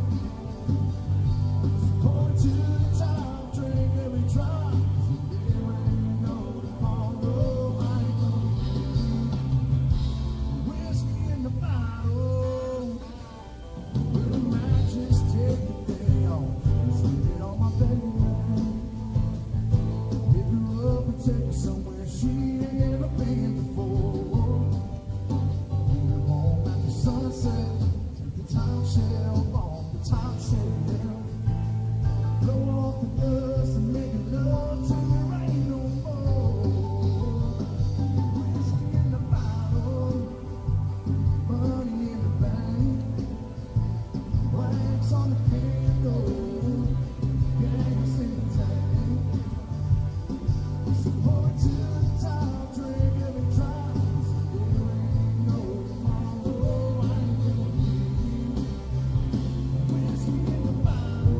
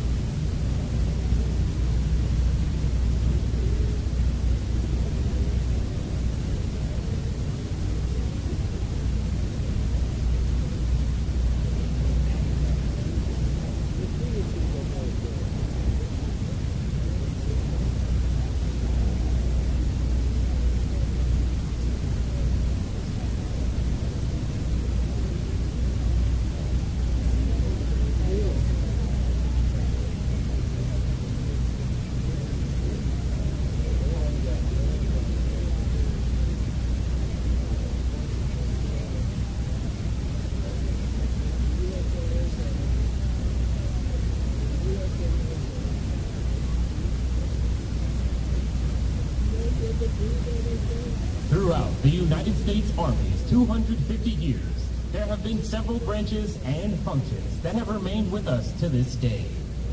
Soldiers today would recognize many of these, as did their Revolutionary War counterparts in their time. Infantry, artillery, medical, engineers, chaplain, adjutant, quartermaster, and many others. Through the years, largely led by technological changes, other military occupational series have been added, such as armor, aviation, air defense, transportation, and cyber. Job opportunities in the Army now total some 140 occupations. But it was this year, 2025, on the Army's 250th birthday, that we officially announced a brand new enlisted occupational specialty. It is one representing the reality of today's multi-domain battlefield with relevance well into the Army's future. Soldiers will soon be able to apply for and train to become a 40 Delta, the Army Space Operations Specialist. These 40 Delta Army Space Operations Specialists will be tactical and technical experts in defending space-based capabilities to support air and ground combat. Many of these functions you already know, like satellite-based positioning, navigation, timing, communications, and electronic warfare. Many are highly classified programs that bring cutting-edge capabilities to protect our forces or disadvantage our adversaries. Of the approximately 1 million soldiers in the Army today, less than 1,000 are conducting these highly sensitive and specialized missions globally. This is around 0.1% of the Army's total force. Here on stage, we have two non-commissioned officers who best represent how the 40 Delta job series came into being, and the type of soldier that will become a 40 Delta starting in 2026.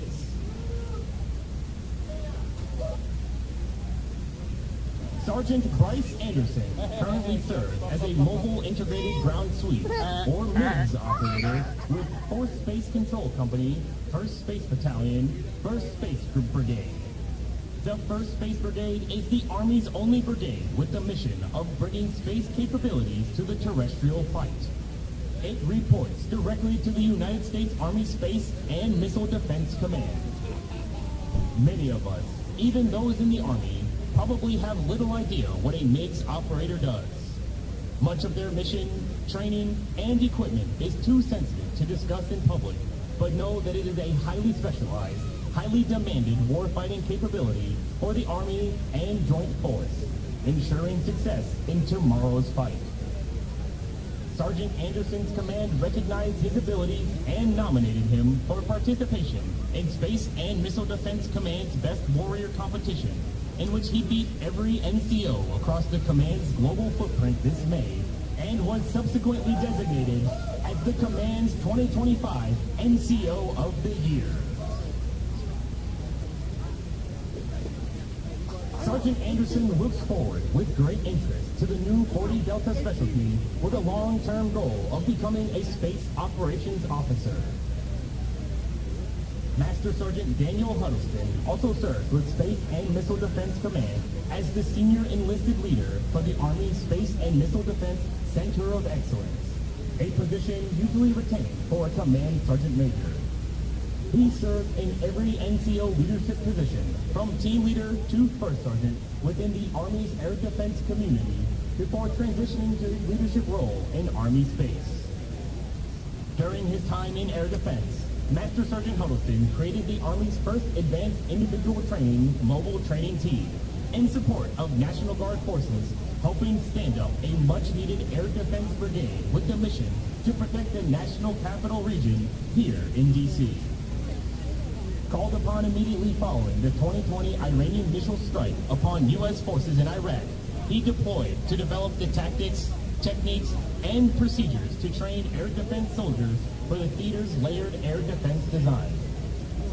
Master Sergeant Huddleston is on stage today to be recognized for his boots-on-the-ground leadership, management, and out-of-the-box thinking as he spearheaded the establishment of the Army's first ever enlisted space occupation, the Space Operations Specialist. His contributions to this new job series continue through his oversight of its implementation process, which will begin later this year.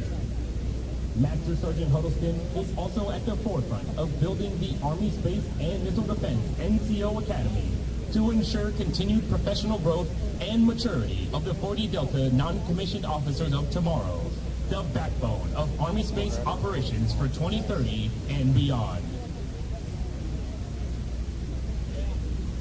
Joining Sergeant Anderson and Master Sergeant Huddleston on stage for two very special presentations is a soldier with an entirely different space mission.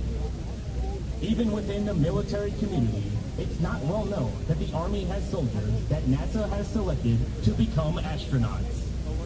While in that capacity, they serve as part of the United States Army Space and Missile Defense Command while living and training at NASA's Johnson Space Center in Houston, Texas, to one day fly in space as part of our nascent civilian space program, NASA. Today, we're fortunate to have one of our 3 active duty Army astronauts with us, Colonel Drew Morgan. Colonel Morgan is an astronaut and Army Space Operations Officer.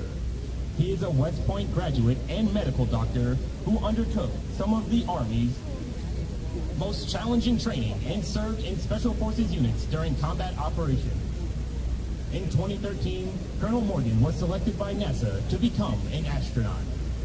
In total, Colonel Morgan spent 10 years at NASA, ultimately launching to space in July 2019 to spend 9 months as a flight engineer on the International Space Station.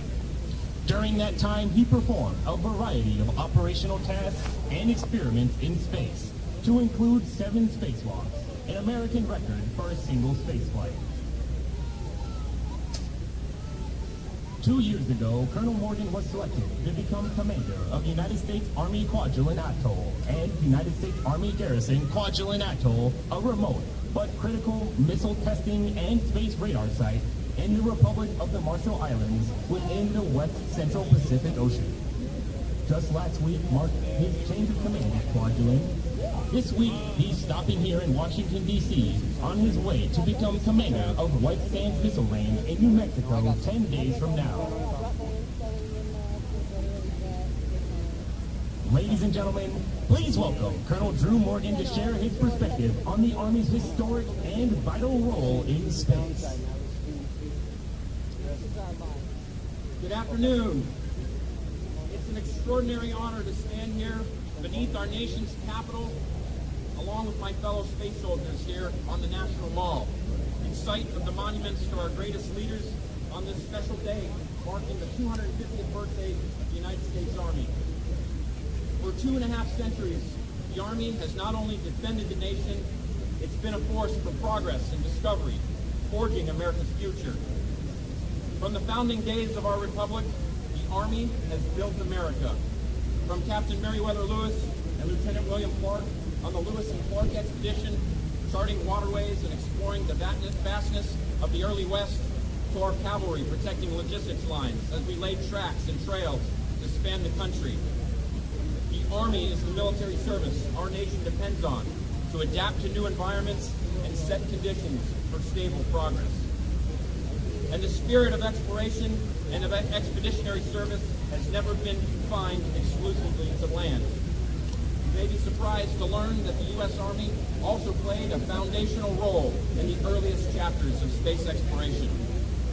The very rockets that launched our first satellites and sent Americans to the moon were born from Army research and development and Army ingenuity. Before NASA was even established, the Army funded and guided the development of Explorer 1, America's first satellite, launching it into space on a modified Army Redstone rocket in 1958. Since then, that legacy has only expanded. Over the last 5 decades, NASA has selected 20 Army soldiers to train and fly as astronauts, leading missions launching on generations of rockets, ranging from the Space Shuttle to SpaceX Dragon. In recent decades, these missions have had a common designation, the International Space Station, the ISS, Our nation's space program has kept this engineering marvel continuously orbiting the Earth for more than 25 years. Many of its long-duration crew members have been Army astronauts. 5 years ago, I was one of those astronauts. Today, we're fortunate to hear directly from another Army astronaut on board the ISS right now.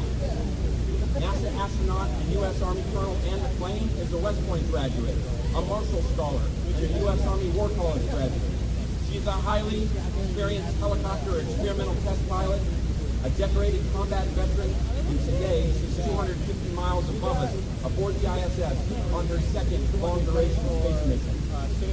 Colonel McClain and I were selected as astronauts together by NASA in 2015 as two of the 8 members of NASA's 21st astronaut class. We've not only trained together for the last decade, I proudly call her a fellow soldier and one of my closest friends. She is a living example of the Army's enduring values: duty, selfless service, integrity, and personal courage. Reminders that the same traits that win in ground combat also propel us to new frontiers. Please join me in welcoming fellow soldier, astronaut, and friend, Colonel Ann McClain from the International Space Station. Greetings from the International Space Station, 250 miles above you in low Earth orbit. I'm Army Colonel Ann McClain, currently living and working here on a 6-month mission to our nation's orbiting laboratory. At 17,500 miles an hour, we circle the planet every 90 minutes and cover 90% of the Earth's surface every single day. For the past 25 years, the space station has been continuously crewed by NASA and international partner astronauts. 285 total from 23 countries have worked here.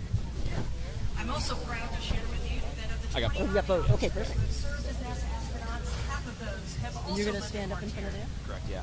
That coalition of scientists, doctors, engineers, pilots, and physicists have conducted groundbreaking All right.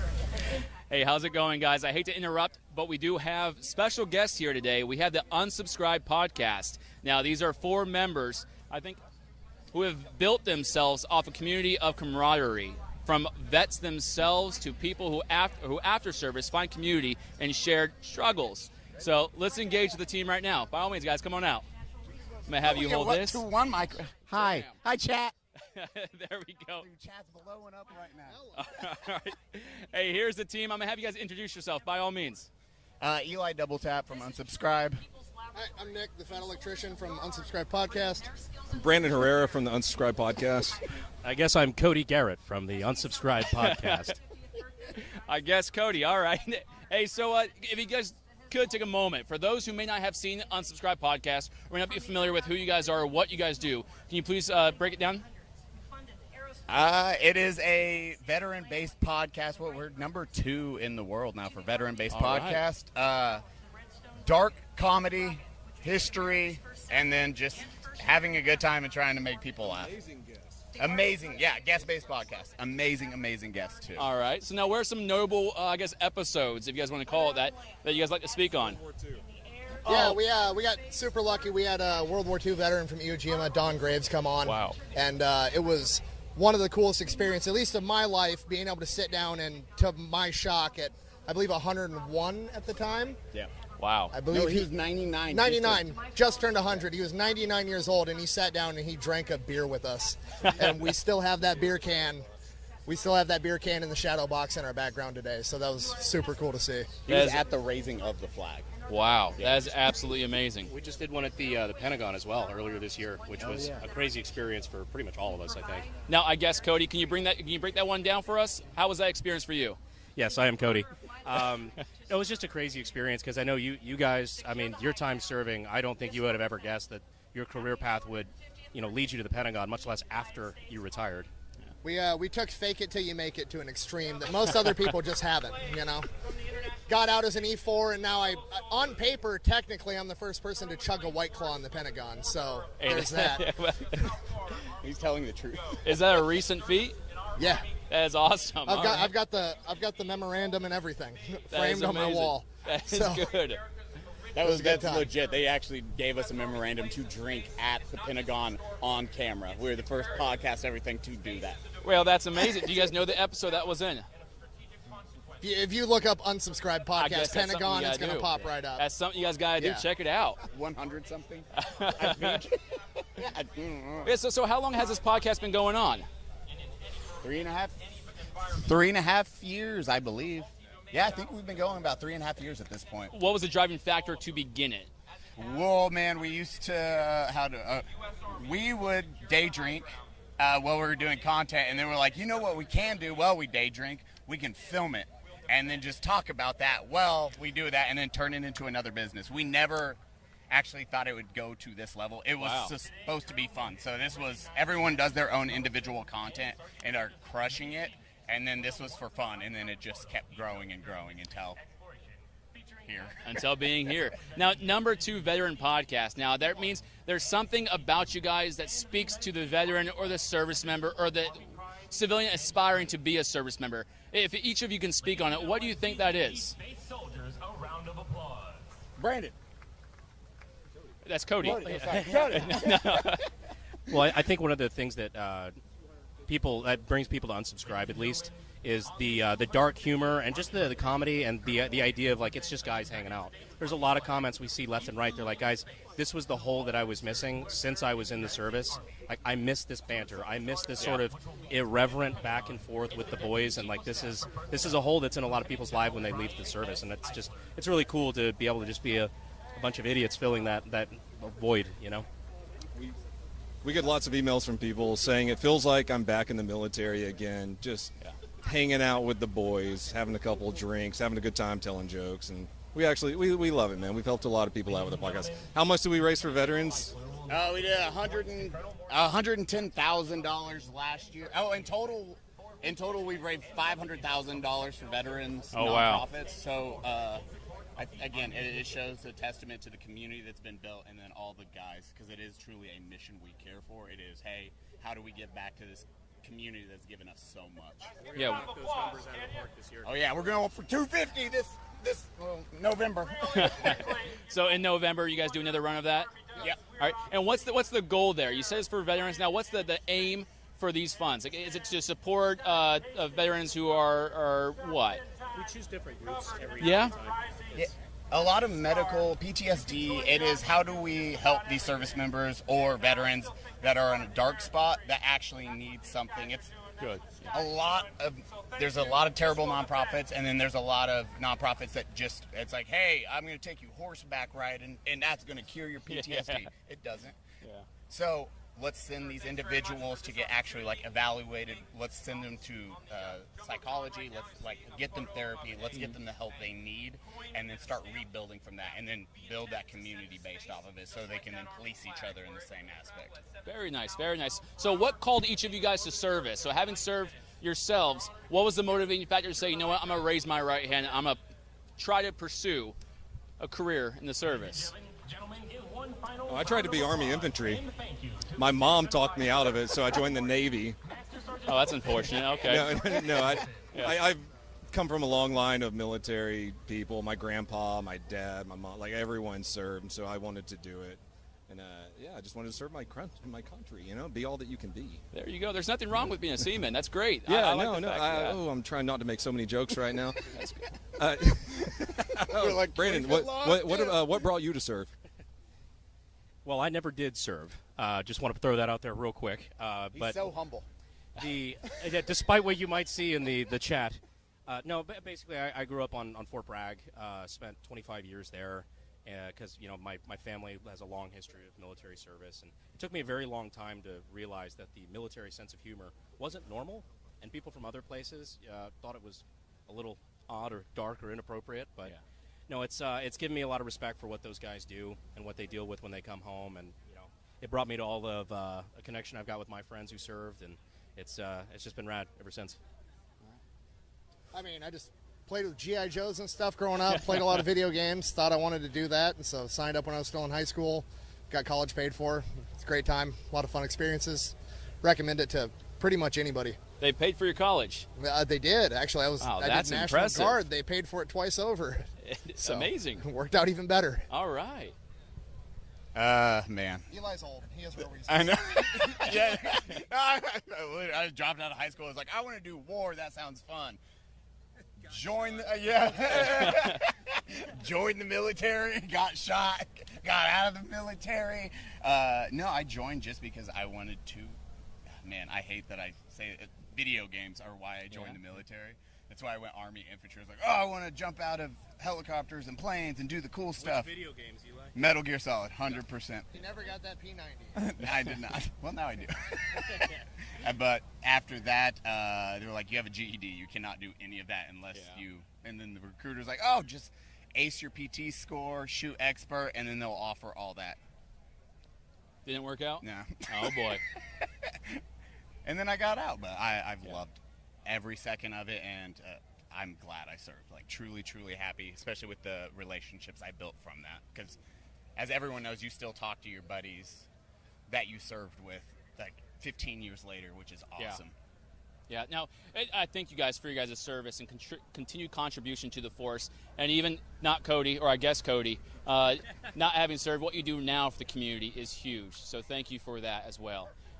To the force, there is a message that maybe you guys have that you guys would like to give. We have an audience of 5,000+ at the moment live streaming this, so if you guys can, speak to them, whether it be veterans currently in service or aspiring to be in service. Is there a message you'd like to give them on today's Army's 250th birthday? If you need a path in life where you feel lost, the military, the Army is a great choice. They will, I mean, they can put your life together. They will help give you, they will ground you, they will give you a mission, and then you will build a really good brotherhood or team around that. And man, I struggled at a lot of stuff, and I was like, I needed that. I needed the military to straighten me out. And then I took that outside. When I got out, it was, hey, now I can just do this. I can apply the same things I learned in the military with what I do now in business. I can lead from the front. I will always lead from the front, but because of that now, I don't get stressed out. I'm pretty sure none of us get stressed out really from the military experience. Yeah. It's just you get a different look on life, and it's something I think everyone should try at least for 4 years. And free college. You can't beat that. I mean, again, super weird. I was an electrician 3 years ago, and now I'm here. But I've been put in a really unique situation where I've gotten to talk to the highest levels of leadership in the United States Army right now, General George and his staff, Command Sergeant Major of the Army, and all of these guys are on the same page that they care almost exclusively about the dudes that are actually on the ground getting the job done, and they're doing everything they can to cut through bureaucracy and get everything done that needs to get done and improve on the things that have not been getting improved on for a long time. And it's really, really exciting to see as somebody that, saw the struggles of bureaucracy and everything when I was in. And these guys are cutting through that, and I'm excited to see how awesome the Army is going to be in the coming years. It's amazing. Yeah, absolutely. The guys who are at the helm right now really do seem to care about enhancing the experience for the warfighter and the guys on the ground, which is really nice to see. Cutting through the red tape, which would make me, very excited if I was somebody who's looking at a prospective military career. That's a good sign. I will say I've seen a lot of people, like even growing up, have kind of a troubled path in life, and the Army was exactly what they needed, and they're in a lot better place now. And since we've actually been good this entire time, I feel like I can say it now, to those guys who are currently in the Army, keep kicking ass. Ah, man. The military gave me structure, and I needed that in my life because all I was doing was playing World of Warcraft. And so it was quite wonderful. But as far as you asked about talking to veterans, call your friends. Please call your friends. We're a bunch of tough military dudes, but if someone says I'm fine, doesn't mean they're fine. Call them. 100%. I appreciate those words of wisdom, the words of encouragement, and praise. Thank you guys so much. Now, I do appreciate your time here, your service, and what you're currently doing for the community. Now, where can people find you guys? Unsubscribe podcast and say hi to Eli. Fat electrician. Just Brandon Herrera, or excuse me, Cody Garrett. Donut operator. All right. Hey, thank you guys so much. Stay tuned as we show you guys more of the Army's 250th birthday celebration. Thank y'all. Thank you, guys. Thank you, brother. That good? Yeah, thank you, guys. Thank you. Hey, thank you, guys. Thank you. Thank you, my friend. Thank you. Oh, no, you killed it. Thank you. That was easy. I loved it.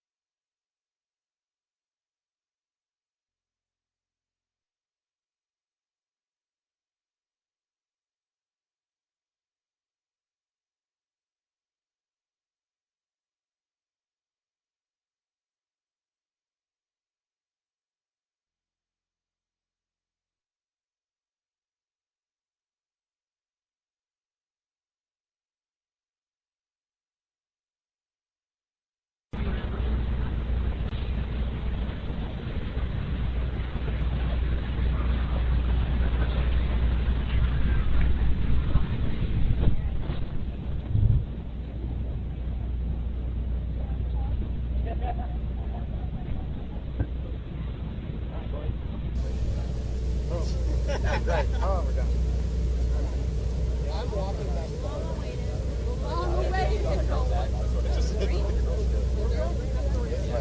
gonna get on real quick. I'm gonna use these two right here, and then I'll take the mic. I'm gonna hit you one place.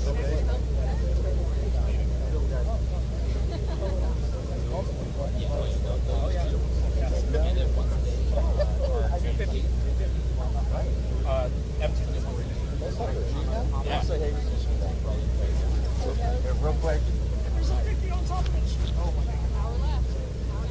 My friend, can I get a selfie with you real quick? This is my first time seeing you real time. See your stuff on there. Yeah. I'm blind, my bad. I'm completely blind. Perfect. Thank you. Thank you. You ready now? All right. Yeah. Oh, I think I could grab that. How do you see like that? All right. All right, guys. I hope you guys enjoyed that short break. I'm gonna provide you guys with a unique opportunity to learn a little bit about the Army Reserves and the 38 Golf Series Civil Affairs. So I have two outstanding officers with me. We got Captain Wagner and Cadet Drosty. He told me to call him Drosty Frosty. So, sir, by all means, ma'am, here you go, and here you guys go. Take it away. Thank you very much. All right. Thank you. Hey, YouTube. I'm Captain Wagner. This is Captain Drosty, and we're going to talk Welcome. to you a little bit about the Army Reserve today. Cannot wait. 38 golfs. 38 Golf Series. So Unique opportunity. Yeah, absolutely. So we are part of USACAPOC's 38 Golf program, which is a newer program to direct commission civilian expertise into the Army. So, Captain Drosty, will you tell me a little bit about what you do in the civilian world? Gladly. First, a shout out to Gabriel, Alexis, and my 106 DCC crew. So my name's Captain Drosty from Boston, Massachusetts. I'm a 38 Golf P9, which is finance, markets, etc. Lawyer by training, work at a financial firm in Boston. I've only really worked in the financial sector and saw an opportunity through the 38 Golf program to serve my country.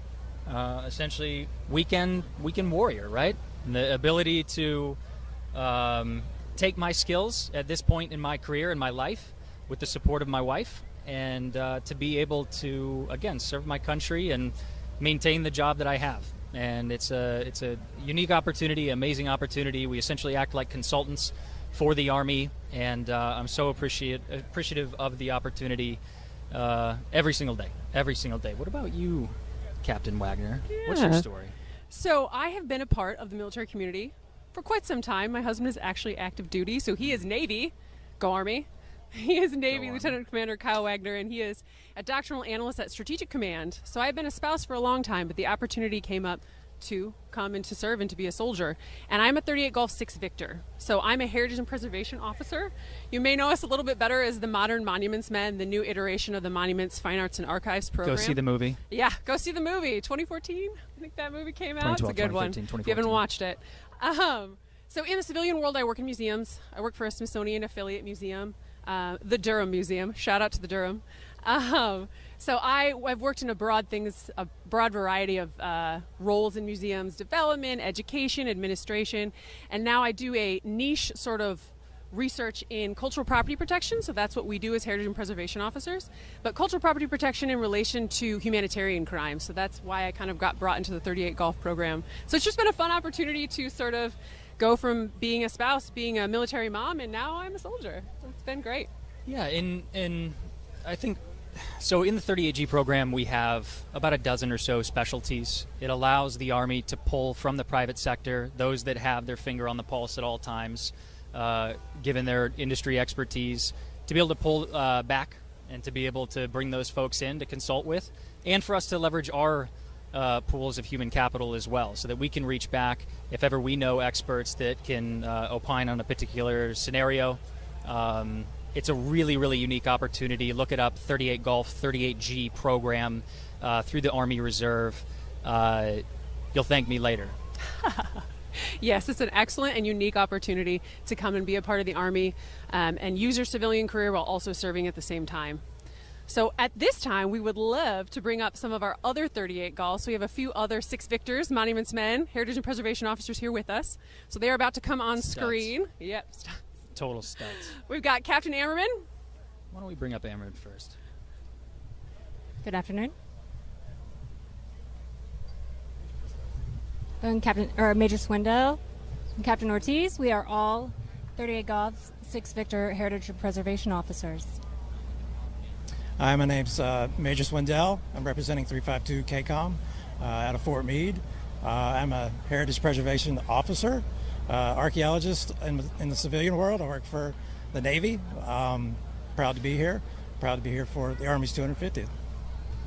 And I'm Captain Augustine Ortiz, also with the 350th. Also very happy to be here. Specialize in archaeology. Especially for me is underwater archaeology. So happy to bring that specialty into the Army's new Monuments Division. And as I'm Captain Ammerman, I have a background in real estate development and historic preservation, architectural historian, and bringing that that skill set to the Army through the Heritage and Preservation community, through master planning and more strategic planning for the future. So, we'll go with Major Swindell since he has the other microphone. Could you kind of give us a little bit of background on your road to joining this program with the Reserve? Sure. I've been an archaeologist for about 29 years. When the opportunity to serve came up, I took the chance. The Monuments program had just been revitalized, and having that experience and that time in archaeology, I decided to try and transition over and do my part as an Army Reserve soldier. Captain Ortiz? And like Major Swindell, I'm also an archaeologist. I started off, I got a great lecture while I was an underwater archaeologist here at the Navy Yard by another 38 Golf, which presented the program, talked about it. I got interested, and it's just a great way to bring our expertise and help protect cultural heritage. And so I got into the program. I was a consultant, had my own firm in historic preservation and city planning, and that I did a lot of work doing National Register nominations, really focusing on America's heritage, and then bringing that skill set to the military to focus on how we engage with other countries and other communities. I would say that this program is as a career is bringing in the leadership in the disciplines and bridges the military and the civilian expertise brilliantly. Please direct your attention to the main stage. Yeah, I think we're a good example of, some sort of specialty career that that the Army's decided it needed, and so I think we have sort of helped to fill that gap that they didn't have before as government specialists, and having that expertise and having the time, the education. Right, and the government specialty has been a role within the Army from its very beginning, and it's evolved into the Civil Affairs program, which really took shape in World War II, out of the necessity to bridge the military again and the local communities. Often civil affairs officers are referred to as warrior diplomats. That personally was something strong that drew me to the civil affairs track, because the concept of diplomacy, but being strong in your position and representing your country is one of the best ways to serve. Yeah, and so one of our emphasis as monuments officers is cultural property protection all across the world. Wherever there's conflict and cultural heritage is sort of in peril, that's one of the places that we hope to contribute and help the Army with its mission. Captain Ortiz, you've had some interesting experience as an underwater archaeologist. Yeah. Can you talk to that a little bit? Yeah, so I started off as a terrestrial archaeologist out in California, and of course, most primarily in the desert, and then I just got the feeling I need to do the opposite. So what's the opposite of terrestrial desert archaeology? And just the logical next step was underwater archaeology. And I did my master's program in the University of Southern Denmark, and then did an internship here with the Navy, and then got hired by them the next year. And now I do emergency management as an archaeologist as well. And I think that speaks to the beauty of the Civil Affairs program, as our colleagues who were on previously, is that, and bring back the leaders in our existing communities, is that, as America's Army and as warrior diplomats, we are the people you see every day. We are teachers in civil affairs. We are bankers. We are librarians. We are veterinarians, history teachers, you name it. And so that's really what the civil affair component really brings together and represents America's Army in a different capacity, that we get to still be with our families every day, but also serve our country in a large capacity also. What have you liked about the program so far? I just meeting folks like you. Of course, we all sort of operate in the same world on the civilian side, but getting to meet a lot of different people, get their different perspectives. One thing I would add, sort of to your, which you were talking about, the variety of specialties, it just sort of demonstrates how the Army has a lot of opportunities for folks. And so no matter what you do, what your career is, I'm sure there's a place for the Army has for you. Absolutely. Any rounding out comments here, crew? Nope. All right. If you have special skills you think that'll contribute to the Army's history and heritage, let's create a better world together, and I know we can do it. Thank you.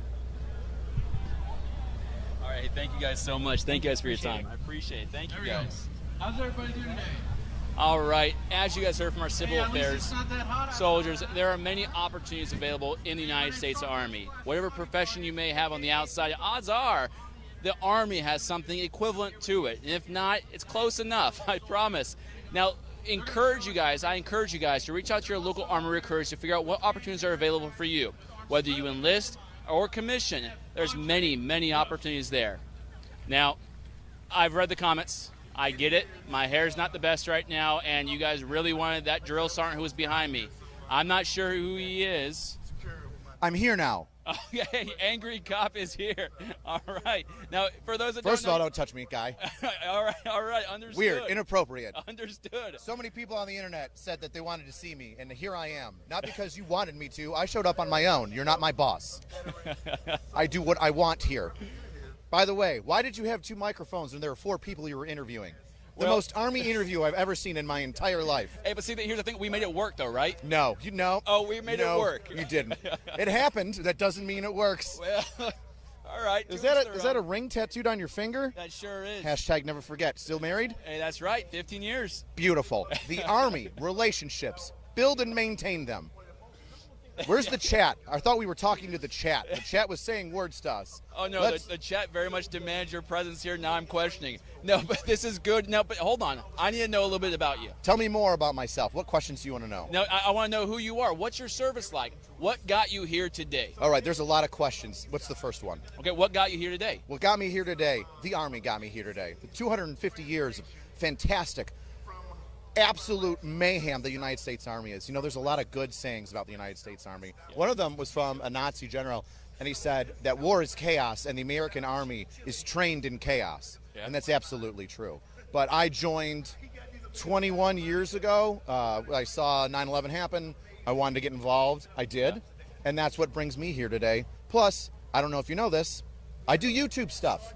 Yeah. So the internet's out there, probably why they blew up your chat a little bit. Yeah, 100%. Thought they would say hi to the, I don't know, I guess the drill sergeant of the internet, kind of. Yeah. In a way. You're their drill sergeant before their drill sergeant becomes it, which is impressive. Isn't it? I've been in for so long that I went on the trail. The trail is code for basic training land. Uh-huh. So I go on the trail last year, and the senior drill sergeant, E7, looked at me and said, "Drill Sergeant, hi.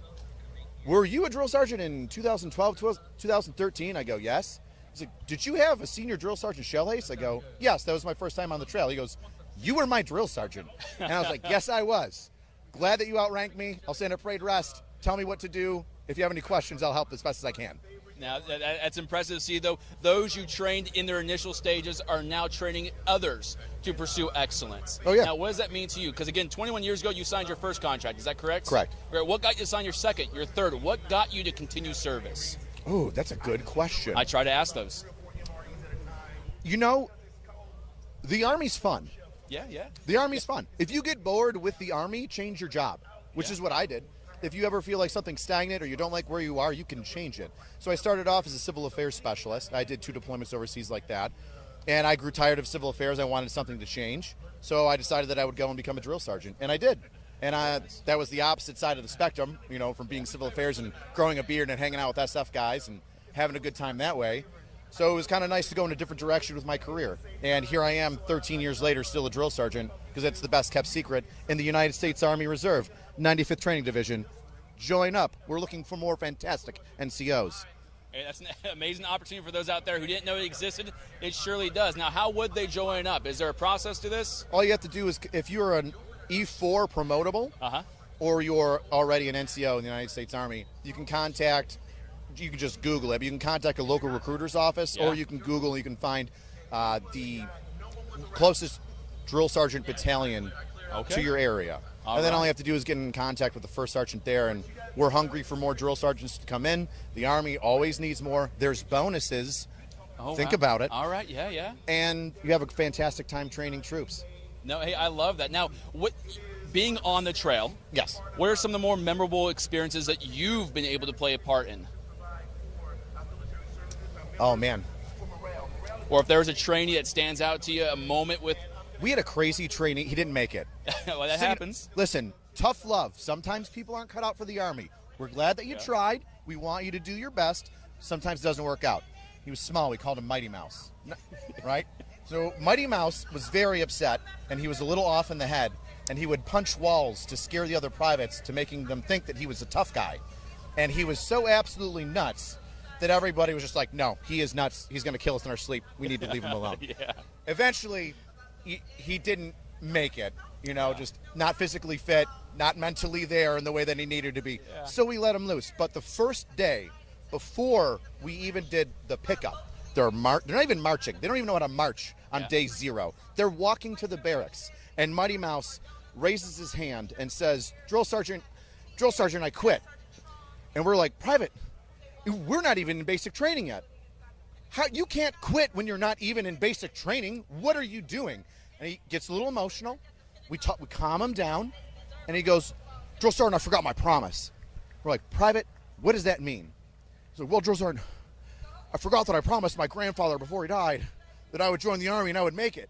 We're like, Private, that's a very important promise. How do you forget that from 30 feet walking this way with 2 duffel bags to where we are right now? Pick up your stuff. Let's move on. That was Mighty Mouse. That's an interesting individual. The writing was on the wall for Mighty Mouse. Don't be a Mighty Mouse. Well, so we have stories of Mighty Mouse. Are there any stories that stand out when you felt like you played a pivotal role in someone's, I guess, progression? Oh, yeah. Private Friend. Private Friend is one of the most highly motivated soldiers that I ever met in my entire life. Private Friend was not big. He couldn't do a lot of push-ups. Wasn't very fast. Took him a little while longer to catch on to things. But he always gave 100%. If he was struggling through something, it was because he maxed himself out and couldn't go any further, but was still trying to go. And Private Friend got down on himself. Now, drill sergeants, although we are mean and cruel and angry, we also have to build up people. It's not just about breaking people down. We've got to build them up into soldiers, the future fighting force of the United States of America. So I build them up. I say, hey, Private Friend, I would take 100 of you over one guy who can do push-ups really, really well. And I said, Private Friend, if I ever ask, where is my friend? You will raise your hand, and you will say, I'm your friend, Drill Sergeant. So I was like, absolutely. You will do that. He's like, yes, Drill Sergeant. I go away. I tell him to go away. He goes away. Next day, everybody's kind of moping around because they messed up. Got to do some corrective action. And I'm noticing it. And I'm like, where's my friend? Where's my friend? And Private Friend raises his hand. I'm your friend, Drill Sergeant. I'm like, where is he? Where are you, Private Friend? I'm your friend, Drill Sergeant. I'm like, yes. Oh. Yes, Private Friend, yes, you. You are my friend. And that became a sense of motivation. I like now that. Everybody rallied around Private Friend because they knew Drill Sergeant High was upset and not motivated. Private Friend would motivate me. So his fantastic level and high level of motivation, I was able to use that, even though he wasn't as physically fit as everybody else, to motivate the entire platoon that I ran. And he was a stellar soldier. I love that for you. Now, advocating for the trail, what does it mean to you to encourage those NCOs to fill the shoes that you will one day leave behind as a drill sergeant? Ooh, I don't even, goosebumps. I don't even know if I'm ever going to put down the hat. I'll die wearing the hat. I'll be 70 years old running 30-minute 2 miles as a drill sergeant if I can. But it is one of the most rewarding things you can do. If you don't like the way that the young troops are coming out, you can change that. I have a direct effect on what comes out of the training pipeline to you. And it is so rewarding and humbling and motivating when you can take a group of fumbly dopes that we all were when we didn't know how to shave, when we didn't know how to march, when we didn't know how to sound off or be motivated, even if it was fake motivation. Hey, false motivation, still motivation. Still motivation, baby. And you turn them into a troop. Yes. Somebody that not only can pass basic training, but has potential to do more. It's extremely rewarding, and I absolutely love it. Plus, it's one of the most entertaining jobs you can have. I believe it. Everybody has drill sergeant stories. You can be that story for another troop. Yeah. I love it. I love it. I'll keep funneling you the troops, and you keep training them. That's all right. We'll get one on the other side. Hey, I believe one day, maybe. I think we have a question. Let's do it. Question from the field. I believe that the cutoff date for the reserves and guard is around 42. You can get in with a waiver, maybe up to 45, but I know like 40, 42 is the cutoff. Yeah. But you can get in with a waiver for the reserves or the guard, especially if you're in like a specific field like medical or legal. Yeah. We're never too old. You're never too old to join. When I went through basic training, I went through in 2005, and we had a 40-something-year-old mother, and she was motivated by her son who served and deployed overseas to join, and she was a legal aid. So she came on, she did basic training with us, graduated, set the standard, very motivating, and she served in I believe it was the reserve component while her son was active. So no, there's no such thing as too old, unless you're 45. Then it is. All right, then yeah.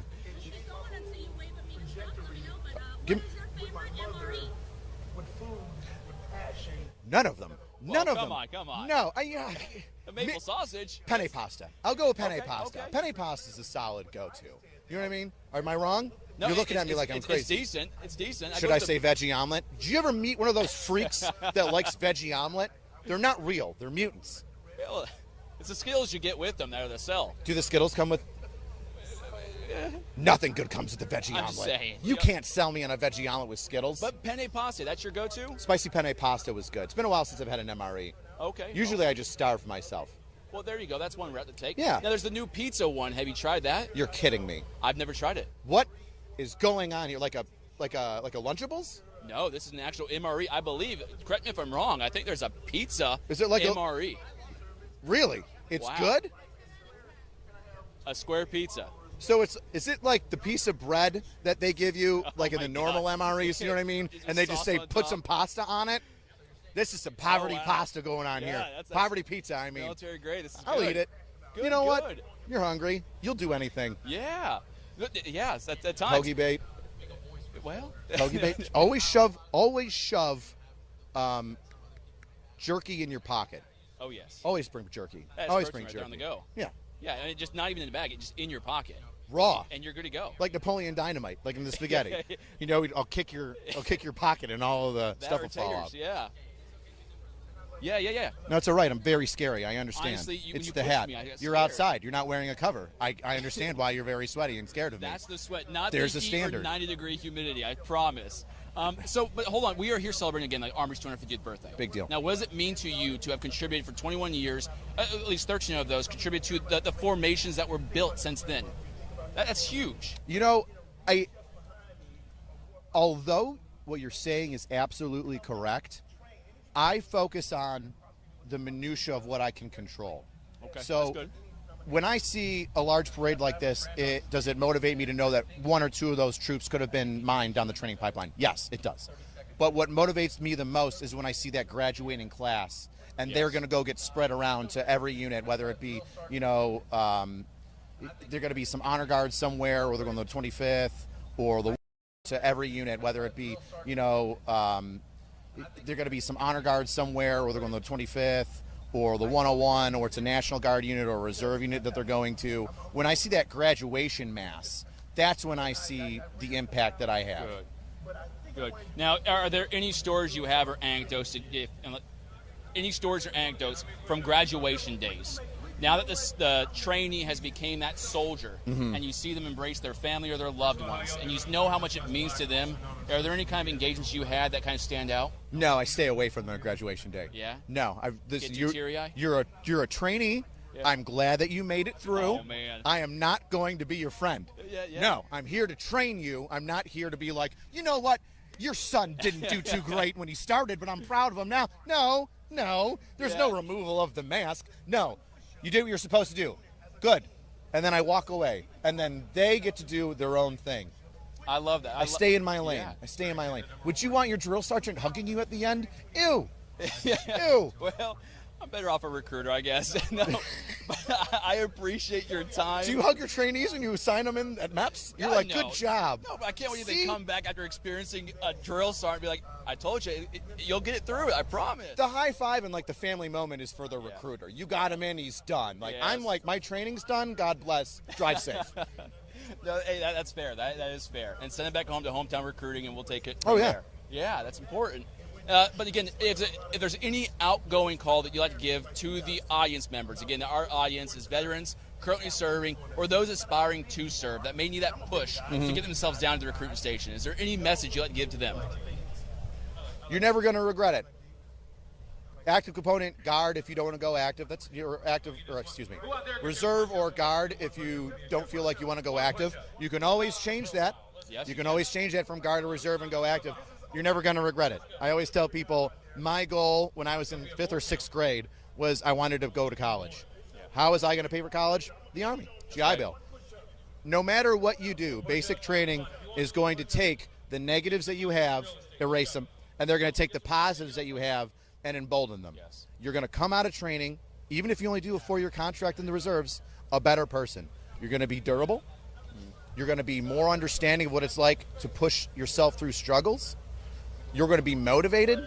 You're going to look at people that are around you, and I do get this from trainees every once in a while when they graduate and I see them. You're going to look around the civilian population and go, oh my gosh, I'm like 10 miles an hour faster than everybody right now.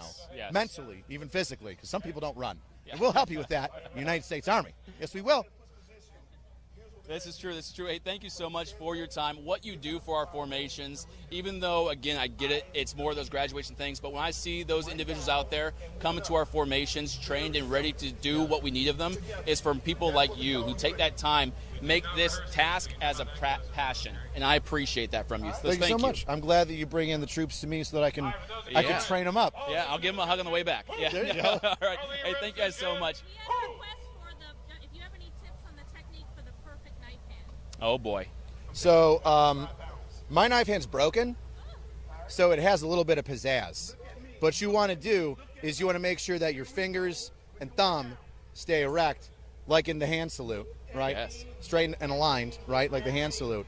And you don't want to bend your wrist too much, right? What you want to do is you want to keep it straight, but you just kind of extend, right? It's here, it's ready, it's loaded, and then there's a trip switch. Did he hit the trip switch? No, not yet. Bam! It's there. It's right there. The other thing that I really enjoy, here, get a little bit closer to me, boy, is the claw. The claw is this. The claw is when I've noticed that you don't know how to pay attention. So I'll just wave this in front of you so then you can see the flashing lights, and then I'll tell you in your ear the mistake that you've made. And hopefully, with the visual and the audio, we can make that correction happen for you. Hey, I love every moment of that. Flashbacks did come about. It's been 13 years since something like that has occurred. It's been great reliving it. Thank you live on camera. You're welcome. This is great. PTSD, spicy memories. Yeah, boy, oh boy, go home and cry now. Hey, thank you guys again so much. Again, Drill Sergeant, thank you for your time. Thank you. It's been an honor. Thank you. Take care. All right, happy birthday. Go Army, beat Navy. Thank you so much. That was awesome.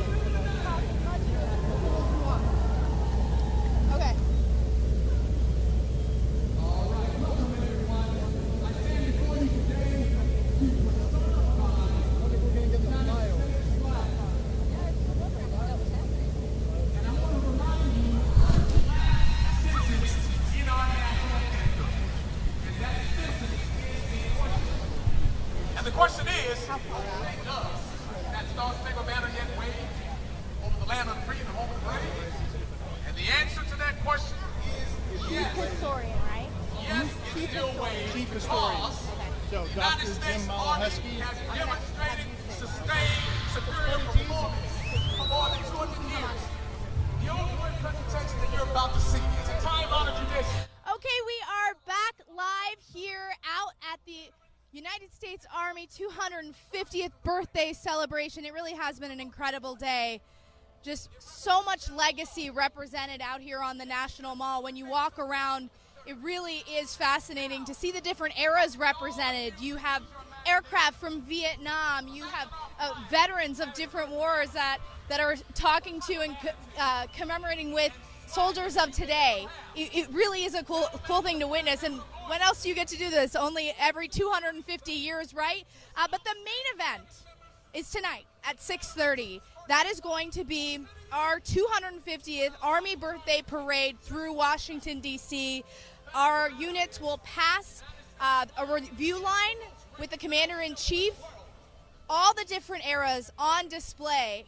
I could talk about it, or I could get the chief historian from the Center of Military History. You're the expert. I am the expert. I have a team of people who are smarter than me working for me. And you have a pretty great job. I think I have the best job in the Army, definitely the Army, probably the Department of Defense, as the chief historian at the Center of Military History. Talk about, sir, a day like today, 250 years celebrating the United States Army. What does that mean for someone like you looking from your viewpoint? So looking from my viewpoint, you know, there's a way to take it personally. My family has served in the military since the Revolutionary War, both sides. My family, my wife is a soldier when we met. So this is a celebration of 250 years of Army legacy. And this is America's Army. So it's America's legacy too. So what we're seeing here is just, I don't know, thousands and thousands of people who are coming out and celebrating the Army birthday. That is so cool. But we've been working on this for a couple of years. So we've been publishing Revolutionary War books, starting with opening shots at Concord and Lexington, going all the way through. They're available on our website, history.army.mil. We've been handing those out till we ran out. And people are just loving the fact that our history is still able to be in their hands. And that's from the Revolutionary War all the way up through the global war on terror. Let's talk first about what's on display here out on the mall. You have all different types of aircraft from various eras. You've got a Huey, then you have a Little Bird. It's really a cool thing to witness. Right. So, I mean, you've got the birth of Army Aviation as an operational art with the Huey in Vietnam. You've got the Little Bird that's been used so well by the Special Forces, and one of my personal favorites from my it's a lot of fun to watch. In uniform. You've got Blackhawks out here. You've got a Cobra out here. You got an Apache out here. And down on that end, there's that new kind of sort of vertical takeoff. I forget what it's called, but it's cool. Yeah, it's modern. Absolutely. And it's not just that. I mean, you've got the vehicles. Tonight at the parade, you're going to have the tanks. You're going to have, basically, we start with, you know, the very first part of American history. So you've got the Revolutionary War. We go from there into every single conflict. So you'll see soldiers in period dress, followed by the units that took place in those battles. So World War I, you'll see 1st Cav. It just... And they're going to be in the period uniforms, They will correct? be in the period, so some of them will be in the period uniforms, followed by a formation from the unit that participated in that war. Okay, so let's give some your units some shout outs. So for World War I, if you think of a unit that represents World War I, what is that? 1st Cav. 1st Cav, okay. I'm sorry, 1st Armored Division. 1st Armored Division. That is the legacy unit of World War I. World War II. I feel like there are a few. Well, I'd have to go with the 101st and the 82nd. Of course. And who's representing them today? Do you know? Or is it both? The 101st and the 82nd Both of are them here. are. Yes. Okay, and they will be in that period dress. What an incredible opportunity, though. Of course, it's hot and sweaty and these are long days, but as a soldier, to be able to wear that uniform of the giants that walked before us, how cool is that, right? That's incredible. You know, occasionally you get to put it on for a tattoo. You know, it's a couple of minutes and then you're changing back into your regular clothes. But here they're in it all day. They're going to march along this entire parade route, exemplifying the soldiers who fought in that war. I mean, if you're going to talk about legacy, and today is all about legacy, the legacy of those soldiers, the connection from the soldier today to the soldier 250 years ago is on display today. I was talking about this earlier, but in my previous career as a journalist, I got to cover the honor flight quite a few times. And after I joined, having a moment, it was actually at the Vietnam Memorial a couple of years ago, having a moment where I was in uniform and I'm standing next to these Vietnam vets and thinking, I get to wear the same uniform as you. That's a heavy thing to come to grips with, that how do I deserve to wear the same uniform that these giants did before? And that's going to be on display today because there are so many that came before us. There is. And you know, I've heard it referred to as we're standing on the shoulders of giants. I like to think of it more as we are standing uplifted by giants. We have an incredible history, an incredible heritage. In the Center of Military History, we run the museums. So from the National Museum in the Army, all the way through to some of the smaller museums like the Army Women's Museum at Fort Lee, we try to tell the story of the soldiers doing the job, protecting national security, fighting the fight.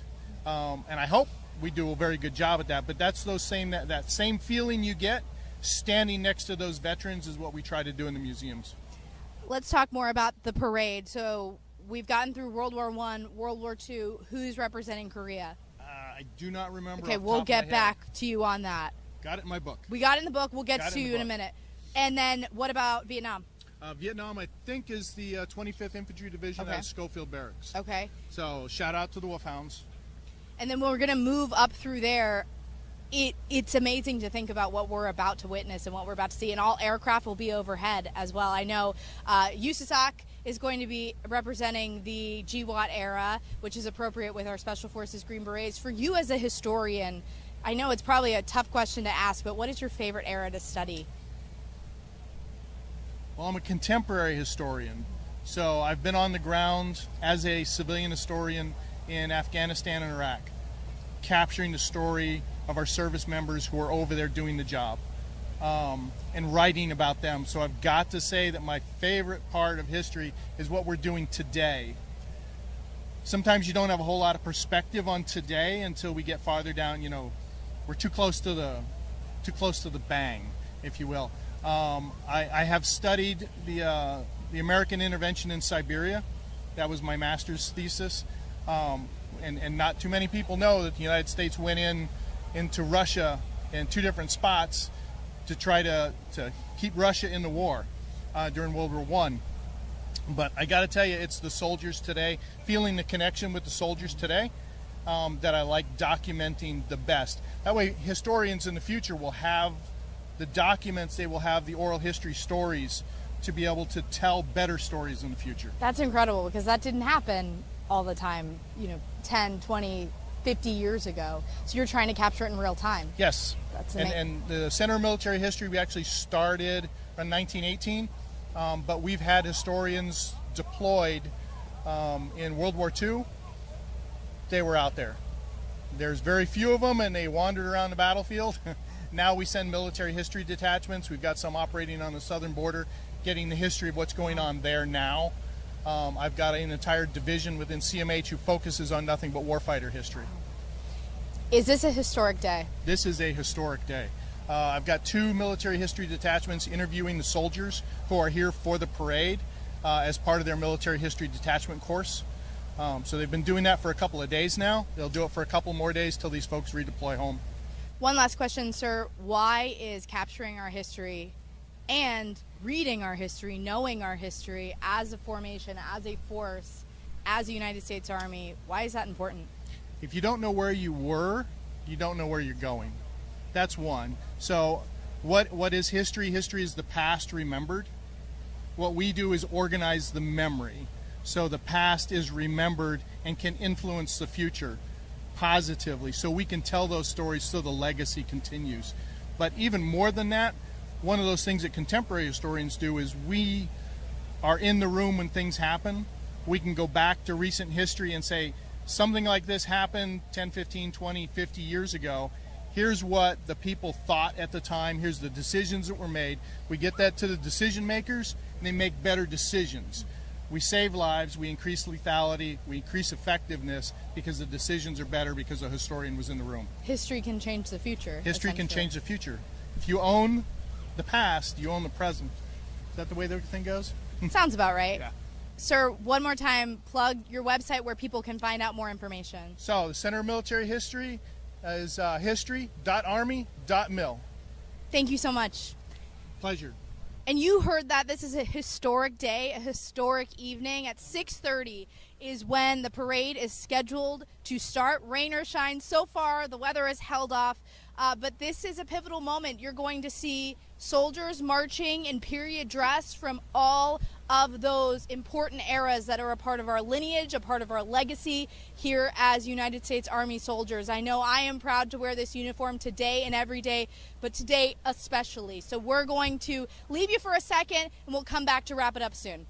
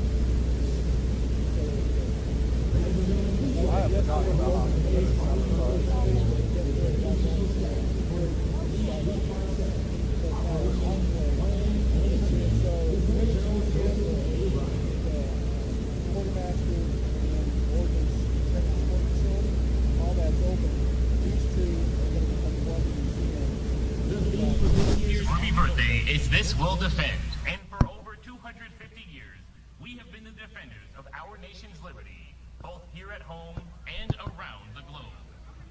Generations of courageous women and men, truly great Americans, has stepped forward in times of peace and war to answer the call to duty.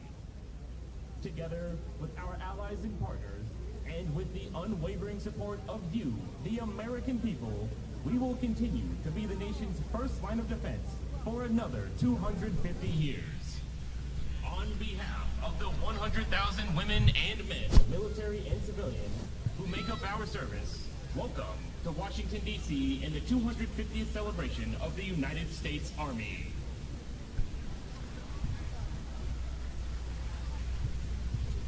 At this time, please stand for the presentation of colors and for the singing of our national anthem, performed today by the United States Army Band, and remain standing for the invocation given by Army Chief of Chaplains, Chaplain Major General William Green.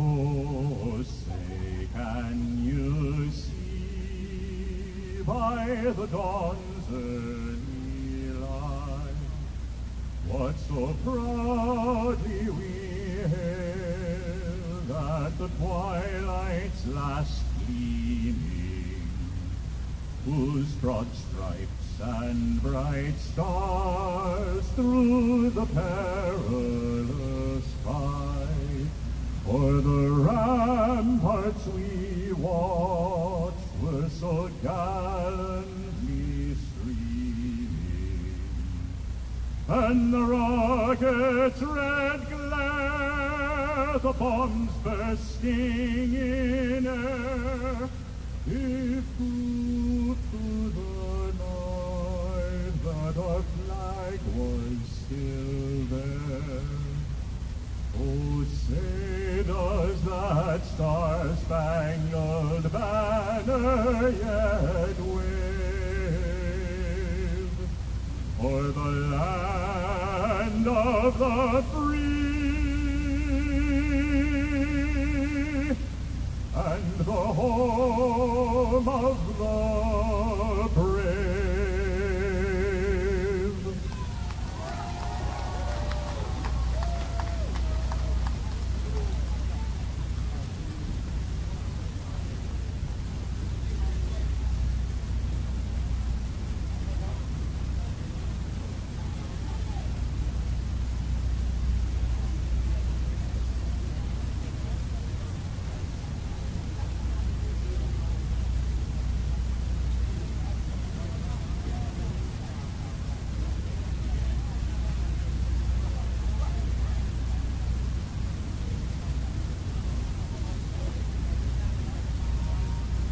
Gentlemen, please bow with me as I ask God's blessings upon this 250th birthday celebration. Let us pray. Almighty God, as we gather to celebrate the 250th birthday of the United States Army, we pause to remember where we've been and who we are. And we express our heartfelt gratitude to you for the brave men and women who have served and are serving the United States Army as a force of freedom and a light of liberty at home and abroad. Heavenly Father, we remember their valor in the American Revolution and campaigns where your guiding hand established the foundation of our freedom. Continue to strengthen our soldiers' body, mind, and spirit as they train to fight and win our nation's wars. And Heavenly Father, bless our Army's leaders, our families, and the American people. Bring comfort to those who mourn as we remember our promise never to forget the cost of freedom. And Holy God, lead us both now and forevermore, and let the light of liberty continue to shine bright on the United States of America and our Army, and we to fight and win our nation's wars. Also, this we'll defend. In your holy name we pray. Amen. Please be seated. Ladies and gentlemen, please welcome Platinum Plus sponsor, Wounded Warrior Project Vice President for Government and Community Relations, Jose Ramos.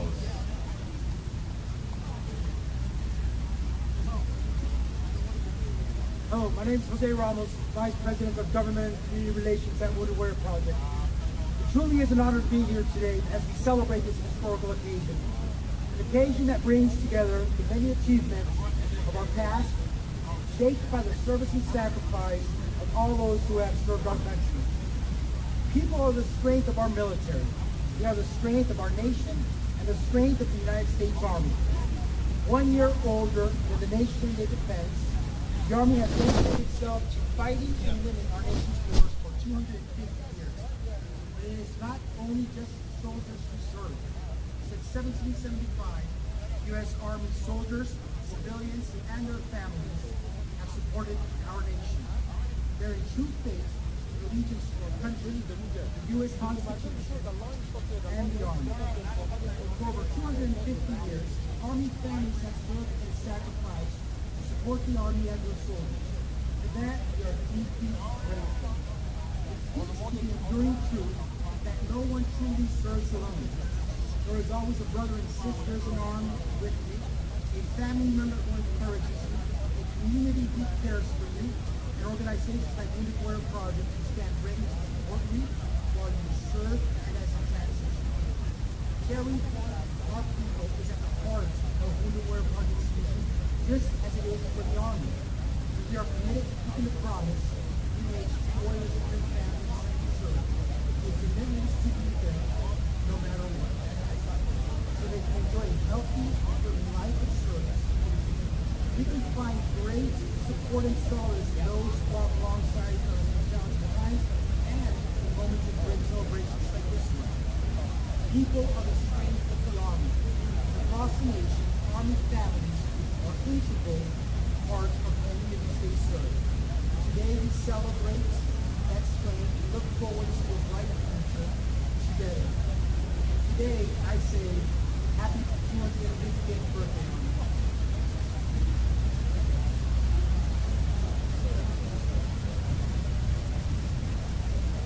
Now a word from Gary Sinise, founder of the Gary Sinise Foundation, today's entertainment sponsor. Hello, U.S. Army. Gary Sinise here. Happy 250th birthday. To the U.S. Army, 250 years. Amazing. To everybody who's served in the Army, who's there, who has served in the Army, currently serving in the Army, welcome. We are happy to be sponsoring the entertainment of Scotty Hastings and Noah Hicks today. The Gary Sinise Foundation has thousands and thousands of donors who all care about our military, they care about our service members, they care about our U.S. Army, and they wanted to be a part of this great event in celebration of 250 years of the U.S. Army. I am a grateful American for all you do to defend freedom, to protect our country, and God bless you. Have a wonderful day. Enjoy the entertainment. God bless you and God bless America. Thank you very much.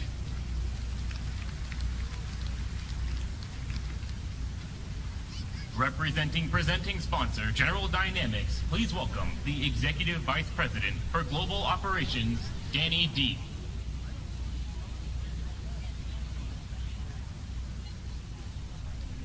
Thank you. So the United States Army has served the nation with distinction for 2.5 centuries. Fundamental to the birth of our great republic.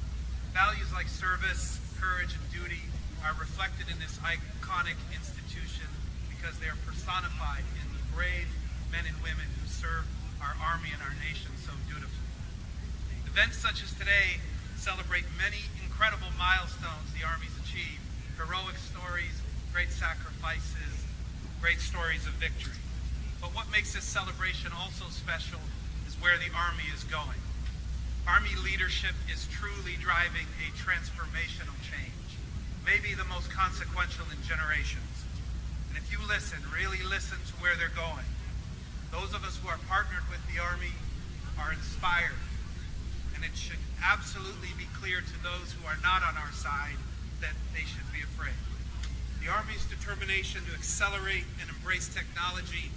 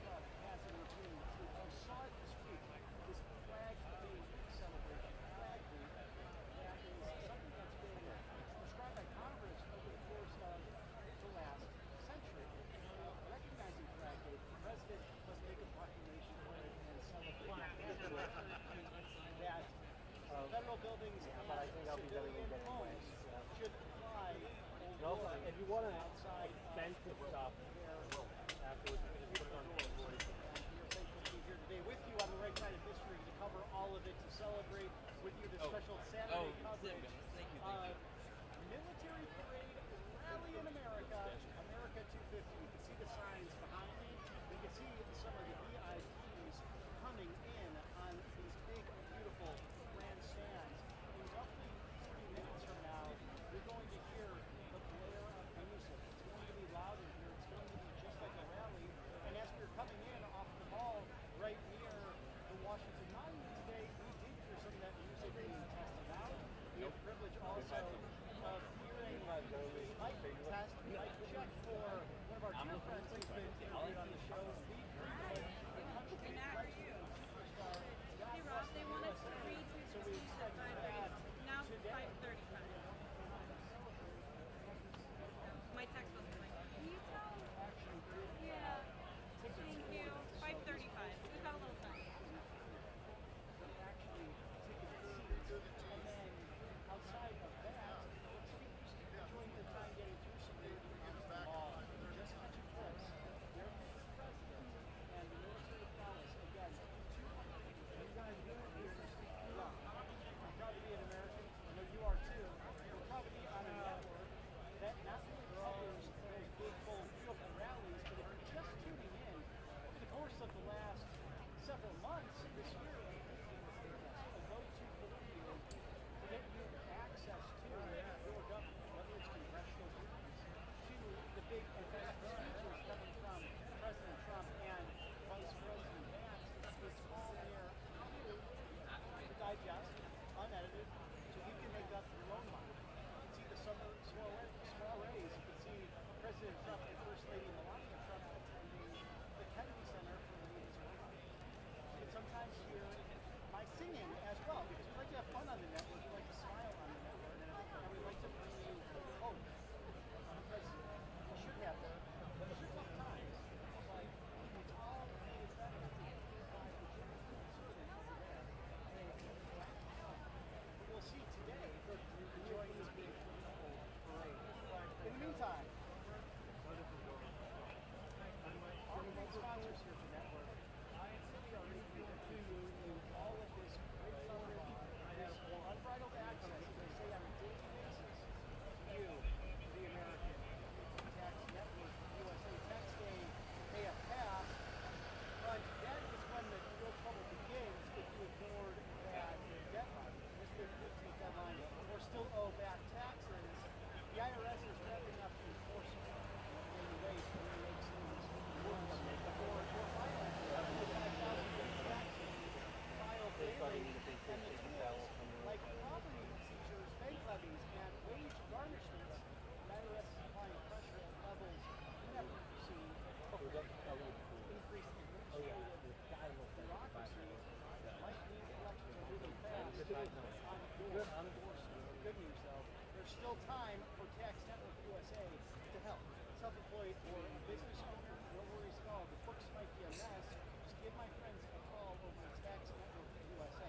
TNUSA.com/RS again, because they can help you books to know how to handle financial chaos and get you back on track fast. Even after the deadline, it's not too late to regain control. Your consultation is completely free, and acting now could stop penalties and threatening letters surprise others before they escalate in our use. So call today, don't delay, 800-958-1000, 800-958-1000, or visit tnusa.com/RSPN. That April 12th deadline, as I mentioned earlier, don't No, this is one stand game. Oh, okay. Yeah. And then these actually not necessary. I don't want to get all that settled. Go over to patriotaddictdeals.com. Our sponsors at Patriot Addict are finally able to produce more of those Truck Force 1 planes. I've got one myself, and let me tell you, when I purchased mine, pretty loud. once in a lifetime replica. They are able to bring back about 100 planes in this run. one. Just if it's super loud, don't You're going to need more than I am. Put your hands on the regulations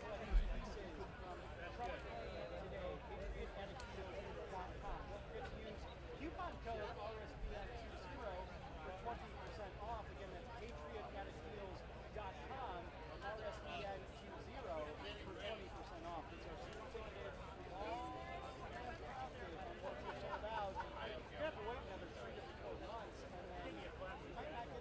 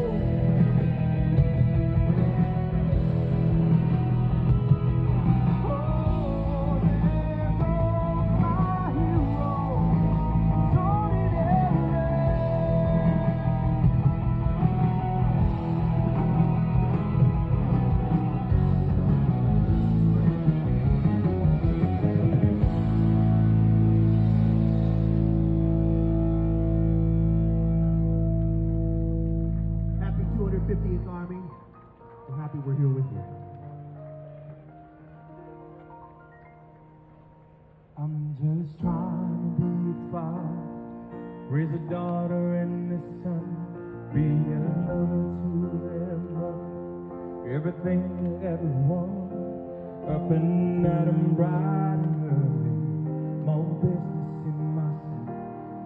I'm dressed up for success, from my head down to my boots. I don't do it for the money, there's bills that I can't pay. I don't do it for the glory, I just do it anyway. Providing for our future is my responsibility. I'm real good under pressure, being all that I can be. I can't call it sick on Monday when the weekend's been too strong. I just work straight through the holiday, sometimes all night long.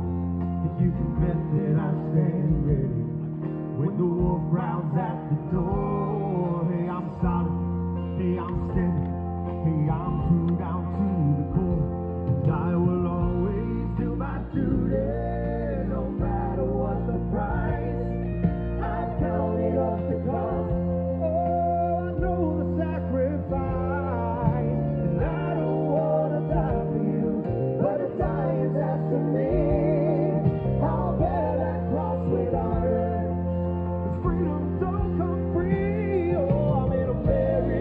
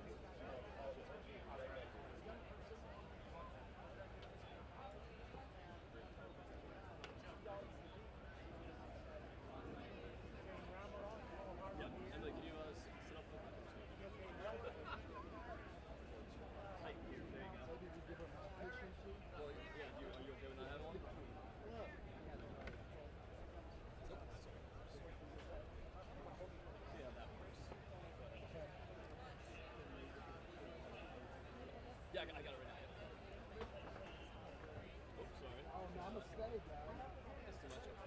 I'm going through the rain. I'm going through it. The parade is finished.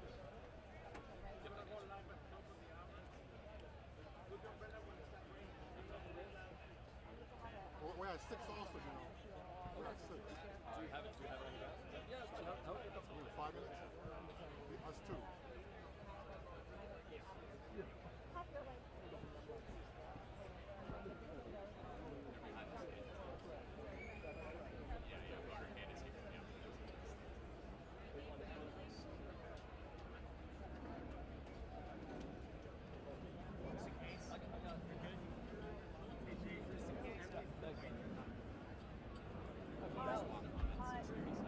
Sweaty or hot? Yeah, I was trying to use that to really.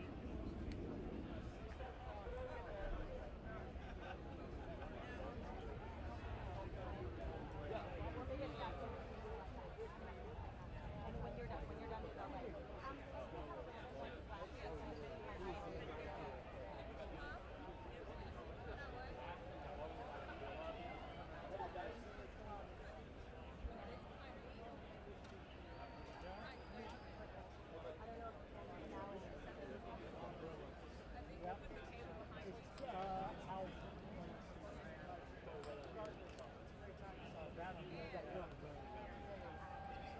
Sir? Sir? Sir? That umbrella is right in our shop. Your umbrella is blocking everyone's livestock. That would be fantastic. Yeah. But is it still gonna, what is Right it? in the shop. It's blocking all the Yeah. everyone up there. Good evening, everyone. Welcome to our specialized coverage. Right now we have right here in Washington, D.C. on the show.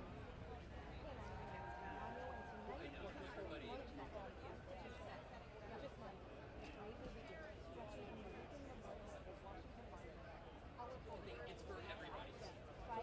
We're taking it down. That's right. And here's a live look at it. Now we're on the dishes are expected a crowd of over 200,000 with 600 soldiers taking part, wearing uniforms and stand in every U.S. conflict since the Revolutionary War. It's a living timeline of our military courage and sacrifice. We'll also see more than 100 military vehicles, helicopters, and aircraft, along with dramatic flowers and display, cutting edge on equipment. A moment of real need. Children get to say that will be enlisted or re-enlisted by President Trump himself. The president will be joined by veterans, leading warriors, proud duty, Gold Star families, and will deliver a march later this week. No, that's all. Yeah, can you guys just show the conference after me? Like, I really want to be talking about it. I do not mind doing it. But it's just, I feel like, let us know. Just so we know. I never want to stand on that.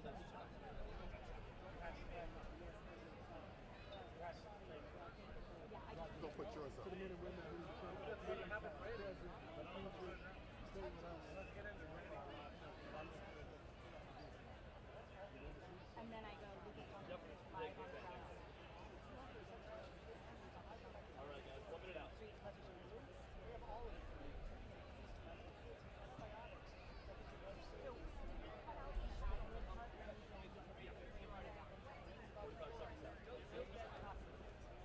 the shadow part and I have this powder, this pad, so if I sweat, they say, powder yourself, okay? Now, good is insane.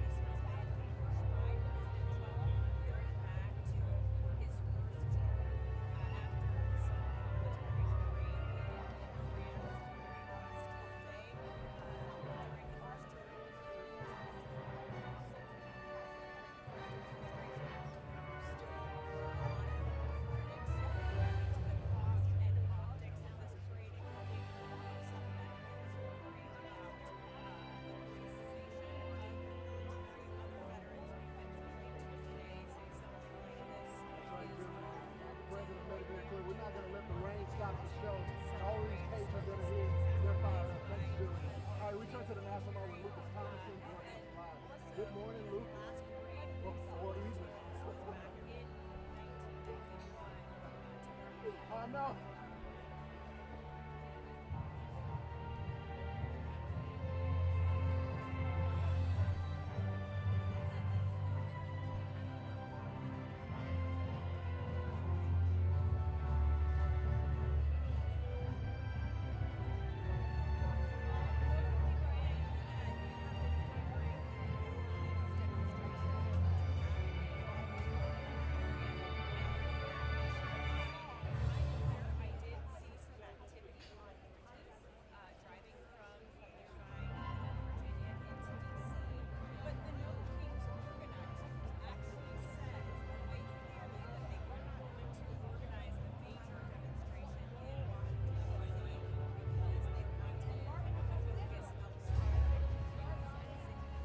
Forged in the fires of revolution, tested on today's front lines of freedom. Before there was a nation, there was the United States Army. From the hallowed ground of Yorktown's first dam to the unlimited waves at Fort Bragg today, and on to West Point as General Shawnee. For 250 years, one force has stood ready, unshaken, unmatched, unbreakable. And today, the legacy rolls on. This is the United States Army's 250th Anniversary Parade.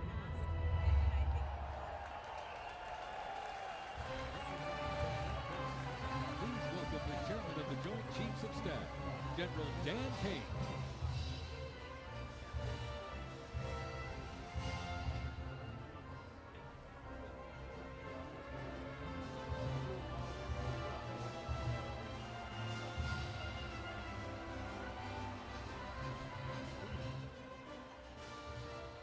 Joining us, the Secretary of the Army. Please welcome the Honorable Daniel P. Driscoll.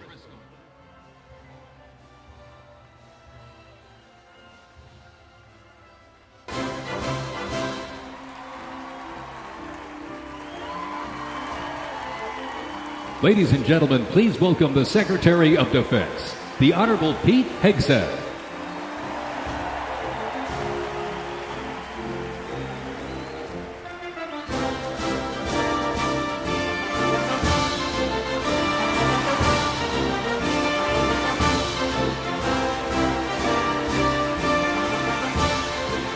Ladies and gentlemen, the Vice President of the United States, J.D. Vance, accompanied by the Second Lady of the United States, Usha Vance, and their 3 children.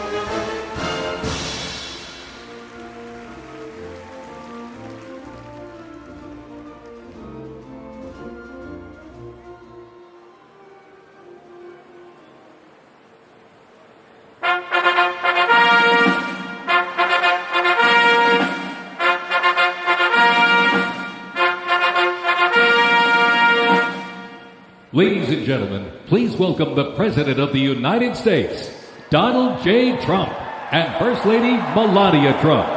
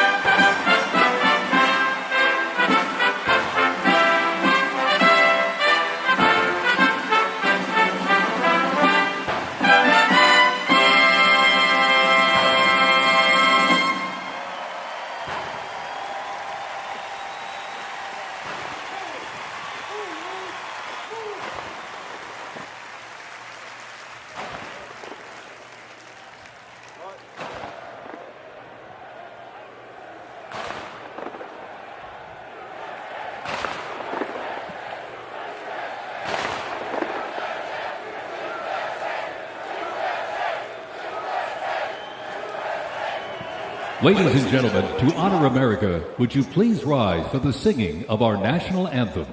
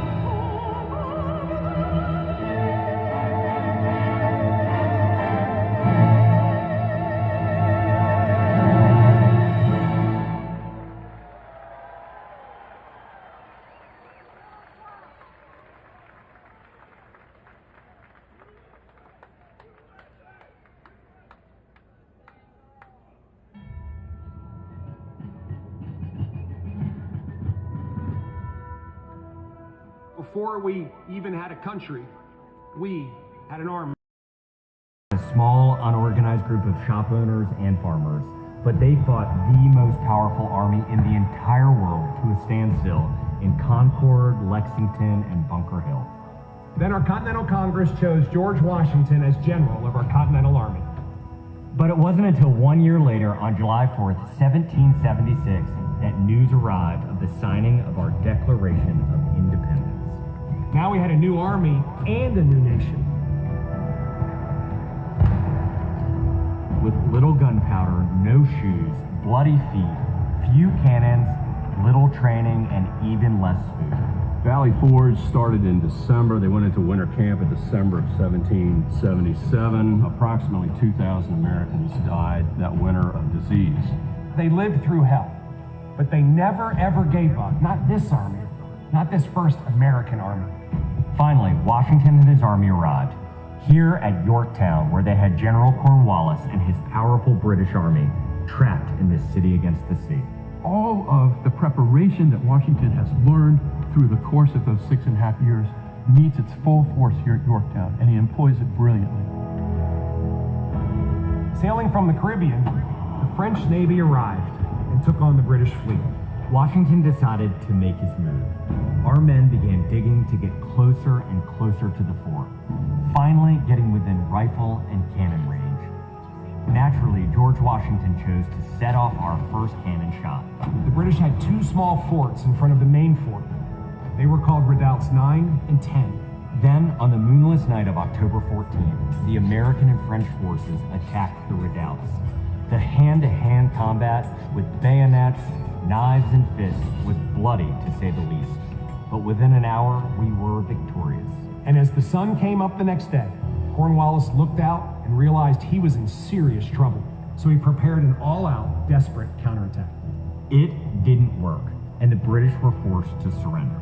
We were supposed to lose to the best army and the largest and most professional navy in the world.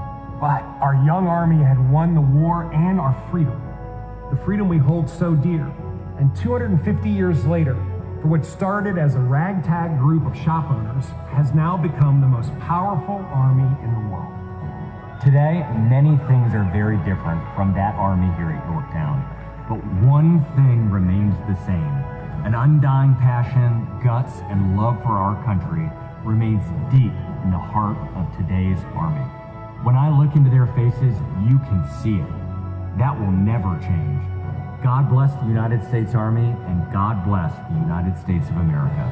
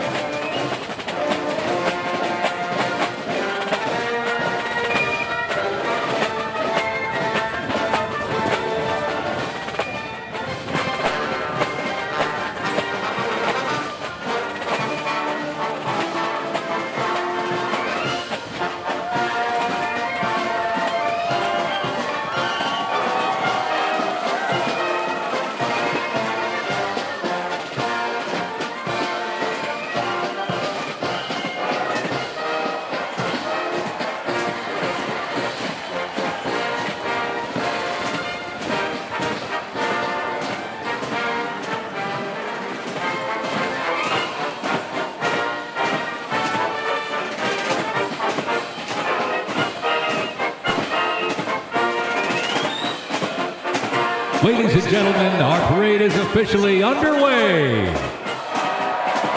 Up first, internationally renowned as one of the world's finest professional music organizations, the United States Army Band, Pershing Zone. They are the premier music organization of the U.S. Army, our nation's most senior service.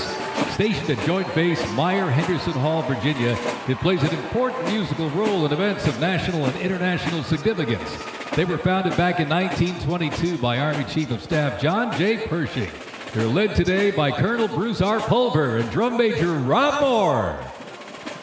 Today, Pershing Zone is playing a melody entitled The Army Goes Rolling Along. This was actually written in 1908 by the then Lieutenant Edmund Louis Snitz Gruber, which was a descendant of Franz Gruber, who composed Silent Night. It was originally written to be the 5th Artillery Regimental song titled The Caissons Go Rolling Along, and in 1956 the lyrics were revised by Harold Arberg as the official song of the U.S. Army, and then retitled The Army Goes Rolling Along.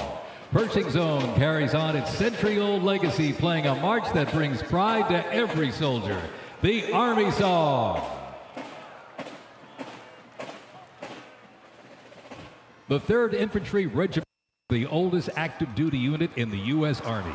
Established back in 1784, the unit was dubbed the Old Guard by Major General Winfield Scott during a victory parade in Mexico City after the Mexican War. It is the U.S. Army's official ceremonial unit and presidential escort, conducting year-round tactical training to ensure the highest standards and utmost discipline of its soldiers. The unit routinely represents the U.S. Army and our nation in official ceremonies, major sporting events, and their own, the U.S. Army's own Twilight Tattoo. The Old Guard also maintains 24-hour vigil of the tomb of the unknown soldier, while also conducting funeral services honoring our fallen heroes in Arlington National Cemetery. The regiment's 50 campaign streamer stand is a testament to its long, faithful service to our nation. Ladies and gentlemen, the 3rd Infantry Regiment, the Old Guard.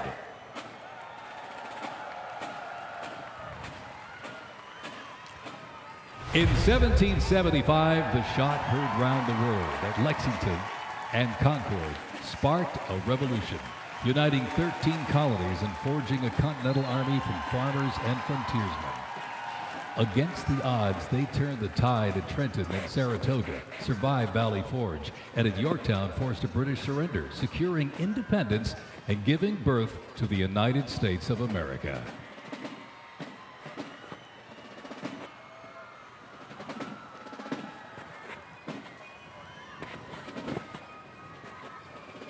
Before radios and field phones, sound was the signal. In the Continental Army, fifes and drums carried commands across the chaos of battle, telling soldiers when to advance, when to retreat, eat, even when to rest. That legacy actually lives on today with the U.S. Army Fife and Drum Corps, part of the 3rd Infantry Regiment known as the Old Guard. Founded back in 1960, they're the only unit of their kind in the armed forces. Performing in uniforms patterned after those worn by General Washington's musicians. Playing period instruments with patriotic precision, they bring history to life, sharing the sound and spirit of the Revolution through more than 500 performances each year, both at home and around the world, too. The Old Guard, Fife and Drum Corps, everybody.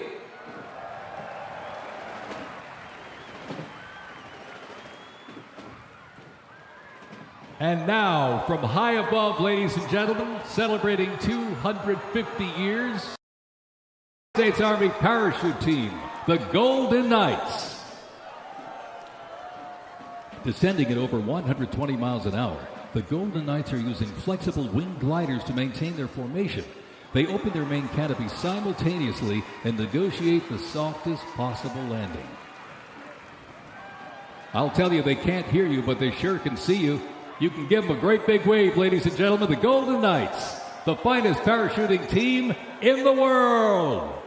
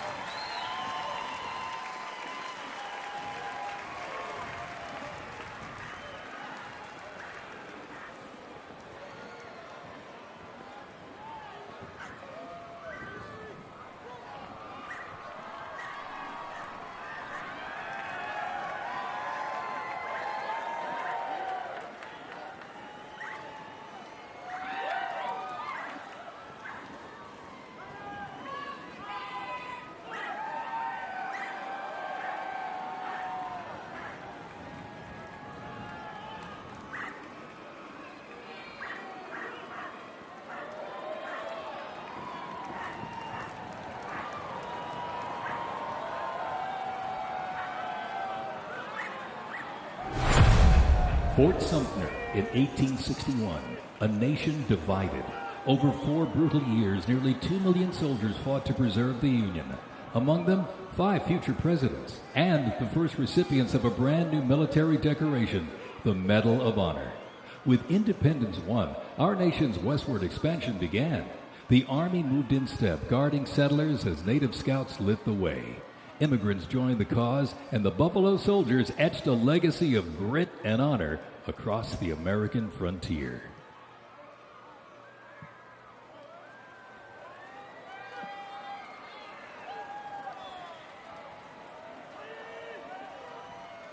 As they march by, a soldier's uniform signals their duty, their role, and their readiness. And by the late 1850s, official regulations outlined distinct looks, shaping the Army's identity and function across the force. Soldiers were issued 2 coats. One, a short sack coat for work and battle, with brass buttons and colored trim that marked their rank. Well, by war's end, that rugged sack coat became the soldier's uniform of choice. As the war escalated, volunteer enlistment surged. Congress authorized support for a force of up to 500,000 new troops, answering the call to preserve the Union. As they march by, representing the Civil War era of our nation's history, is the 4th Infantry Division based out of Fort Carson, Colorado.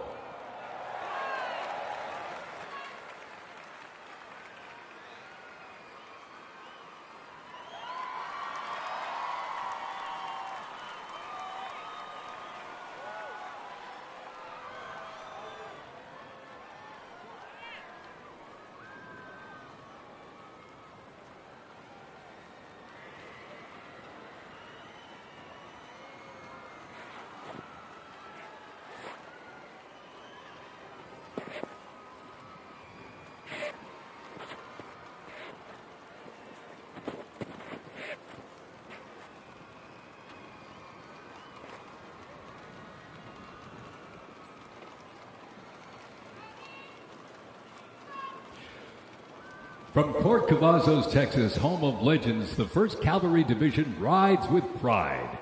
Born from the thunder of horse cavalry traditions of the Civil War, the 1st team forged its reputation on the front lines of history. They stormed Manila with the flying column, charged into Pyongyang as the first to breach the line and face the brutal crucible of Ia Drang, the first of 13 named campaigns in Vietnam where they proved their mettle. Today, that same warrior spirit lives on. You'll know the name, and you'll know them by their iconic cav hats, elite soldiers, and cutting-edge equipment. Tough, fit, fearless. The 1st Cavalry Division is a lethal, disciplined force that stands ready to fight and win anywhere, anytime, and the legacy rides on. This is the Cav.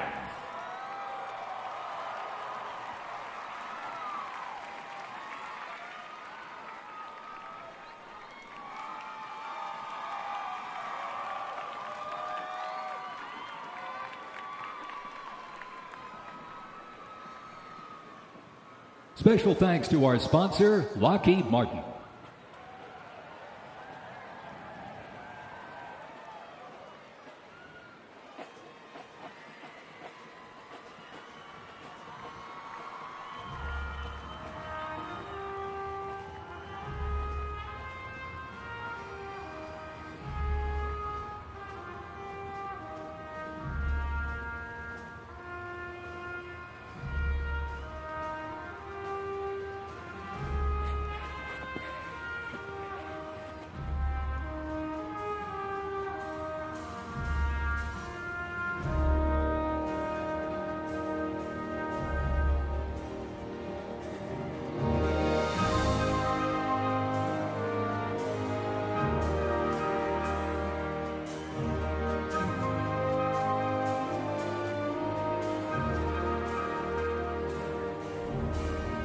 In 1914, years of escalating competition between European alliances culminate in the outbreak of the First World War.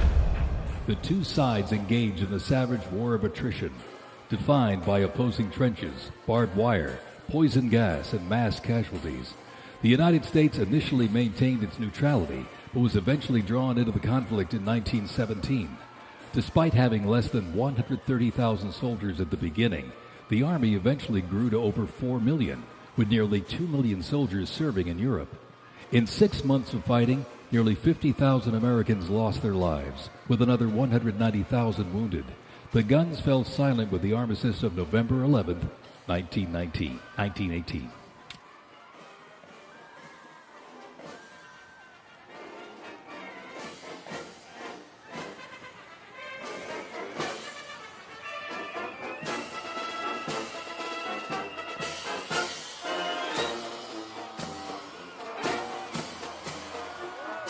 We continue on with more USA World War I rolling stock. This 1918 Dodge touring car was part of the legendary 1919 Transcontinental Convoy. 3,251 miles and 62 grueling days across the Lincoln Highway. Remember, no pavement, no GPS, and no power steering. Just grit, determination, and the drive to push Army mobility into the future. This car literally helped pave the way for the roads we rely on today. and reminds us when the Army moves, the nation follows. The 1918 Dodge Touring Car.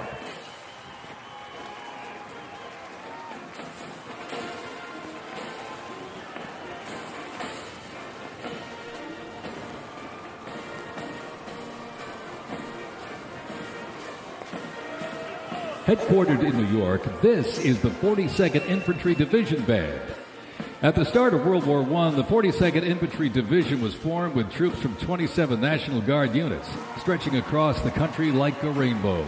Composed of skilled musicians from all walks of life and professional occupations, they perform a variety of musical genres. Though their mission is primarily a musical one, the members were ordered into active federal service back in 2004 in support of Operation Iraqi Freedom 3. The band has also served in support of numerous state active duty missions, including cleanup efforts following Hurricane Sandy, distribution support during COVID-19, and recently, support for New York State Corrections. Commanded by Chief Warrant Officer 2 Ethan Wagner and led by Drum Major Sergeant First Class Drew Gans, the band is performing Over There, written in 1917 by Broadway composer and recipient of the Congressional Gold Medal George M. Cohan. Representing the World War I era is the 82nd Airborne Division, based out of Fort Bragg, North Carolina. You'll notice the unit is wearing replica World War I uniforms signifying the soldiers who served our nation during this time. When the Americans entered the Great War, our soldiers, under the command of General Blackjack Pershing, hit the trenches in the new standard. It was the olive drab winter service uniform. Now on their heads you'll see a steel helmet with sand-textured paint built to deflect deadly shrapnel from above. Not bulletproof, but battle tough. Nicknamed the Pershing boot, on their feet was the M918, 1918 French boot. It was designed to survive the brutal grind of trench warfare. And on their backs, the field pack, rations, ammo, first aid, and a gas mask. Everything a doughboy needed to fight and to win.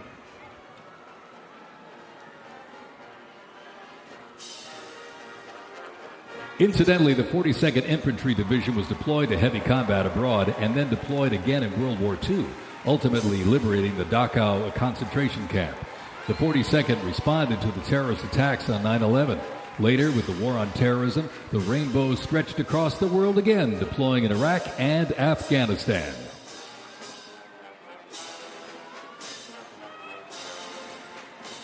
Thundering into view, the pride of Fort Sill, the U.S. Army Artillery Half Section.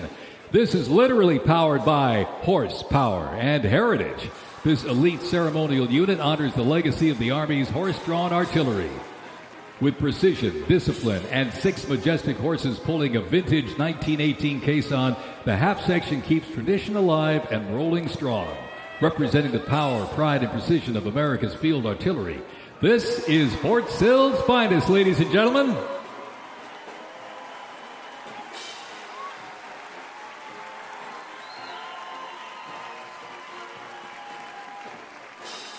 Special thanks to our sponsor, Form Energy.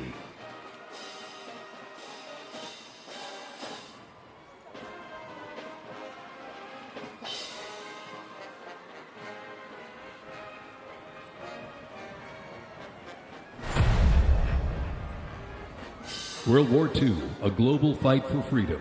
In history's darkest hour, the United States Army was on the front lines. From the beaches of Normandy to the islands of the Pacific, the greatest generation faced down tyranny and turned the tide.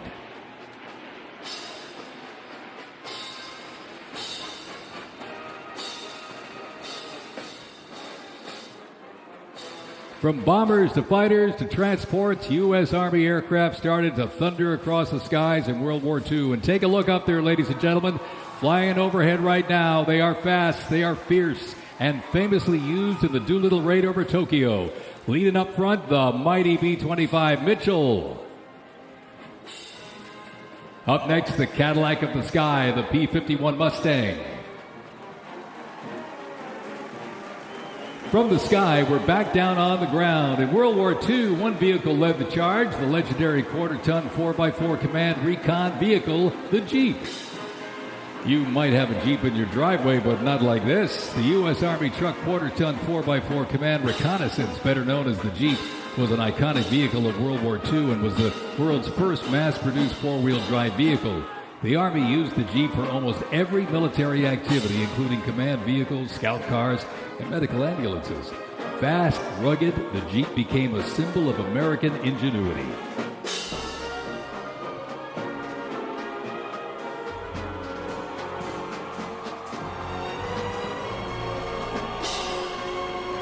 From Fort Bragg, North Carolina, this is the 82nd Airborne Ceremonial Band. The 82nd received the nickname All-Americans after a contest as it represented the diverse origins of its members from every state. This name remains today symbolized by their iconic AA patch. Fort Bragg's finest, ladies and gentlemen. Give them a big round of applause, the 82nd Airborne Ceremonial Band.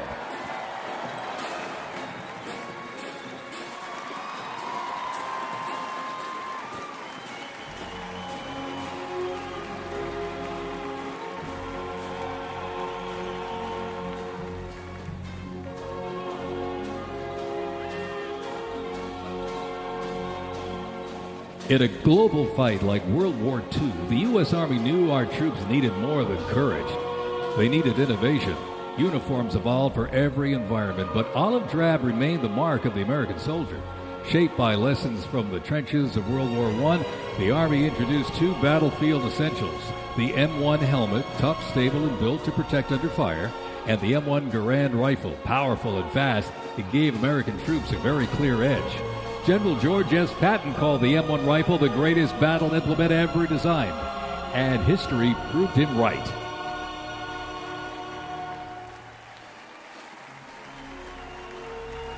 The 82nd Airborne Division. The unit is best known for their bravery on D-Day, when 12,000 parachute and glider troops destroyed German supply lines after fighting for 33 days straight.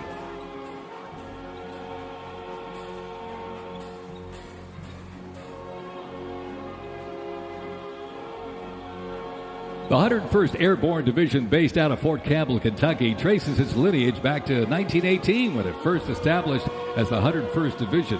Known for their ability to rapidly deploy across the world, the unit has held a crucial role in operations since its inception. From parachuting behind enemy lines on D-Day to leading helicopter assaults in Vietnam, the 101st redefined modern warfare. In the 50s, the Screaming Eagles stood tall at home, protecting the Little Rock Nine during the fight for civil rights. In recent decades, they've been sent across the world with stints as far as the Middle East, where they took part in Operation Desert Storm and participated extensively in the war on terrorism in Iraq and Afghanistan. The Screaming Eagles continue to lead the way as tomorrow's division in today's Army.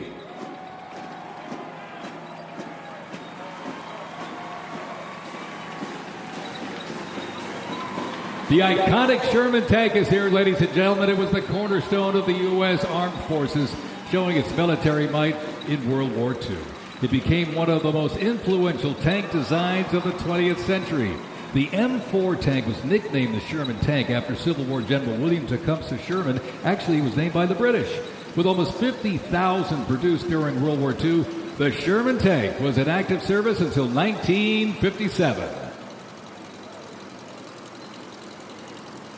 In World War II, the M16 half-track was a force to be reckoned with.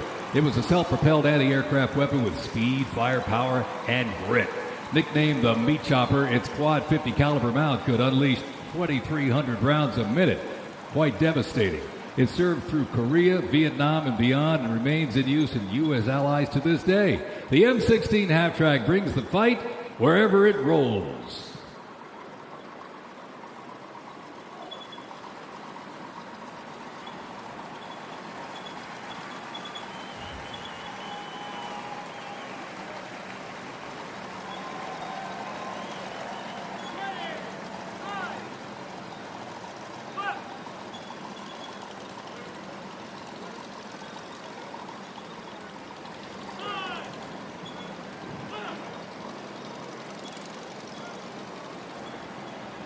The U.S. Army Transportation Corps motto states, "Nothing happens until something moves."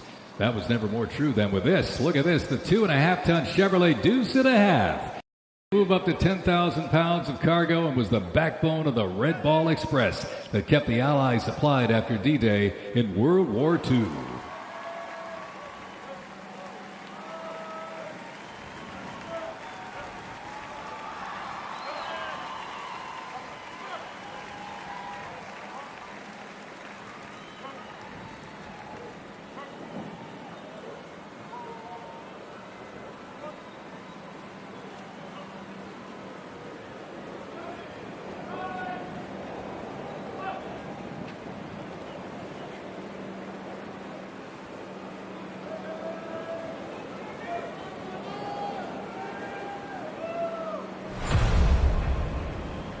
The Korean War, often referred to as the Forgotten War, began on June 25, 1950, with the North Korean Army's invasion of South Korea. A coalition of South Korea, the United States, and other United Nations members defeated the invasion and advanced into North Korea. The coalition fought and defeated 2 Chinese offensives in the spring of 1951. Armistice negotiations began shortly after that defeat in July of 1951 until the armistice was signed 2 years later in 1953. Combat consisted of small attacks, raids, and patrolling. During this war, the United States deployed approximately 6.8 million military forces to the Korean Peninsula.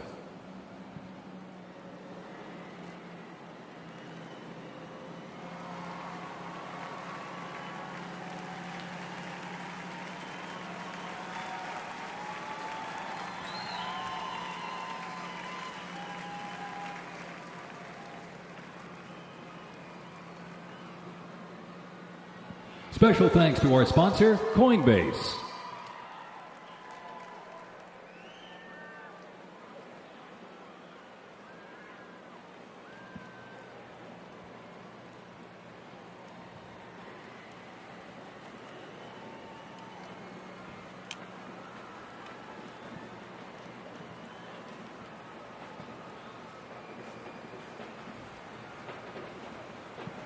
The M151 kept rolling along as the lightweight, high-mobility general-purpose vehicle replacing the famed World War II Jeep back in 1961.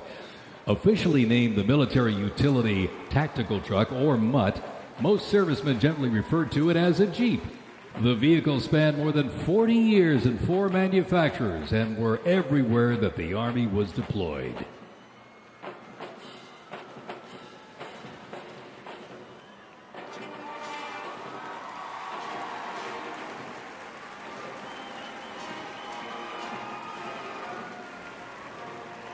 Another rolled by earlier, and at 2.5 tons, this deuce and a half, the M35A2 classic military transport truck was a mainstay of the U.S. Army for decades, particularly during the Vietnam War and Operation Iraqi Freedom. The deuce and a half proved its value moving cargo, supplies, and soldiers. Its capabilities include up to 5,000 pounds off-road and 10,000 pounds on-road, making it ideal for moving just about anything. In the jungles of Vietnam, the U.S. Army faced a new kind of war. Helicopters became the new workhorses of battle, delivering troops, firepower, and supplies into some of the most unforgiving terrain on Earth. This is the U.S. Army in Vietnam, the era of air mobility, fierce firefights, and unwavering brotherhood.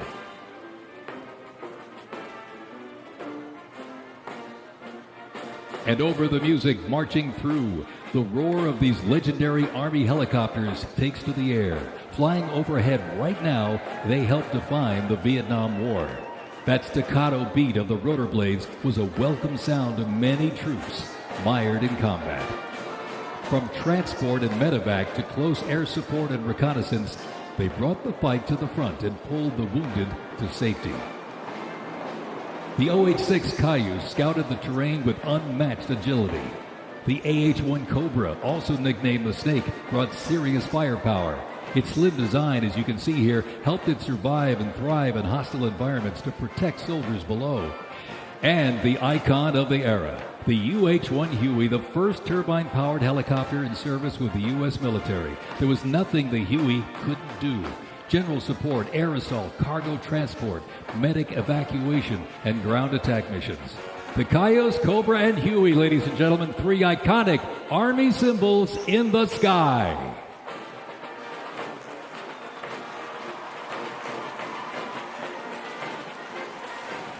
The 1st Cavalry Division Band, based out of Fort Cavazos, Texas, has played a vital role in U.S. military history. Since its origins back in 1855 as the band of the 2nd Cavalry, it has supported operations from the Civil War to Desert Storm. Over time, it's evolved into a powerful force using music to strengthen bonds between soldiers and engage with communities. From World War II in Korea to the Vietnam War in Bosnia, the 1st Teen Band has enhanced morale and upheld the division's enduring legacy. Today, the band continues its mission using music to shape perceptions, foster trust, and promote national Army and division interests. Standing ready to serve, it remains an enduring symbol of the 1st Cavalry Division's legacy and commitment to duty. The band performs Hit the Leather and Ride on March, composed by Captain Robert Meredith Wilson. This piece reflects the cavalry's transition from horses to mechanized warfare, capturing the speed, the resilience, and the tradition of the division. From Fort Cavazos, Texas, everybody, the 1st Cavalry Division Band.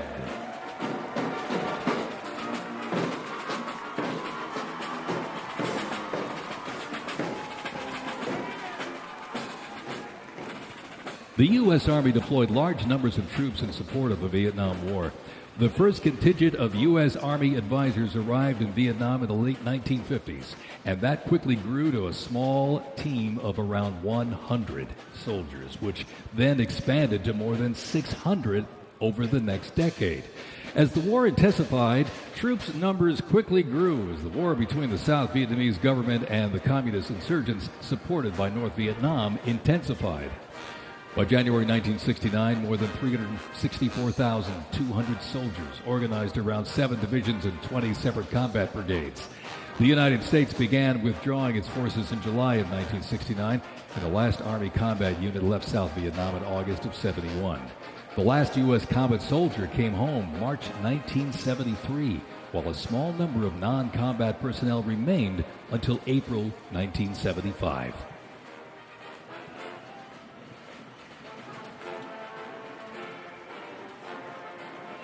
Representing the Vietnam War era is the 101st Airborne Division based out of Fort Campbell, Kentucky.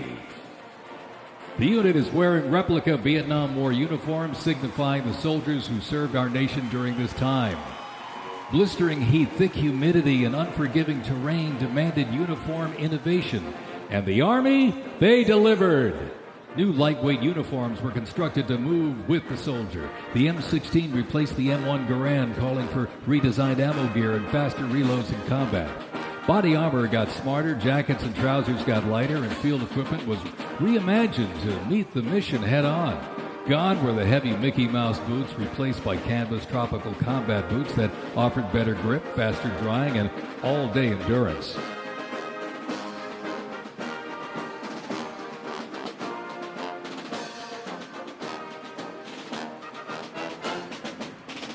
Special thanks to our sponsor, Oracle.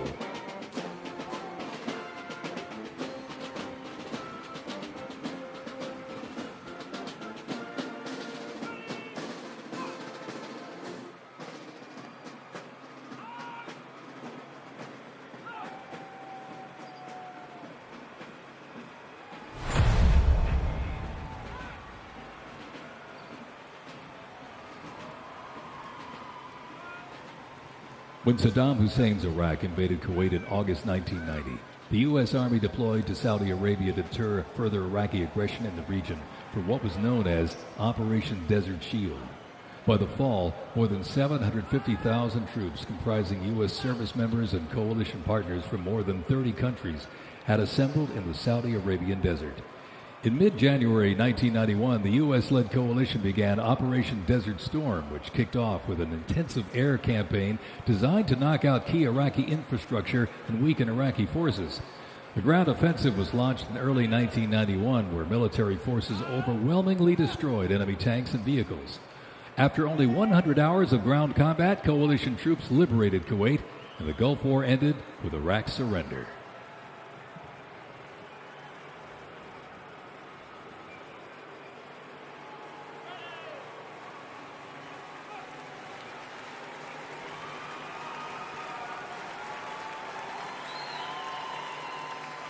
From Fort Riley, Kansas, this is the 1st Infantry Division, one of the Army's most storied divisions.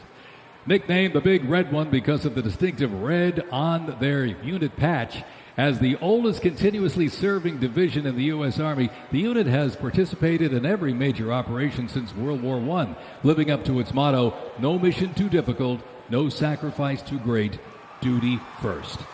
The 1st Infantry Division was originally established as the 1st Expeditionary Division in 1917 and spearheaded the American Expeditionary Forces in France during World War I. In World War II, the Fighting First stormed Omaha Beach on D-Day and liberated Nazi concentration camps. The highly decorated unit has had 37 members of the Big Red One awarded the Medal of Honor. In Washington, D.C., the 1st Division Monument stands in President's Park, memorializing those who died while serving in the 1st Infantry Division. Ladies and gentlemen, they are the Big Red One, the 1st Infantry Division.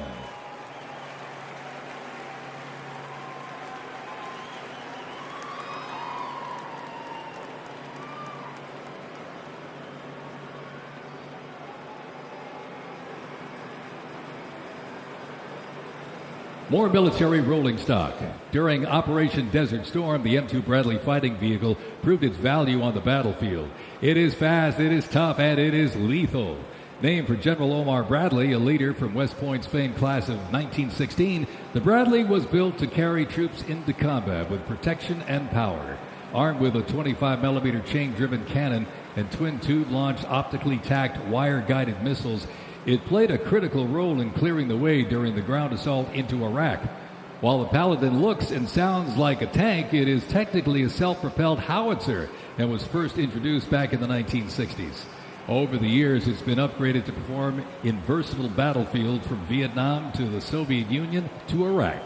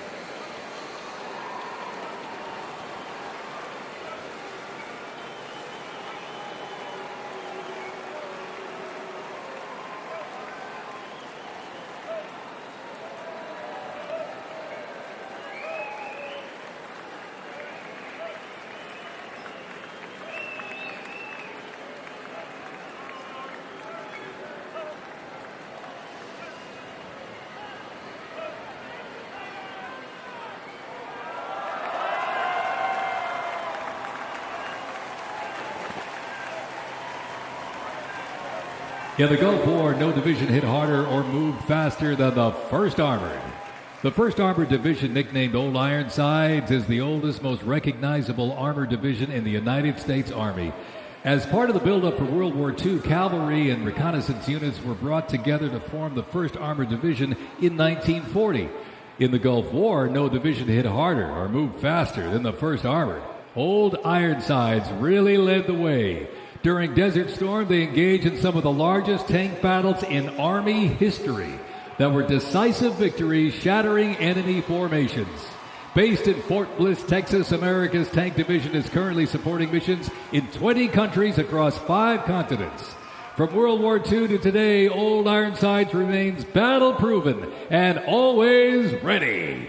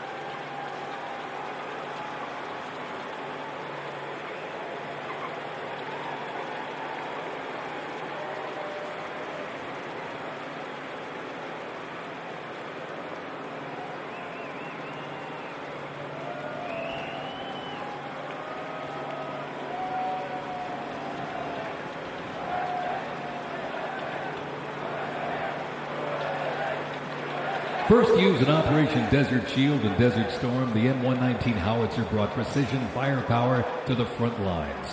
Lighter and more mobile than larger artillery, it was built for the infantry brigade, able to fire high into the air or directly at the target depending on the mission. Whether used in battery formation or as a standalone support weapon, the M119 delivered reliable, responsible fire when it mattered most. Still in service today, including on the front lines in Ukraine, it remains a trusted part of the Army's arsenal.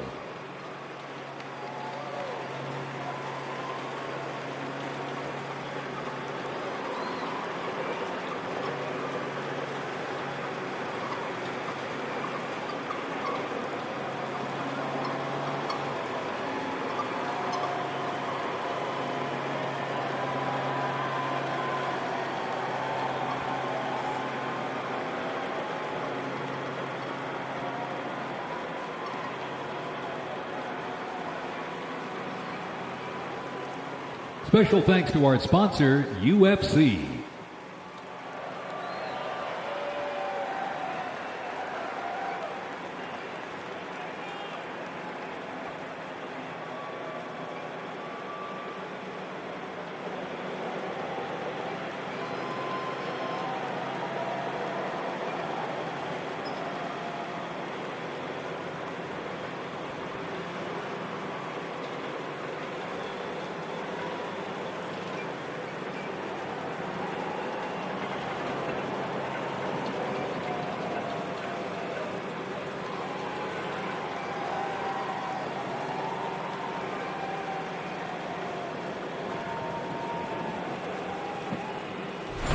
On September 11, 2001, terrorists destroyed the World Trade Center in New York City and struck the Pentagon in Washington, D.C. using commercial airliners.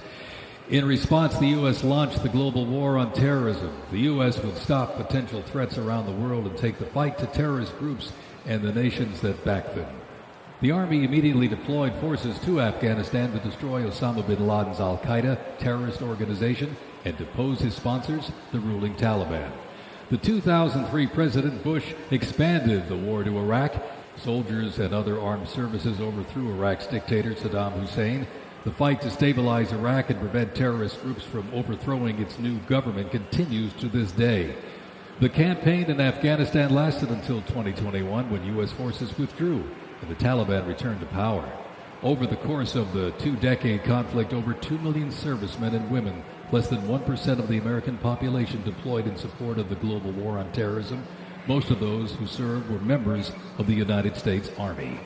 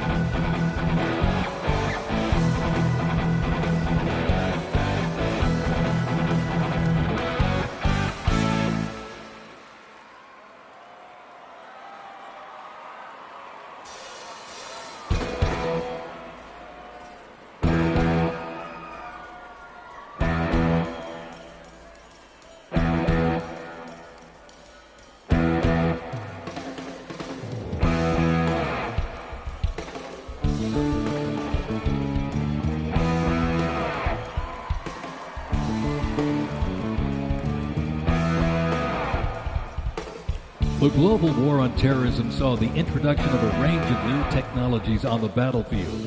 The 8-wheeled Stryker Armored Combat Vehicle is the first new military vehicle to enter service in the U.S. Army since the Abrams tank back in the 1980s.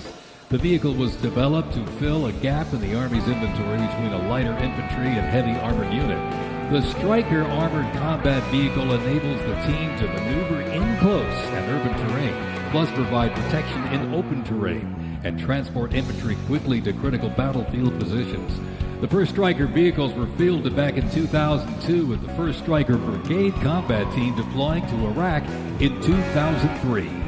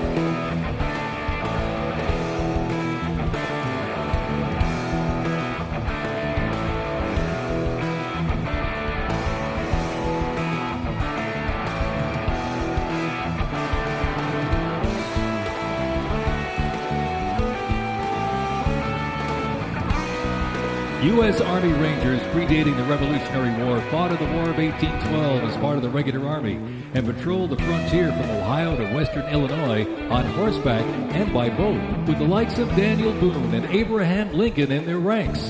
After the 9/11 terrorist attacks, Rangers were called upon to lead the way in the global war on terrorism. As part of the U.S. Army Special Operations Command, the 75th Ranger Regiment, based out of Fort Bragg, North Carolina, represents a lethal, agile, and flexible force capable of conducting many complex joint special operations missions. Today's Rangers Regiment is the Army's premier direct action raid force. It is always combat ready, mentally and physically tough, and prepared to fight our country's adversaries. The U.S. Army Special Operations Command is an elite group of individuals trained to lead and succeed in protecting the country from their threats. Composed of 5 units with unique specialties, Special Operations works with small tactical teams, taking on the most challenging and sensitive missions. Military legends to service members and civilians alike, they take on terrorists through quiet guerrilla war-style missions in foreign countries.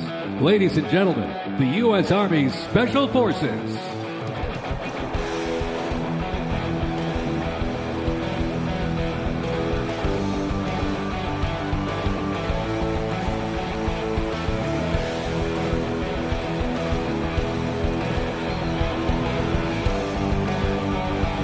The Stryker Brigade Combat Team combines the capacity for rapid deployment with survivability and tactical mobility. Adaptability and continuous transformation to overcome our enemies is vital.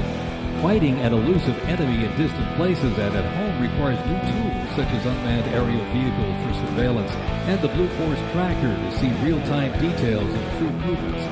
The United States does not face the challenging international environment alone. Our network of allies and partners is an advantage that our adversaries can never hope to match. Over 80 nations have fought alongside the United States or assisted in during the global war on terrorism.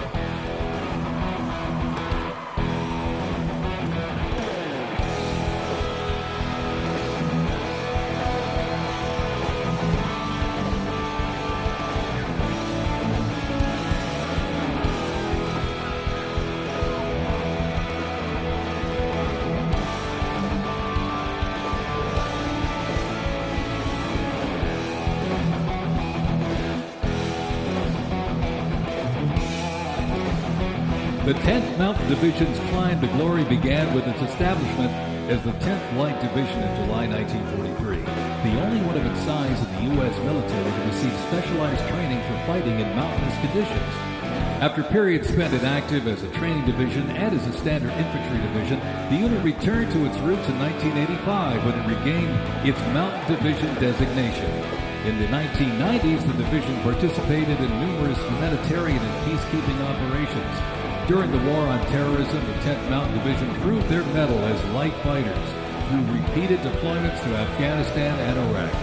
Now, since 2002, the 10th Mountain Division, based out of Fort Drum, New York, has been the most deployed regular Army unit.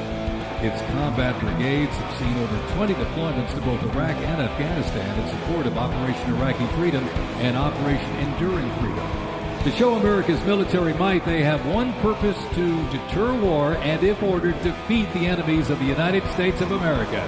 They are the 10th Mountain Division.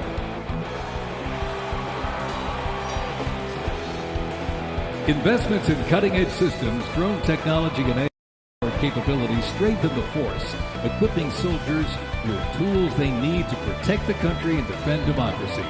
The Army has 8 Stryker Brigade combat teams, 6 in the active component and 2 in the National Guard. More than 2/3 of the 7,000 servicemen and women who sacrificed their lives fighting the global war on terrorism were part of one of the Army's 3 branches: active duty forces, the Army Reserve, and the Army National Guard. The Army is continuously transforming to deter aggression to ensure our adversaries cannot outrange or outpace us.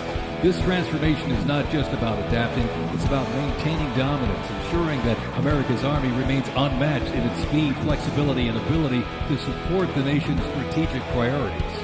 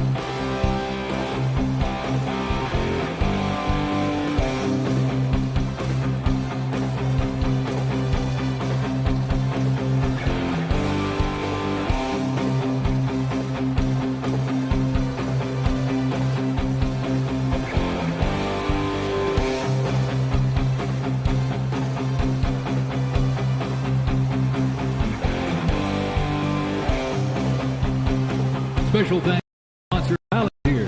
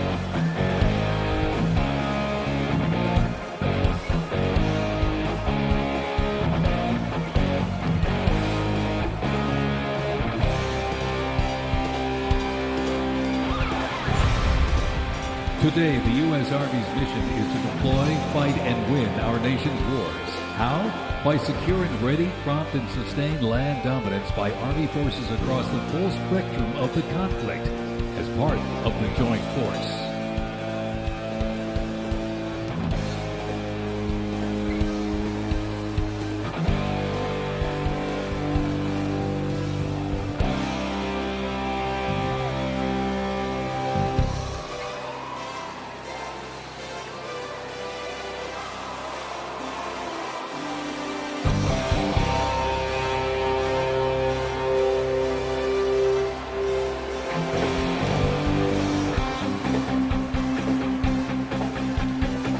Keeping the Army forces battle-ready and nimble makes transportation for the U.S. Army a very vital element.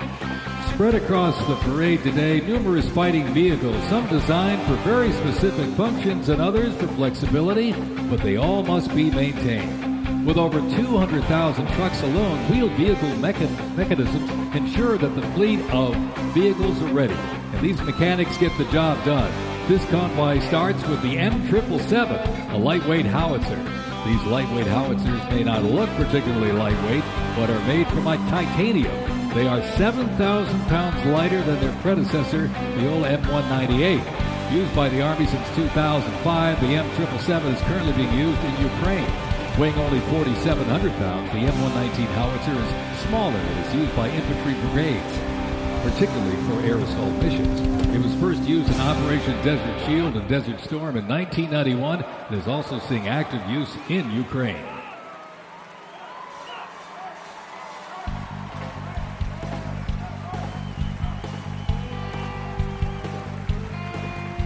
The 7th Infantry Division, stationed at Joint Base Lewis McChord, has been seeing continuous combat action ever since activation in World War I.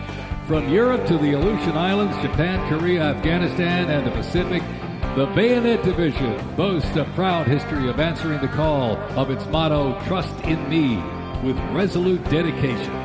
Sent to deployments and conflicts around the globe since it was founded, the division returned to Port Louis in 1971, its first time on American soil since 1934. The 7th Division, originally called the Hourglass Division due to their patch design, gained the nickname Bayonet Division during their deployment to Korea in June of 1950. At Incheon Landing during the liberation of Seoul, they were credited with plunging the bayonet into the heart of the enemy, with 13 members of the division receiving the Medal of Honor. The 7th enables and sustains the combat readiness of 2 Stryker Brigade combat teams and a combat aviation brigade.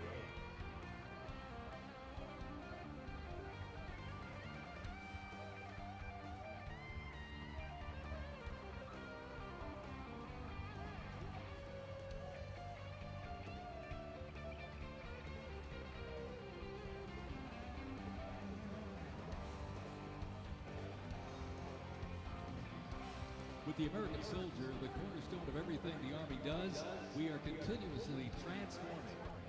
Army careers span the spectrum from attorneys to astronauts and mechanics to engineers. The Army's greatest asset is our people, the finest men and women our great nation has to offer, with a myriad of talents that make us stronger. Aside from its people, the Army's next greatest asset is its technology and equipment. Coming up next, these vehicles offer a glimpse of what the Army employs for readiness and battle.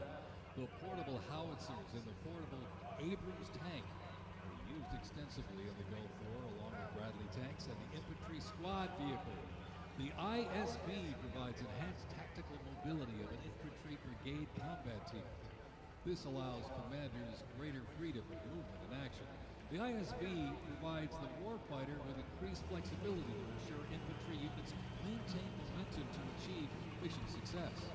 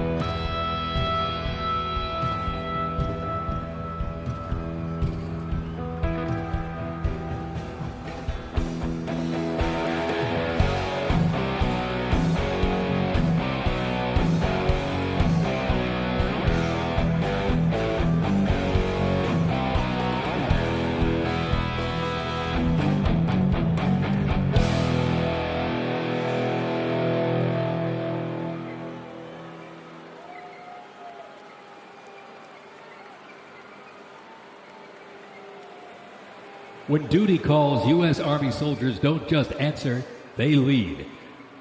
From Fort Bragg, witness a powerful demonstration of strength, purpose, and the unmatched capability of today's Army.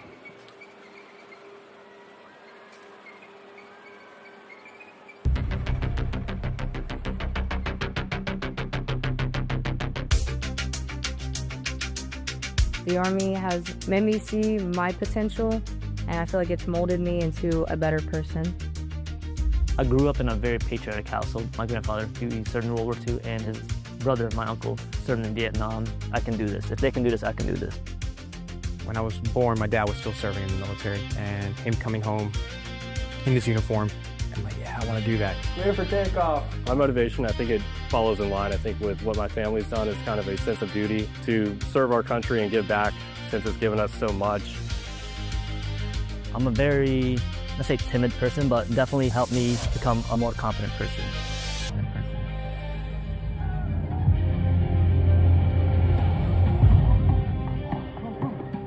Working with a group of my peers, it really shows how much working with a team can strengthen you. All right, ready to go? I derive a lot of purpose from serving others. I think serving something bigger than myself gets me out of bed every day. If you follow it up,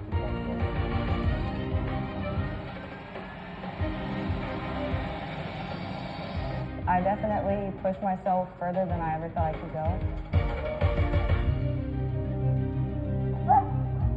I joined the military service because I want to deploy. That's my main goal, is deploy, deploy, deploy. If we get the call, we have to go somewhere, we'll do what needs to be done. That's just the way we operate here.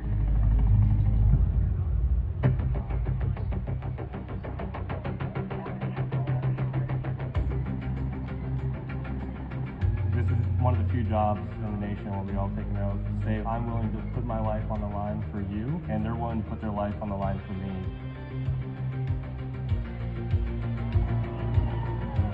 This is what we train for. This is what I want to do. My team leaders and squad leaders, they know exactly what to do. Check equipment, check weapons, check ammo.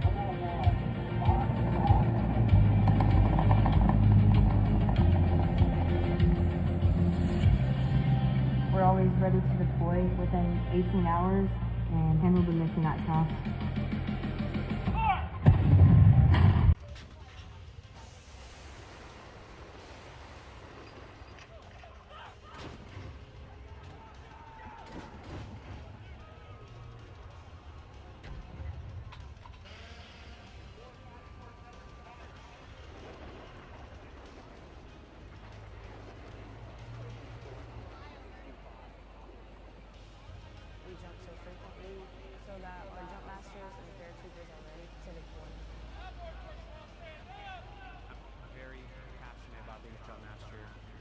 Paratroopers, they see you, they believe in you.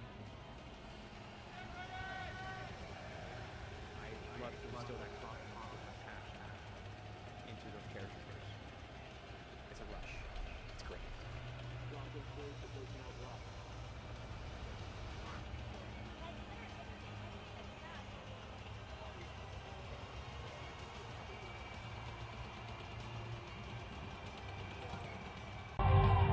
This week we honor 250 years of valor and glory and triumph by the greatest fighting force ever to walk the face of the earth, the United States Army. For 2.5 centuries, our soldiers have marched into the raging fires of battle and obliterated America's enemies. I love the Army. It is a great place to set yourself up for success, to prepare yourself for the future. God bless you, God bless our soldiers, and God bless the U.S. Army.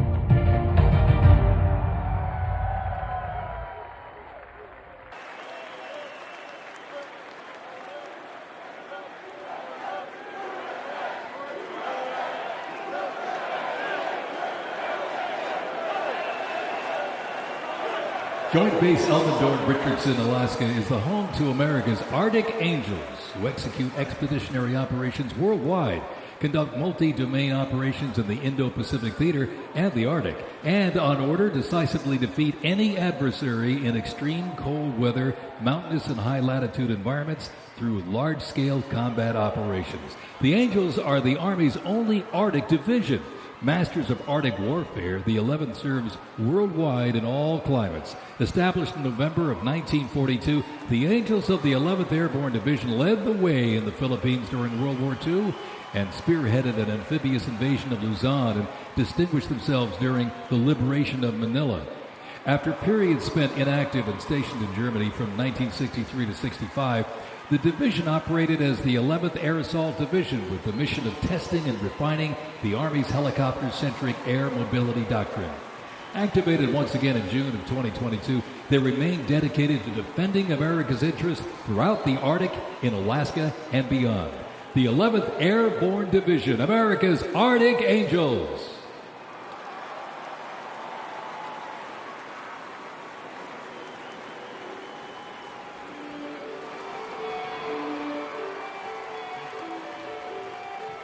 Requiring ongoing maintenance in the field and on base because nothing happens until something moves, wheeled vehicle mechanics supervise and perform maintenance, repair, and recovery operations on vehicles that serve the Army in a variety of mission-critical roles.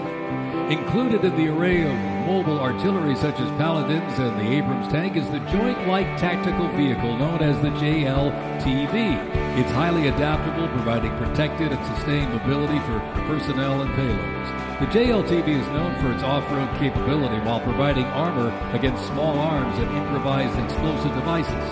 The JLTV right there.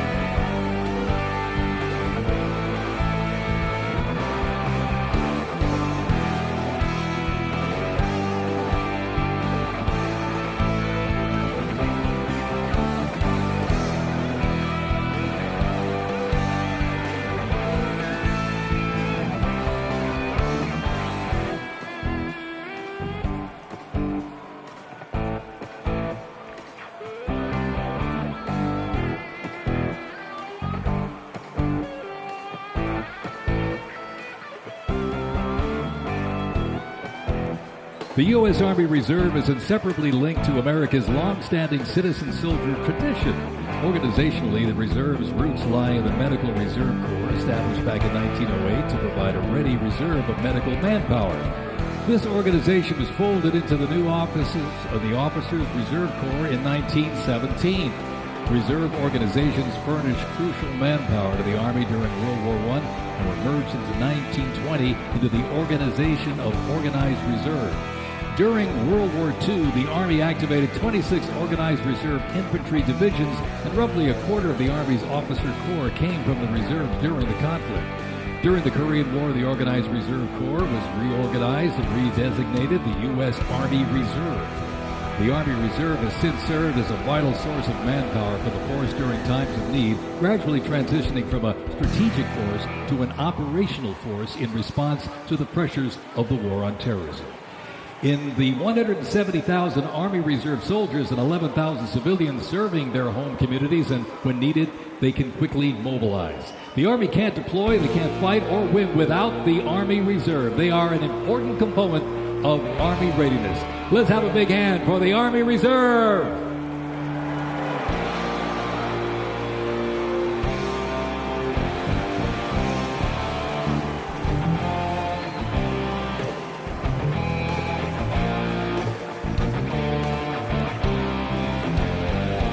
Today and tomorrow's Army looks to increase safety and survivability, create efficiency, and streamline processes. The Stryker is a great example of assessing evolving needs and developing the solution. Strykers provide a balance between heavy armor and infantry brigade and combat teams.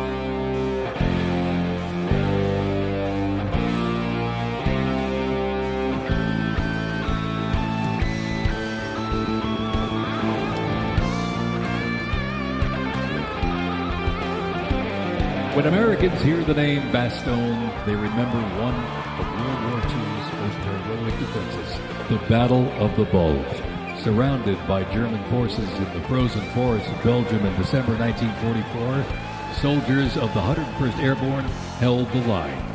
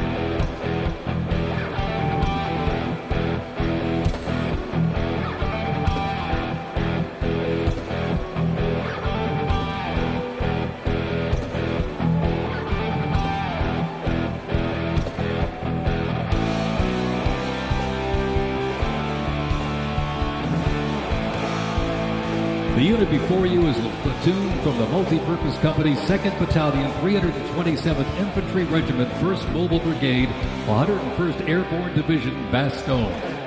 They are showcasing the Army's Transformation in Contact Initiative, a program that allows the Army to rapidly test, evaluate, and equip our soldiers with the newest technologies. Modern, mobile, and mission-ready, the Bastogne Brigade continues to adapt to new threats while staying rooted in the fierce resilience that defined its birth. They are carrying the next-generation squad weapons, the XM7 and XM250, both equipped with the XM157 optic. The vehicles are the infantry squad vehicle, a new mobility asset that can rapidly move through most terrain types. The trailer is the S-MET, and it's capable of carrying heavy loads under its own power through restrictive terrain. This platoon is equipped with 3 types of small unmanned aerial systems. They are the Ghost X, located on the S-MET, the C-100, and right above us there, the X-10D, which are flying above the formation right now.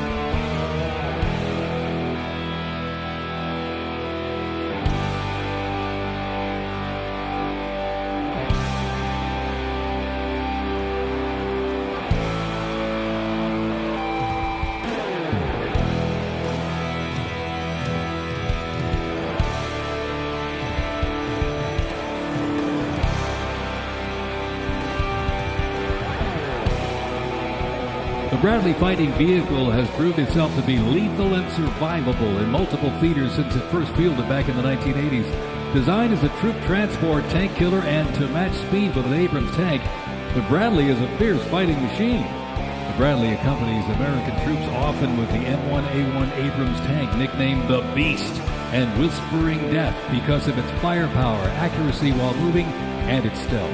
Together, they offer mobility and firepower, a fearsome combination.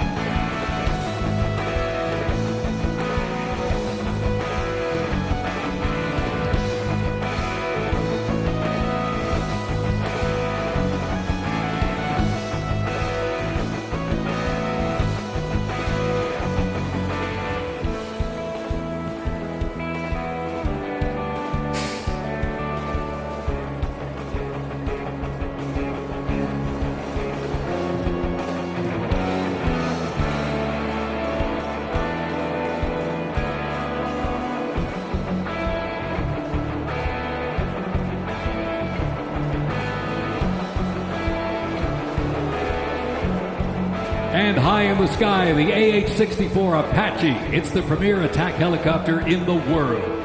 The Apache entered service in the mid-1980s and continues to evolve and modify to meet worldwide threats. It can deliver intense fire on the battlefield with an array of aerial rockets, guided Hellfire missiles, along with 30-millimeter cannon fire. The aircraft you see here is configured with a sophisticated targeting radar system and can operate in poor visibility and in the black of night. With more than 1,280 aircraft in operation accumulating over 5 million flight hours, 1.3 million of which have been in combat, the AH-64 Apache represents the backbone of the U.S. Army's attack helicopter fleet and a growing number of international defense forces.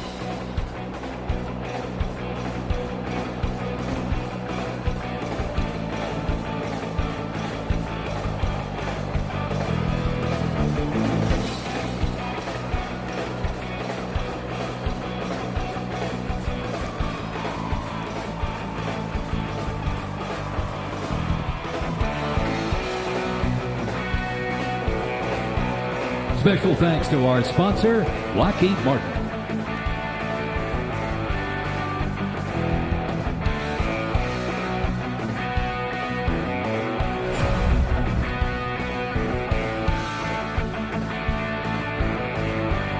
Now, let's roll on to the future of Army readiness. The Army Research Laboratory robot dogs reflect the latest in Army innovation. Look at this. Much like a true canine, these robots can go where soldiers cannot. They have increased mobility, improved tactical awareness, reduced risk to soldiers, and enhanced teamwork.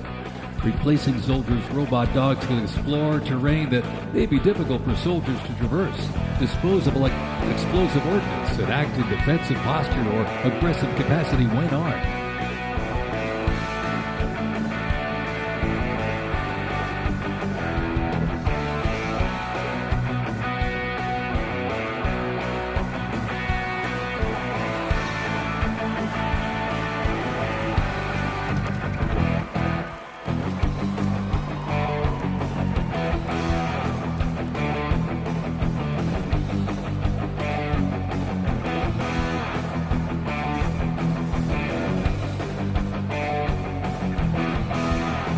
The Ghost Robot Dog is another innovation that can adapt seamlessly for various missions from recon to bomb recognition. These dogs reduce risk and support soldiers completely in high-stakes missions.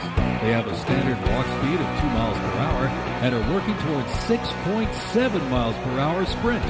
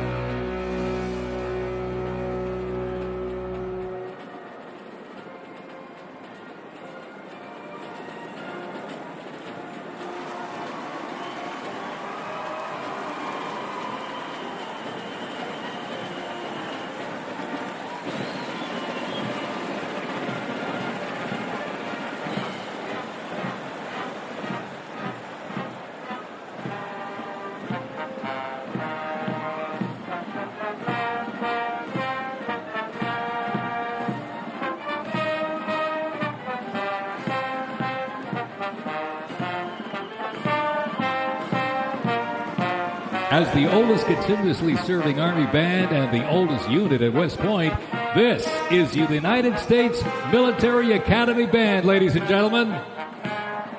West Point Band traces its history to a single drummer and fifer appointed by George Washington during the American Revolution. Over the next 2 centuries, this band evolved into one of the most capable and versatile performing groups in the world.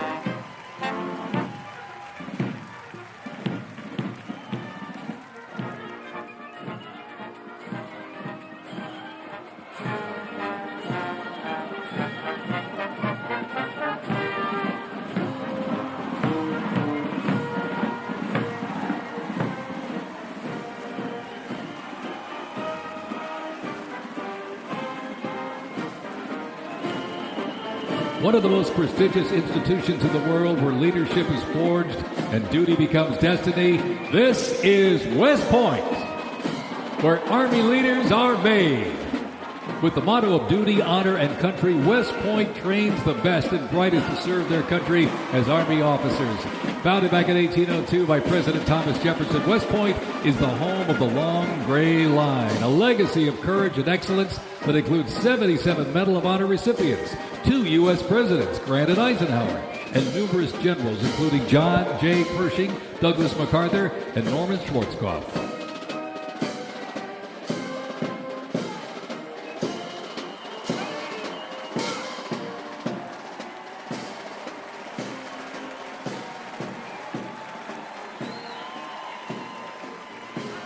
Upon entering the United States Army, all recruits undergo initial entry training, a highly intense and a challenging training period aimed at developing a soldier's physical and mental toughness, instill discipline, train them in essential combat skills, and foster teamwork. IET transforms civilians into soldiers based on the 7 core Army values: loyalty, duty, respect, selfless service, honor, integrity, and personal courage.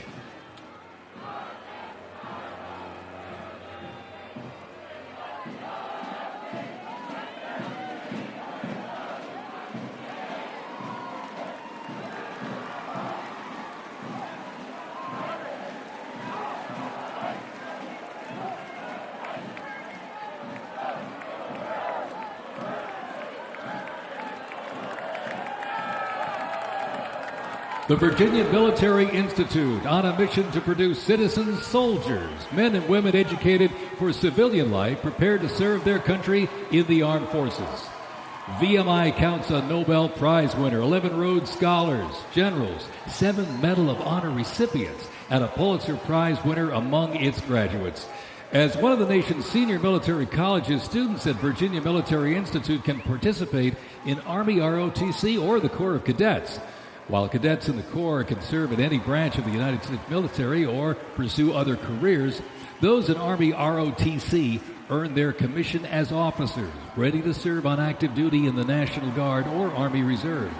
Each year, the Army Senior ROTC Blue Ridge Battalion commissions approximately 130 second lieutenants, ensuring that excellence in leadership continues in generations to come.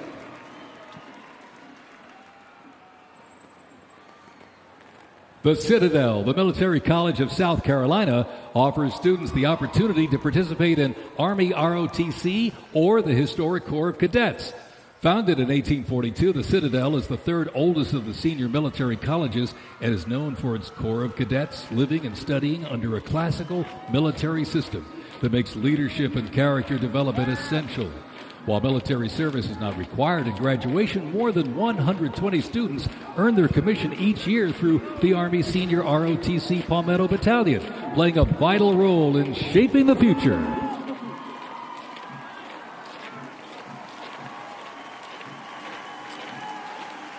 As one of the nation's senior military colleges, Texas A&M University is home to both Army ROTC and the renowned Corps of Cadets. The Corps of Cadets' central purposes has remained building individuals that exemplify respect, excellence, leadership, loyalty, integrity, and selfless service. Students at the university who participate in the Army ROTC earn their commission as officers ready to serve on active duty in the National Guard or Army Reserve. Each year, the Army Senior ROTC Warrior Training Battalion at Texas A&M proudly commissions more than 90 second lieutenants and is honored to shape the future leaders of the U.S. Army.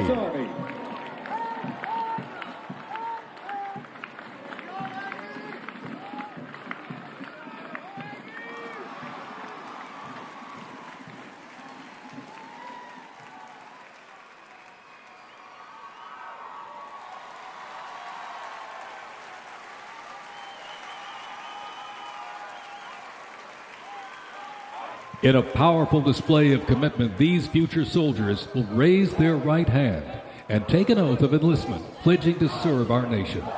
This joint formation is proudly led by the Joint Task Force, National Capital Region, and the Military District of Washington Retention Team.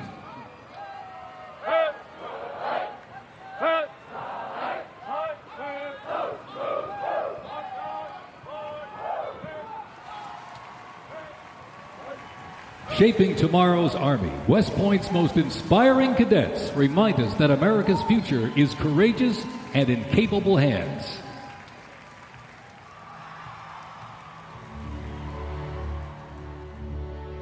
The pride to serve my country knows that I'm doing it not for myself.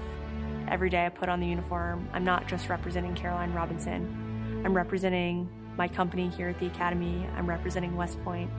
I'm representing the United States Army, and ultimately, I'm representing the United States of America. I really came to West Point because belief in the American dream and giving back to our country.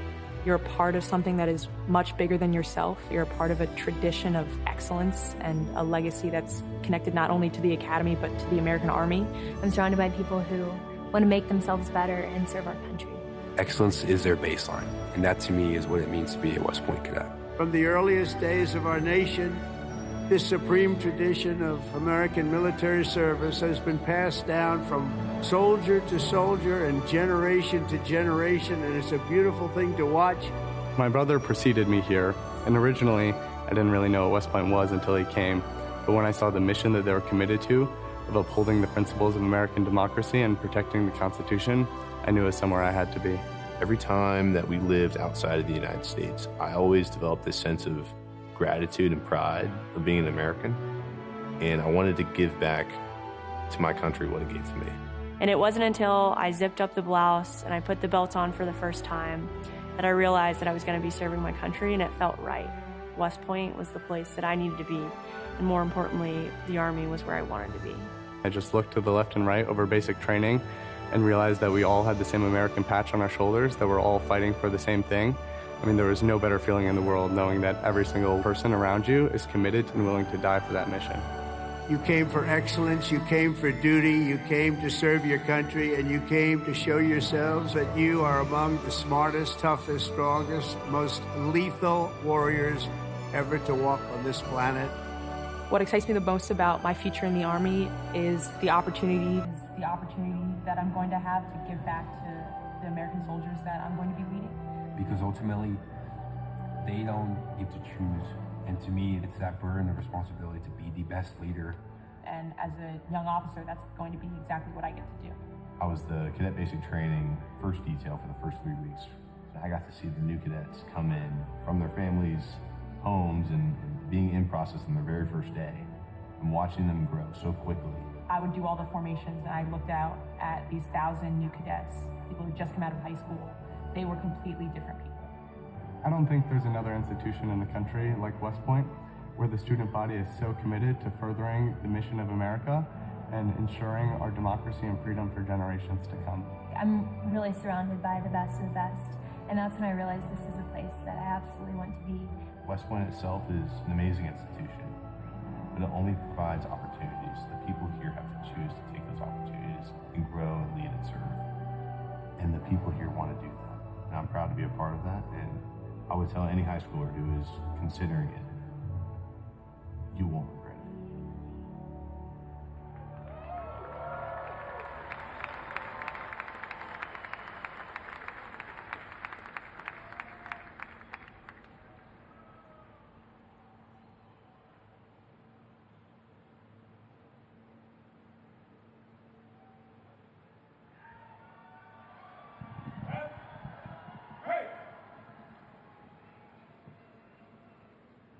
Mr. President, First Sergeant Norton, reporting for duty, sir.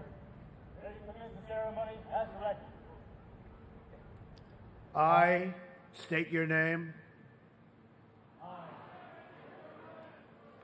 Do solemnly swear that I will support and defend the Constitution of the United States of America against all enemies, foreign and domestic, that I will bear true faith and allegiance to the same, and that I will obey the orders of the President of the United States and the orders of the officers appointed over me according to regulations and the Uniform Code of Military Justice.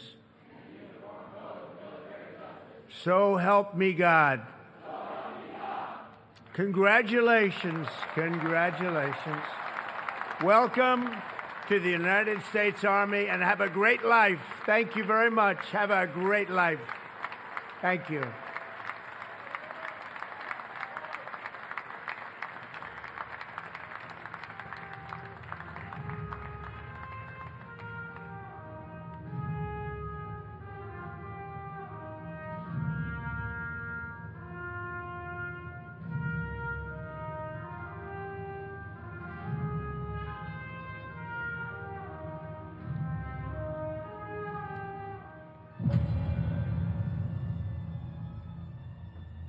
Ranger School is the best life insurance for our Army. It will always end with two people facing off with each other, and we need young leaders to be able to close with and destroy the enemy and defend our nation's interests forward. Surrender is not a Ranger word. It's not an option. I know that I'm not going to be able to get to do this again. This is my chance. It all starts at the legendary Ranger School, the crucible where these elite warriors are forged. It has been described as the longest approved gut check in the Army. Over 62 days, students will patrol hundreds of miles over mountains and through swamps under the crushing weight of their equipment. All the while, they are deprived of both food and sleep, forced to perform at the very edge of their physical limits. But it's not just the physical challenges that make Ranger School so intense. The mental strain will break these soldiers down to their core. If I have a come to God moment, I have to take my PC off my patrol cap, and on the inside of that, my commander gave me a Ranger tab, the yellow and black one that you get during graduation, and I pinned it to the inside of my PC. Ranger School is not for the faint of heart, but for those who are up to the challenge, it is the ultimate proving ground. We already didn't have enough beds for the people in our company, and our eyes reminded us that we don't have enough beds because there's not going to be this many people by tomorrow. Just a slight reminder of that. There's too many of you anyways, and not all of you are going to pass it. Rangers, if you don't figure it out, you're about to get another casualty. It's completely different than what people would think Ranger School is like, but you can't put that into words, so it's hard to tell somebody something that you have to experience for yourself. They got a saying, it's called as the tab turns. So Ranger School is continuing to change and to develop, but at the end of the day, it is the same. All right, they're always going to put you in scenarios that is going to test with your ability to actually make decisions on the ground. As you go through Ranger School, it is a gut check. It's going to check you out. And what's going to get you through it is whether you have it or not.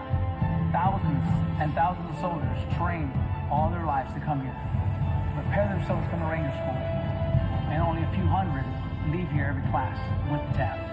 It's not for everyone. I'm not going to leave until I get it, so just buckle down, stop complaining, and just get the job done.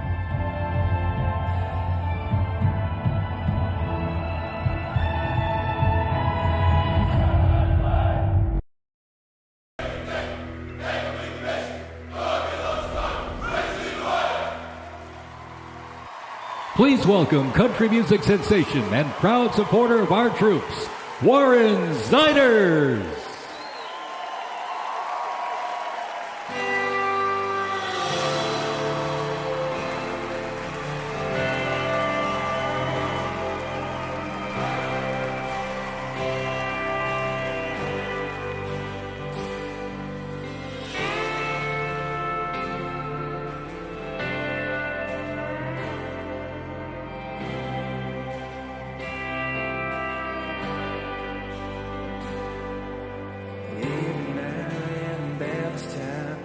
Like she knows I'm lonely. Rolls up when a wine's gone like a record on repeat. Laying on old memories and talking about what we used to be. She'd probably be the death of me, but damn if it ain't sweet. She's my pretty little poison, my heart.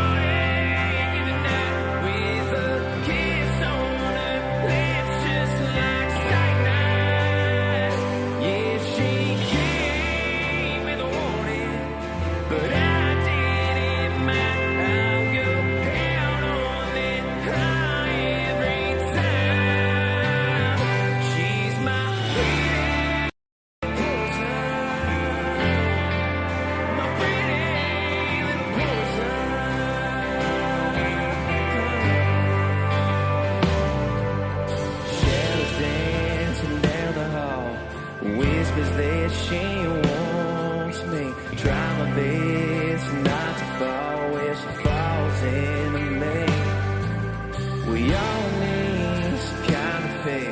For me, she's the one to pick. Nothing else will do the trick. She's all I need. She's my pretty little poison. My heartache in the night with a kiss on her lips just like cyanide. Yeah, she came with a warning, but I didn't mind. I'll go out on that high every time. She's my pretty little poison. My pretty little poison.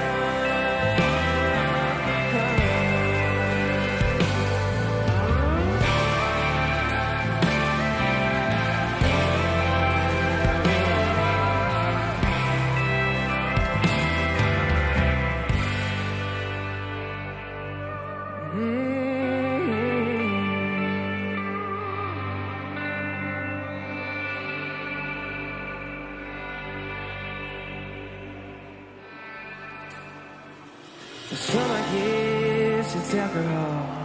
I want none of y'all. I just want you. No, I just want you. My pretty little poison. My heartache in the night with a kiss on her lips just like cyanide. Yeah, she came with a warning, but I didn't mind. I'll go out on that high every time. She's my pretty little poison. My pretty little poison. She's my pretty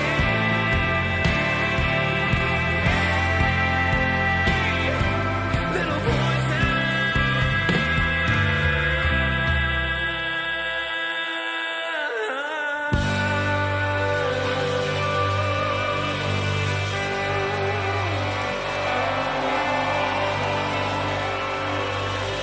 Thank you. I'm not gonna lie, y'all. I'm nervous, but I would just like to say thank you so much for having me here tonight. I am just so fortunate to be here in front of y'all, and thank you guys so much for what you guys do. And honestly, happy birthday, y'all. Happy birthday.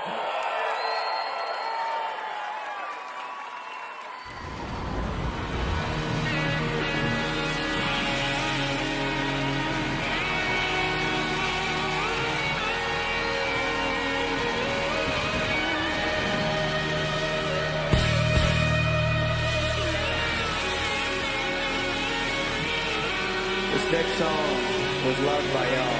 So if you know the words, please sing along. This song's called Ride the Lightning, y'all.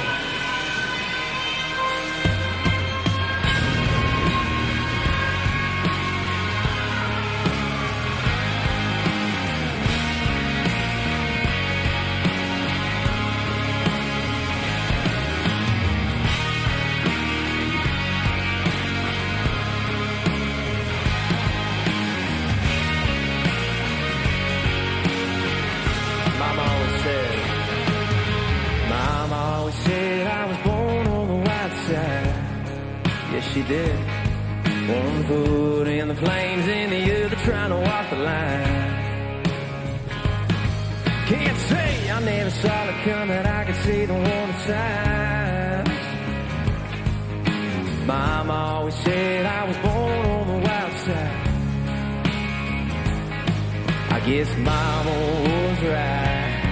'Cause when the clock strikes midnight, gonna ride the lightning, feel the thunder, till the darkness pulls me under. Gonna fly on wings of fire, breathing good, Lord lifts me high. Singing, oh, when they call me on. Singing, oh, when they call me on. Gonna ride the lightning.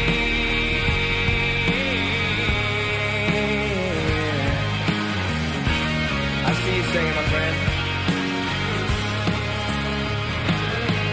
There's a man in a black coat standing at a crossroads.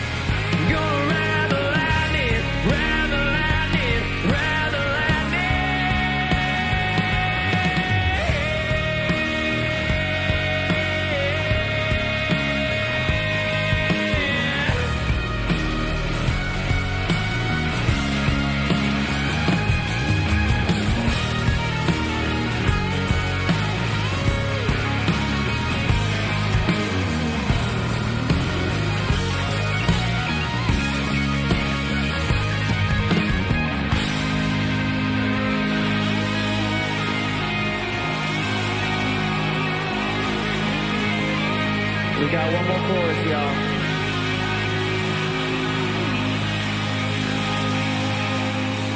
Gonna ride the lightning, feel the thunder, till the darkness pulls me under.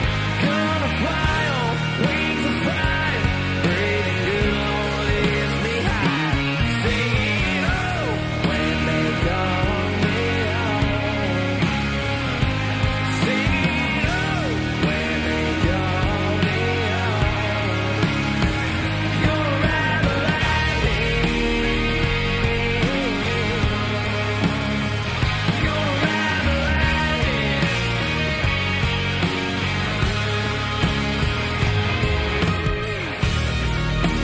Ladies and gentlemen, everybody here, everybody that is attending tonight, I just want to say thank you so much. And I'll leave y'all with this. I'm more anxiety, y'all. Thanks for having me.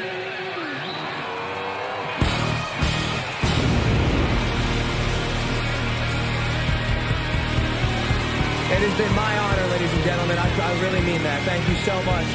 Happy birthday to the Army. Happy birthday to our President, Donald Trump. Amen, y'all. God bless America, baby!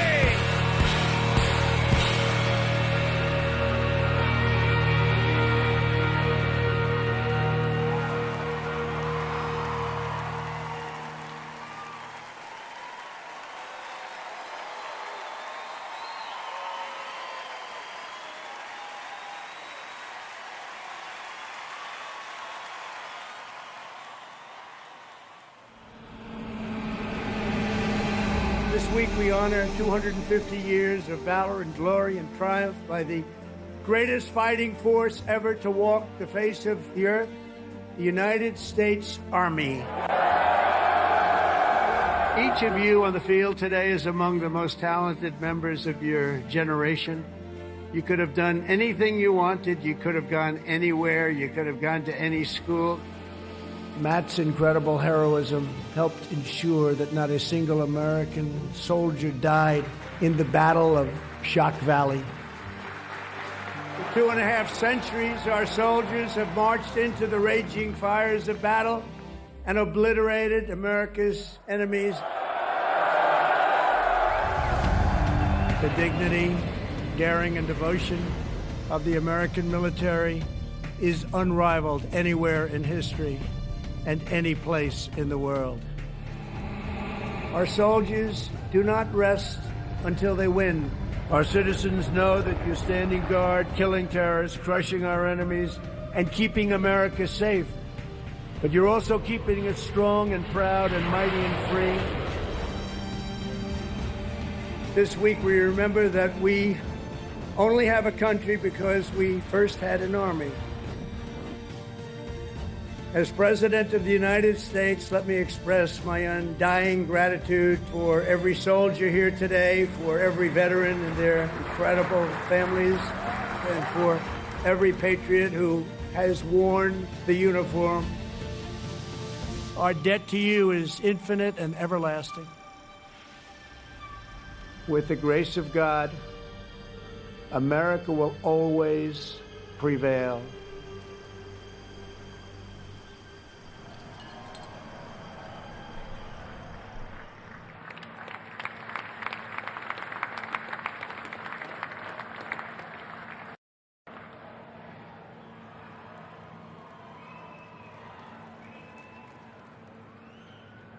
Well, let me say to the thousands of Americans who traveled from distant towns and across state lines to be here today, this is your national capital. Welcome to Washington, D.C. We are thrilled to have you.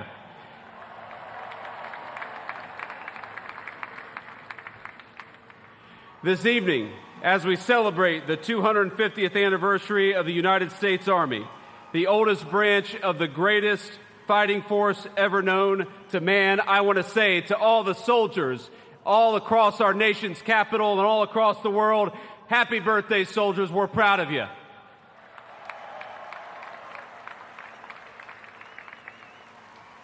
And I want to say you represent an unbroken line of greatness, of excellence. And one of the things the President of the United States has told his entire administration from the Vice President on down is that we must remember that the young men and women who put on the uniform and serve this nation are our most precious resource. We must honor them, we must respect them, we must fight for them, and that's exactly what the Trump administration aims to do every single day.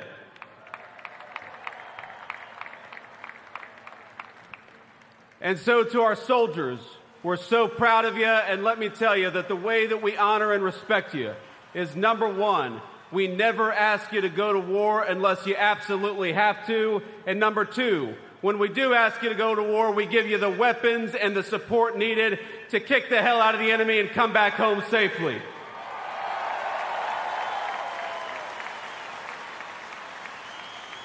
Now, I know I am the last thing standing between event, and that is a dangerous place to be with a lot of soldiers in the audience. So let me just say a couple of quick additional thoughts. First of all, June the 14th is, of course, the birthday of the Army.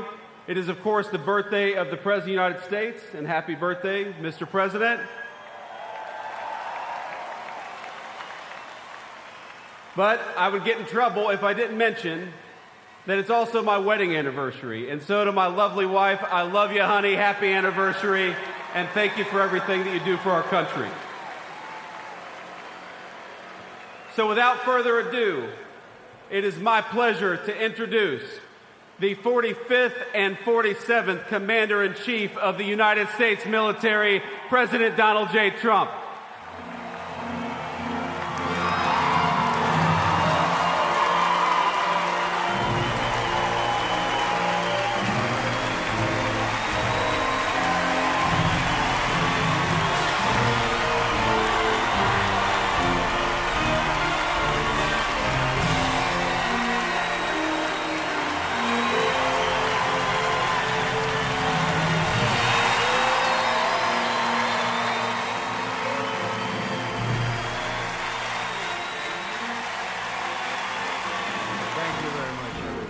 Thank you to Vice President Vance, and thank you to our wonderful First Lady, and above all, thank you to the greatest, fiercest, and bravest fighting force ever to stride the face of this earth, the United States Army. Thank you very much. Because the Army keeps us free, you make us strong, and tonight you have made all Americans very proud. They're watching from all over the world, actually. Made them all very proud. Every other country celebrates their victories. It's about time America did too. That's what we're doing tonight. And watching this magnificent display, our souls are filled with gratitude for every generation of warriors who have worn the uniform all the way back to the very beginning. So to every veteran across our land, and right here in our nation's capital, including 6 recipients of the Congressional Medal of Honor, we love you, we honor you, and we salute your noble service to our flag and to our country. As we celebrate tonight, we also think of the hundreds of thousands of Army soldiers who have made the supreme sacrifice for our nation and selflessly laid down their lives in every war, from the Revolution to the War on Terror. To the Gold Star families with us today, the courage of your heroes is the bedrock on which our entire nation stands. We thank you. Yes, we thank you. Today we commemorate an event that did not just change American history, but changed the history of the entire world. With the creation of America's Army on June 14th, 1775, liberty got its shield and the freedom got its sword. Those first Army patriots in the American Revolution fought against a fearsome enemy and impossible odds, but they were armed with a righteous cause. They were led by an indomitable commander, a truly great man, General George Washington, and they were united by an eternal creed. Their motto was victory or death, Over the past 2.5 centuries, our warriors have shown unrivaled valor on fields of battle around the globe. With the frostbitten feet and bloody fist, they have marched into the flames and fury of combat, charged up mountains, stormed beaches, waded through torrents of gunfire, and leapt into skies thick with smoke and shrapnel. The U.S. Army has driven bayonets into the heart of sinister empires, crushed the ambitions of evil tyrants. Beneath the threads of American tanks, it's done so well, it's done so much, and sent the devil himself flying into full retreat. Time and again, America's enemies have learned that if you threaten the American people, our soldiers are coming for you. Your defeat will be certain, your demise will be final, and your downfall will be total and complete.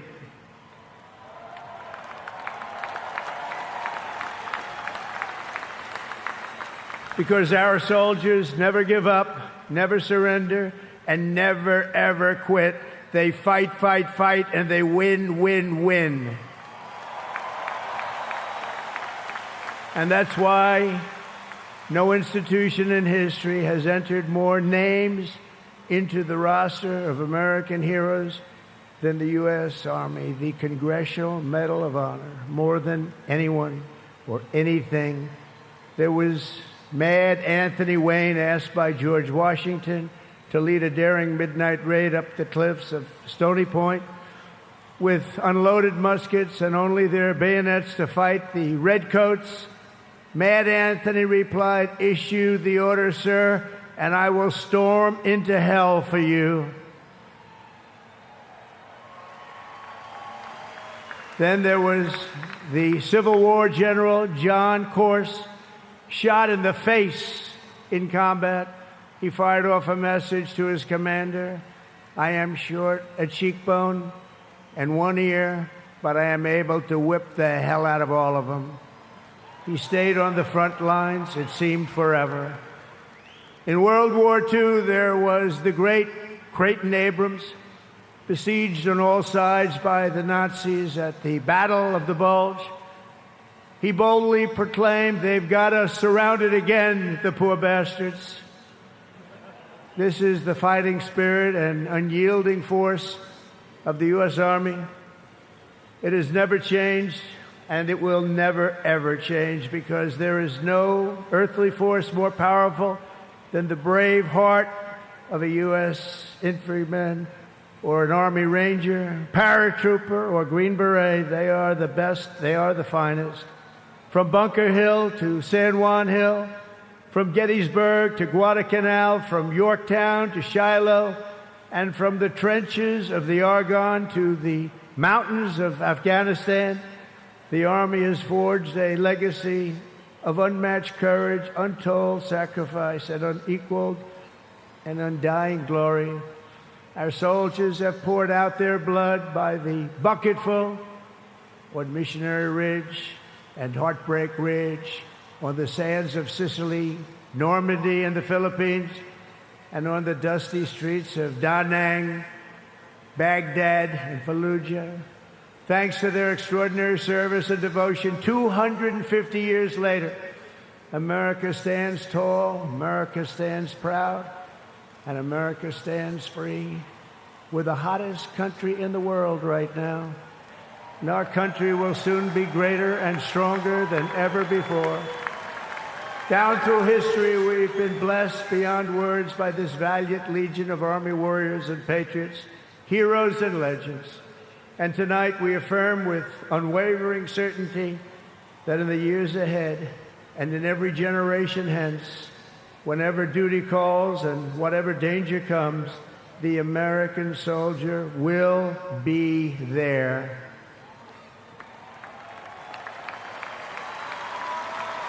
No matter the risk, no matter the obstacles, our warriors will charge into battle. They will plunge into the crucible of fire, and they will seize the crown of victory, because the United States of America will always have the grace of Almighty God and the iron will of the United States Army. Congratulations to everybody. We love our country. We've never done better. Thank you. God bless you. God bless the Army, and God bless America.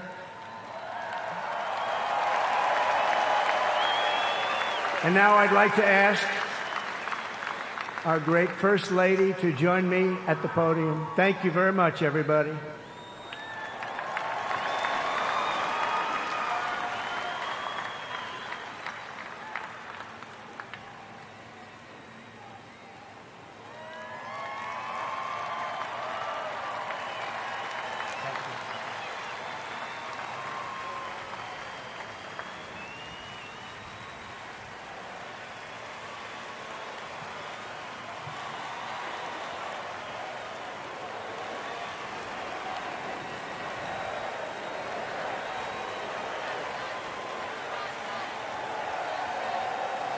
Mr. President, on behalf of the United States Army, the Army Golden Knights, I would like to present to you this flag, which was flown over our nation's capital in free fall during the Army's 250th birthday celebration.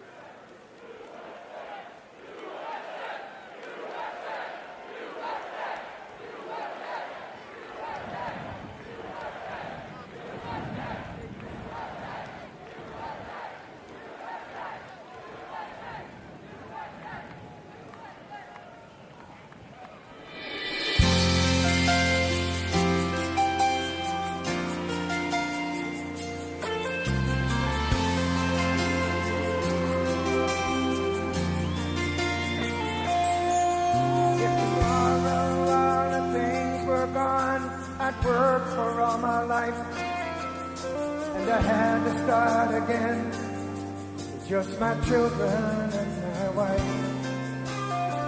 Thank my lucky stars to be living here today, 'cause our flag still stands for freedom, and they can't take that away. And I'm proud to be an American, where at least I know I'm free. And I won't forget the men who died, who gave that right to me. And I gladly stand up next to you and defend her still today. 'Cause there ain't no doubt I love this land. God bless the USA.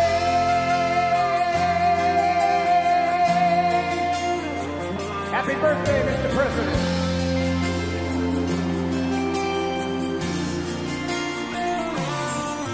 From the lakes of Minnesota to the hills of Tennessee, across the plains of Texas, from sea to shining sea, Detroit to Houston, and New York to LA. There's pride in every American heart, and it's time we stand and say, sing it with me. I'm proud to be an American, where at least I know I'm free. And I won't forget the men who died, who gave that right to me. And I gladly stand up next to you and defend her still today. 'Cause there ain't no doubt I love this land. God bless the USA.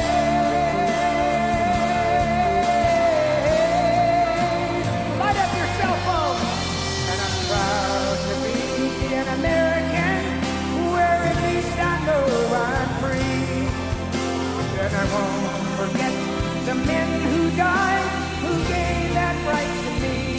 And I gladly stand up next to you and defend her still today. 'Cause there ain't no doubt I love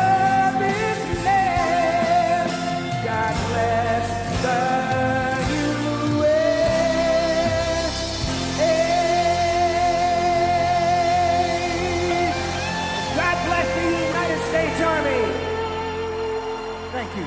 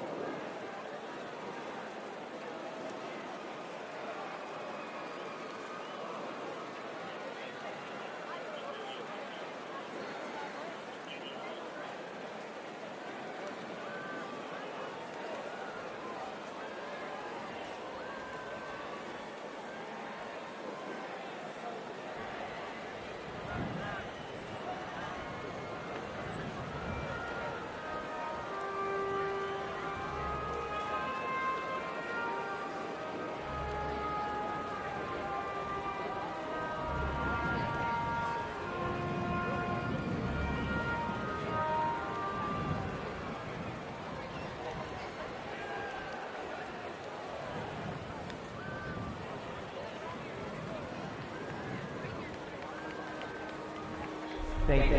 Thank you. Thank you, U.S. Army. Thank you. Thank you. Thank you. Thank you, Army, for 2 years.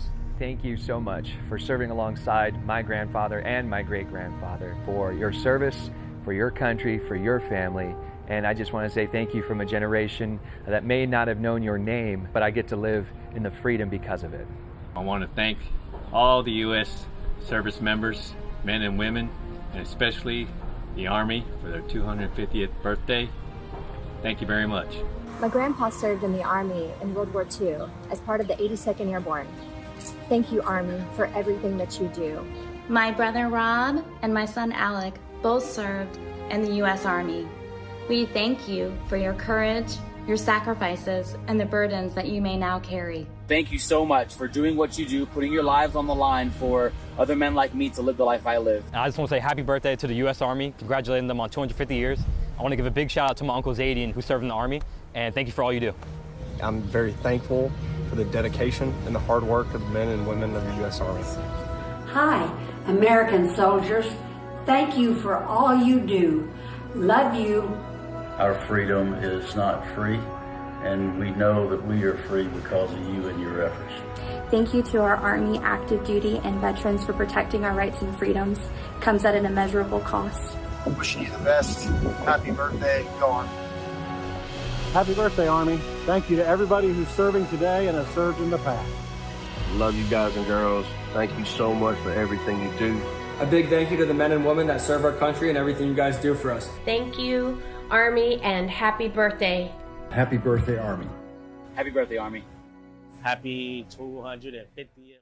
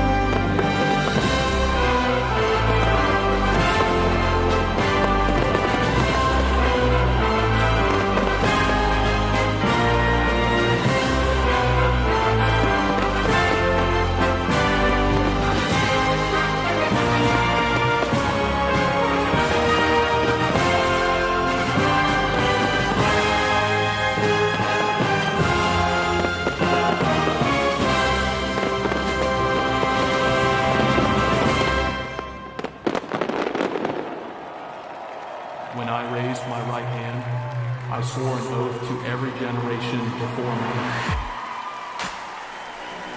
I wear the same branch insignia as the soldiers who crossed the Delaware.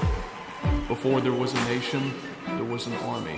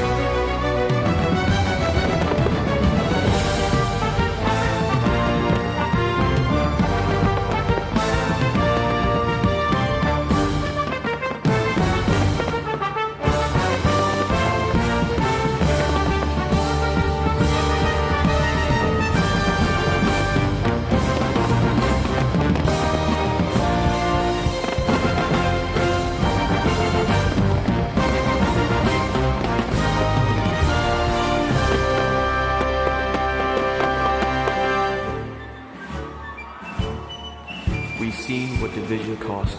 I serve because unity is worth the fight. I carry that legacy forward every time I put on this uniform.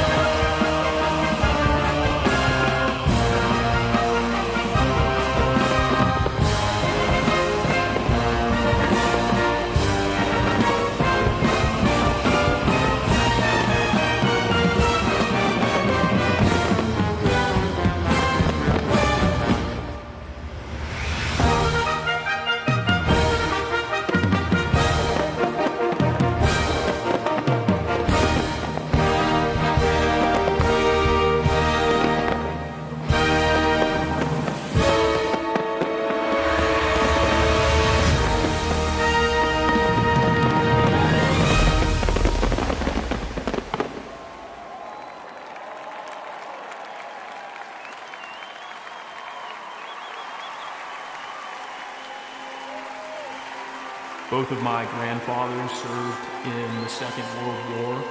They answered the challenges of their time, and it is my goal in this uniform to answer and meet the challenges of my time head on. He ain't heaven, he's my brother.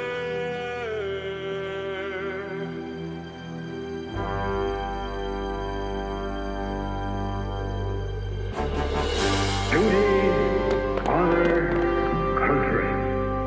Those three hallowed words irreverently dictate what you ought to be, what you can be, what you will be.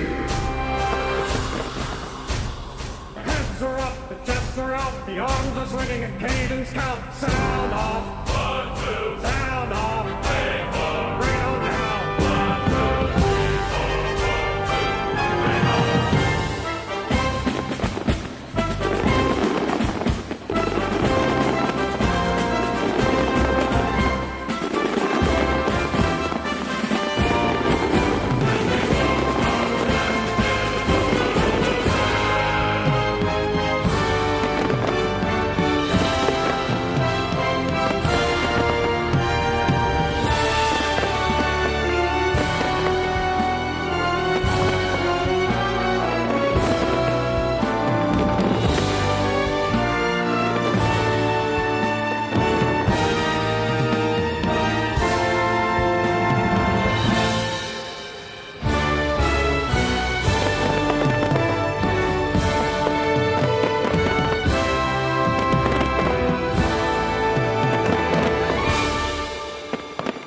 There's a strength in these bonds.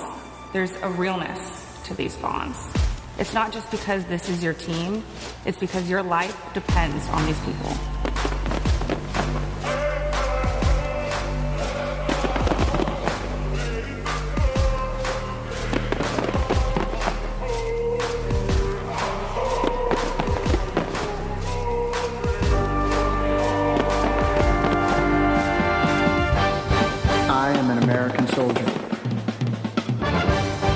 I'm a warrior and a member of the team. I serve the people of the United States and live the Army values. I will never accept defeat. I will never quit. Trained and proficient in my warrior task and drill. I am an expert and I am a professional. Enemies of the United States of America in close combat. I am a guardian of freedom and the American way of life. I am an American soldier. I am an American soldier. I am an American soldier.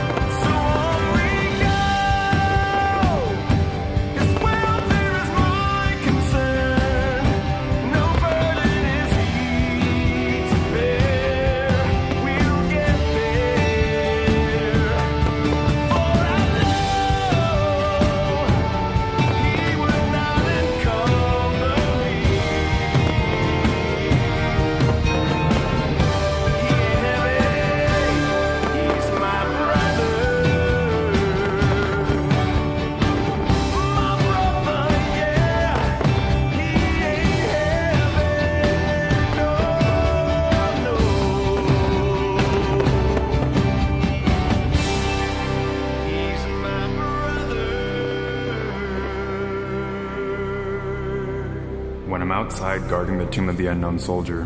It is one of the most honorable jobs I think that I could have had in the military. I think about those soldiers who made the ultimate sacrifice. Oh, beautiful for heroes proved in liberating strife.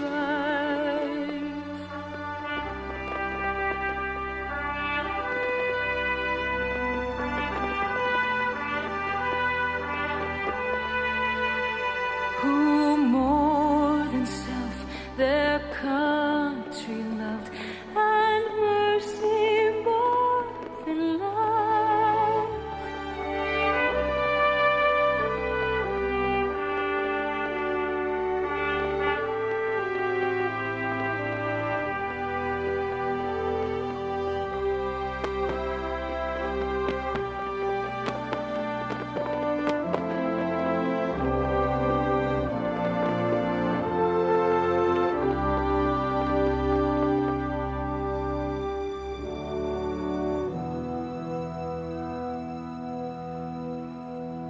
And I will always do my duty, no matter what the price.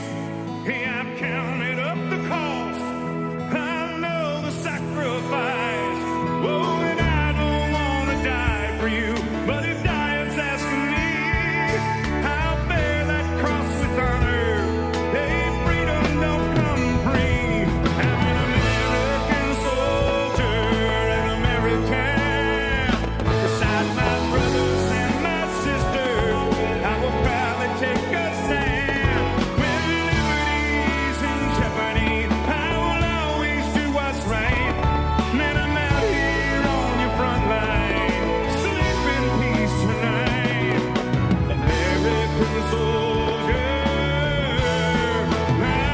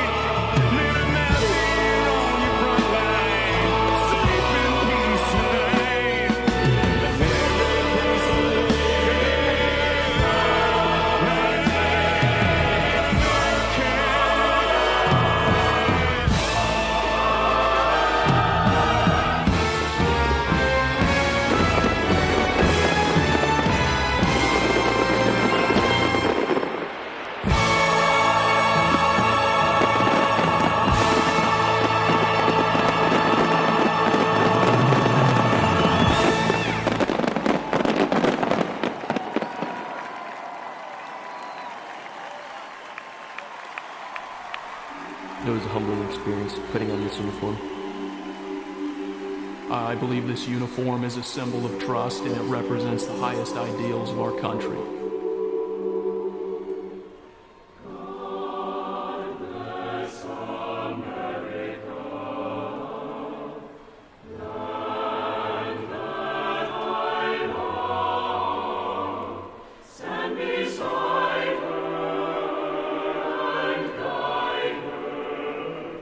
Through the night with a light from above.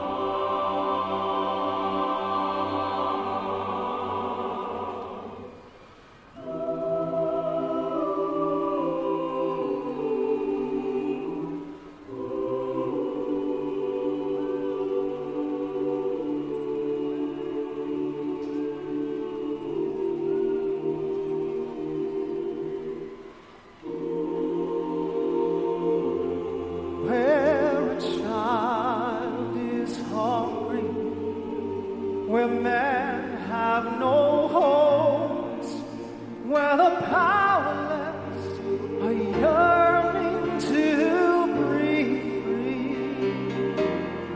May we fight for justice till there's justice for all, and become what God meant us to be.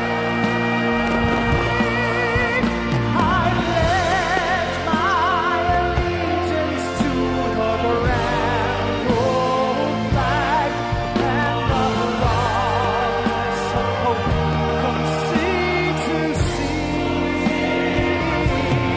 Under God, one nation undivided, we will stand 'neath the banner of liberty.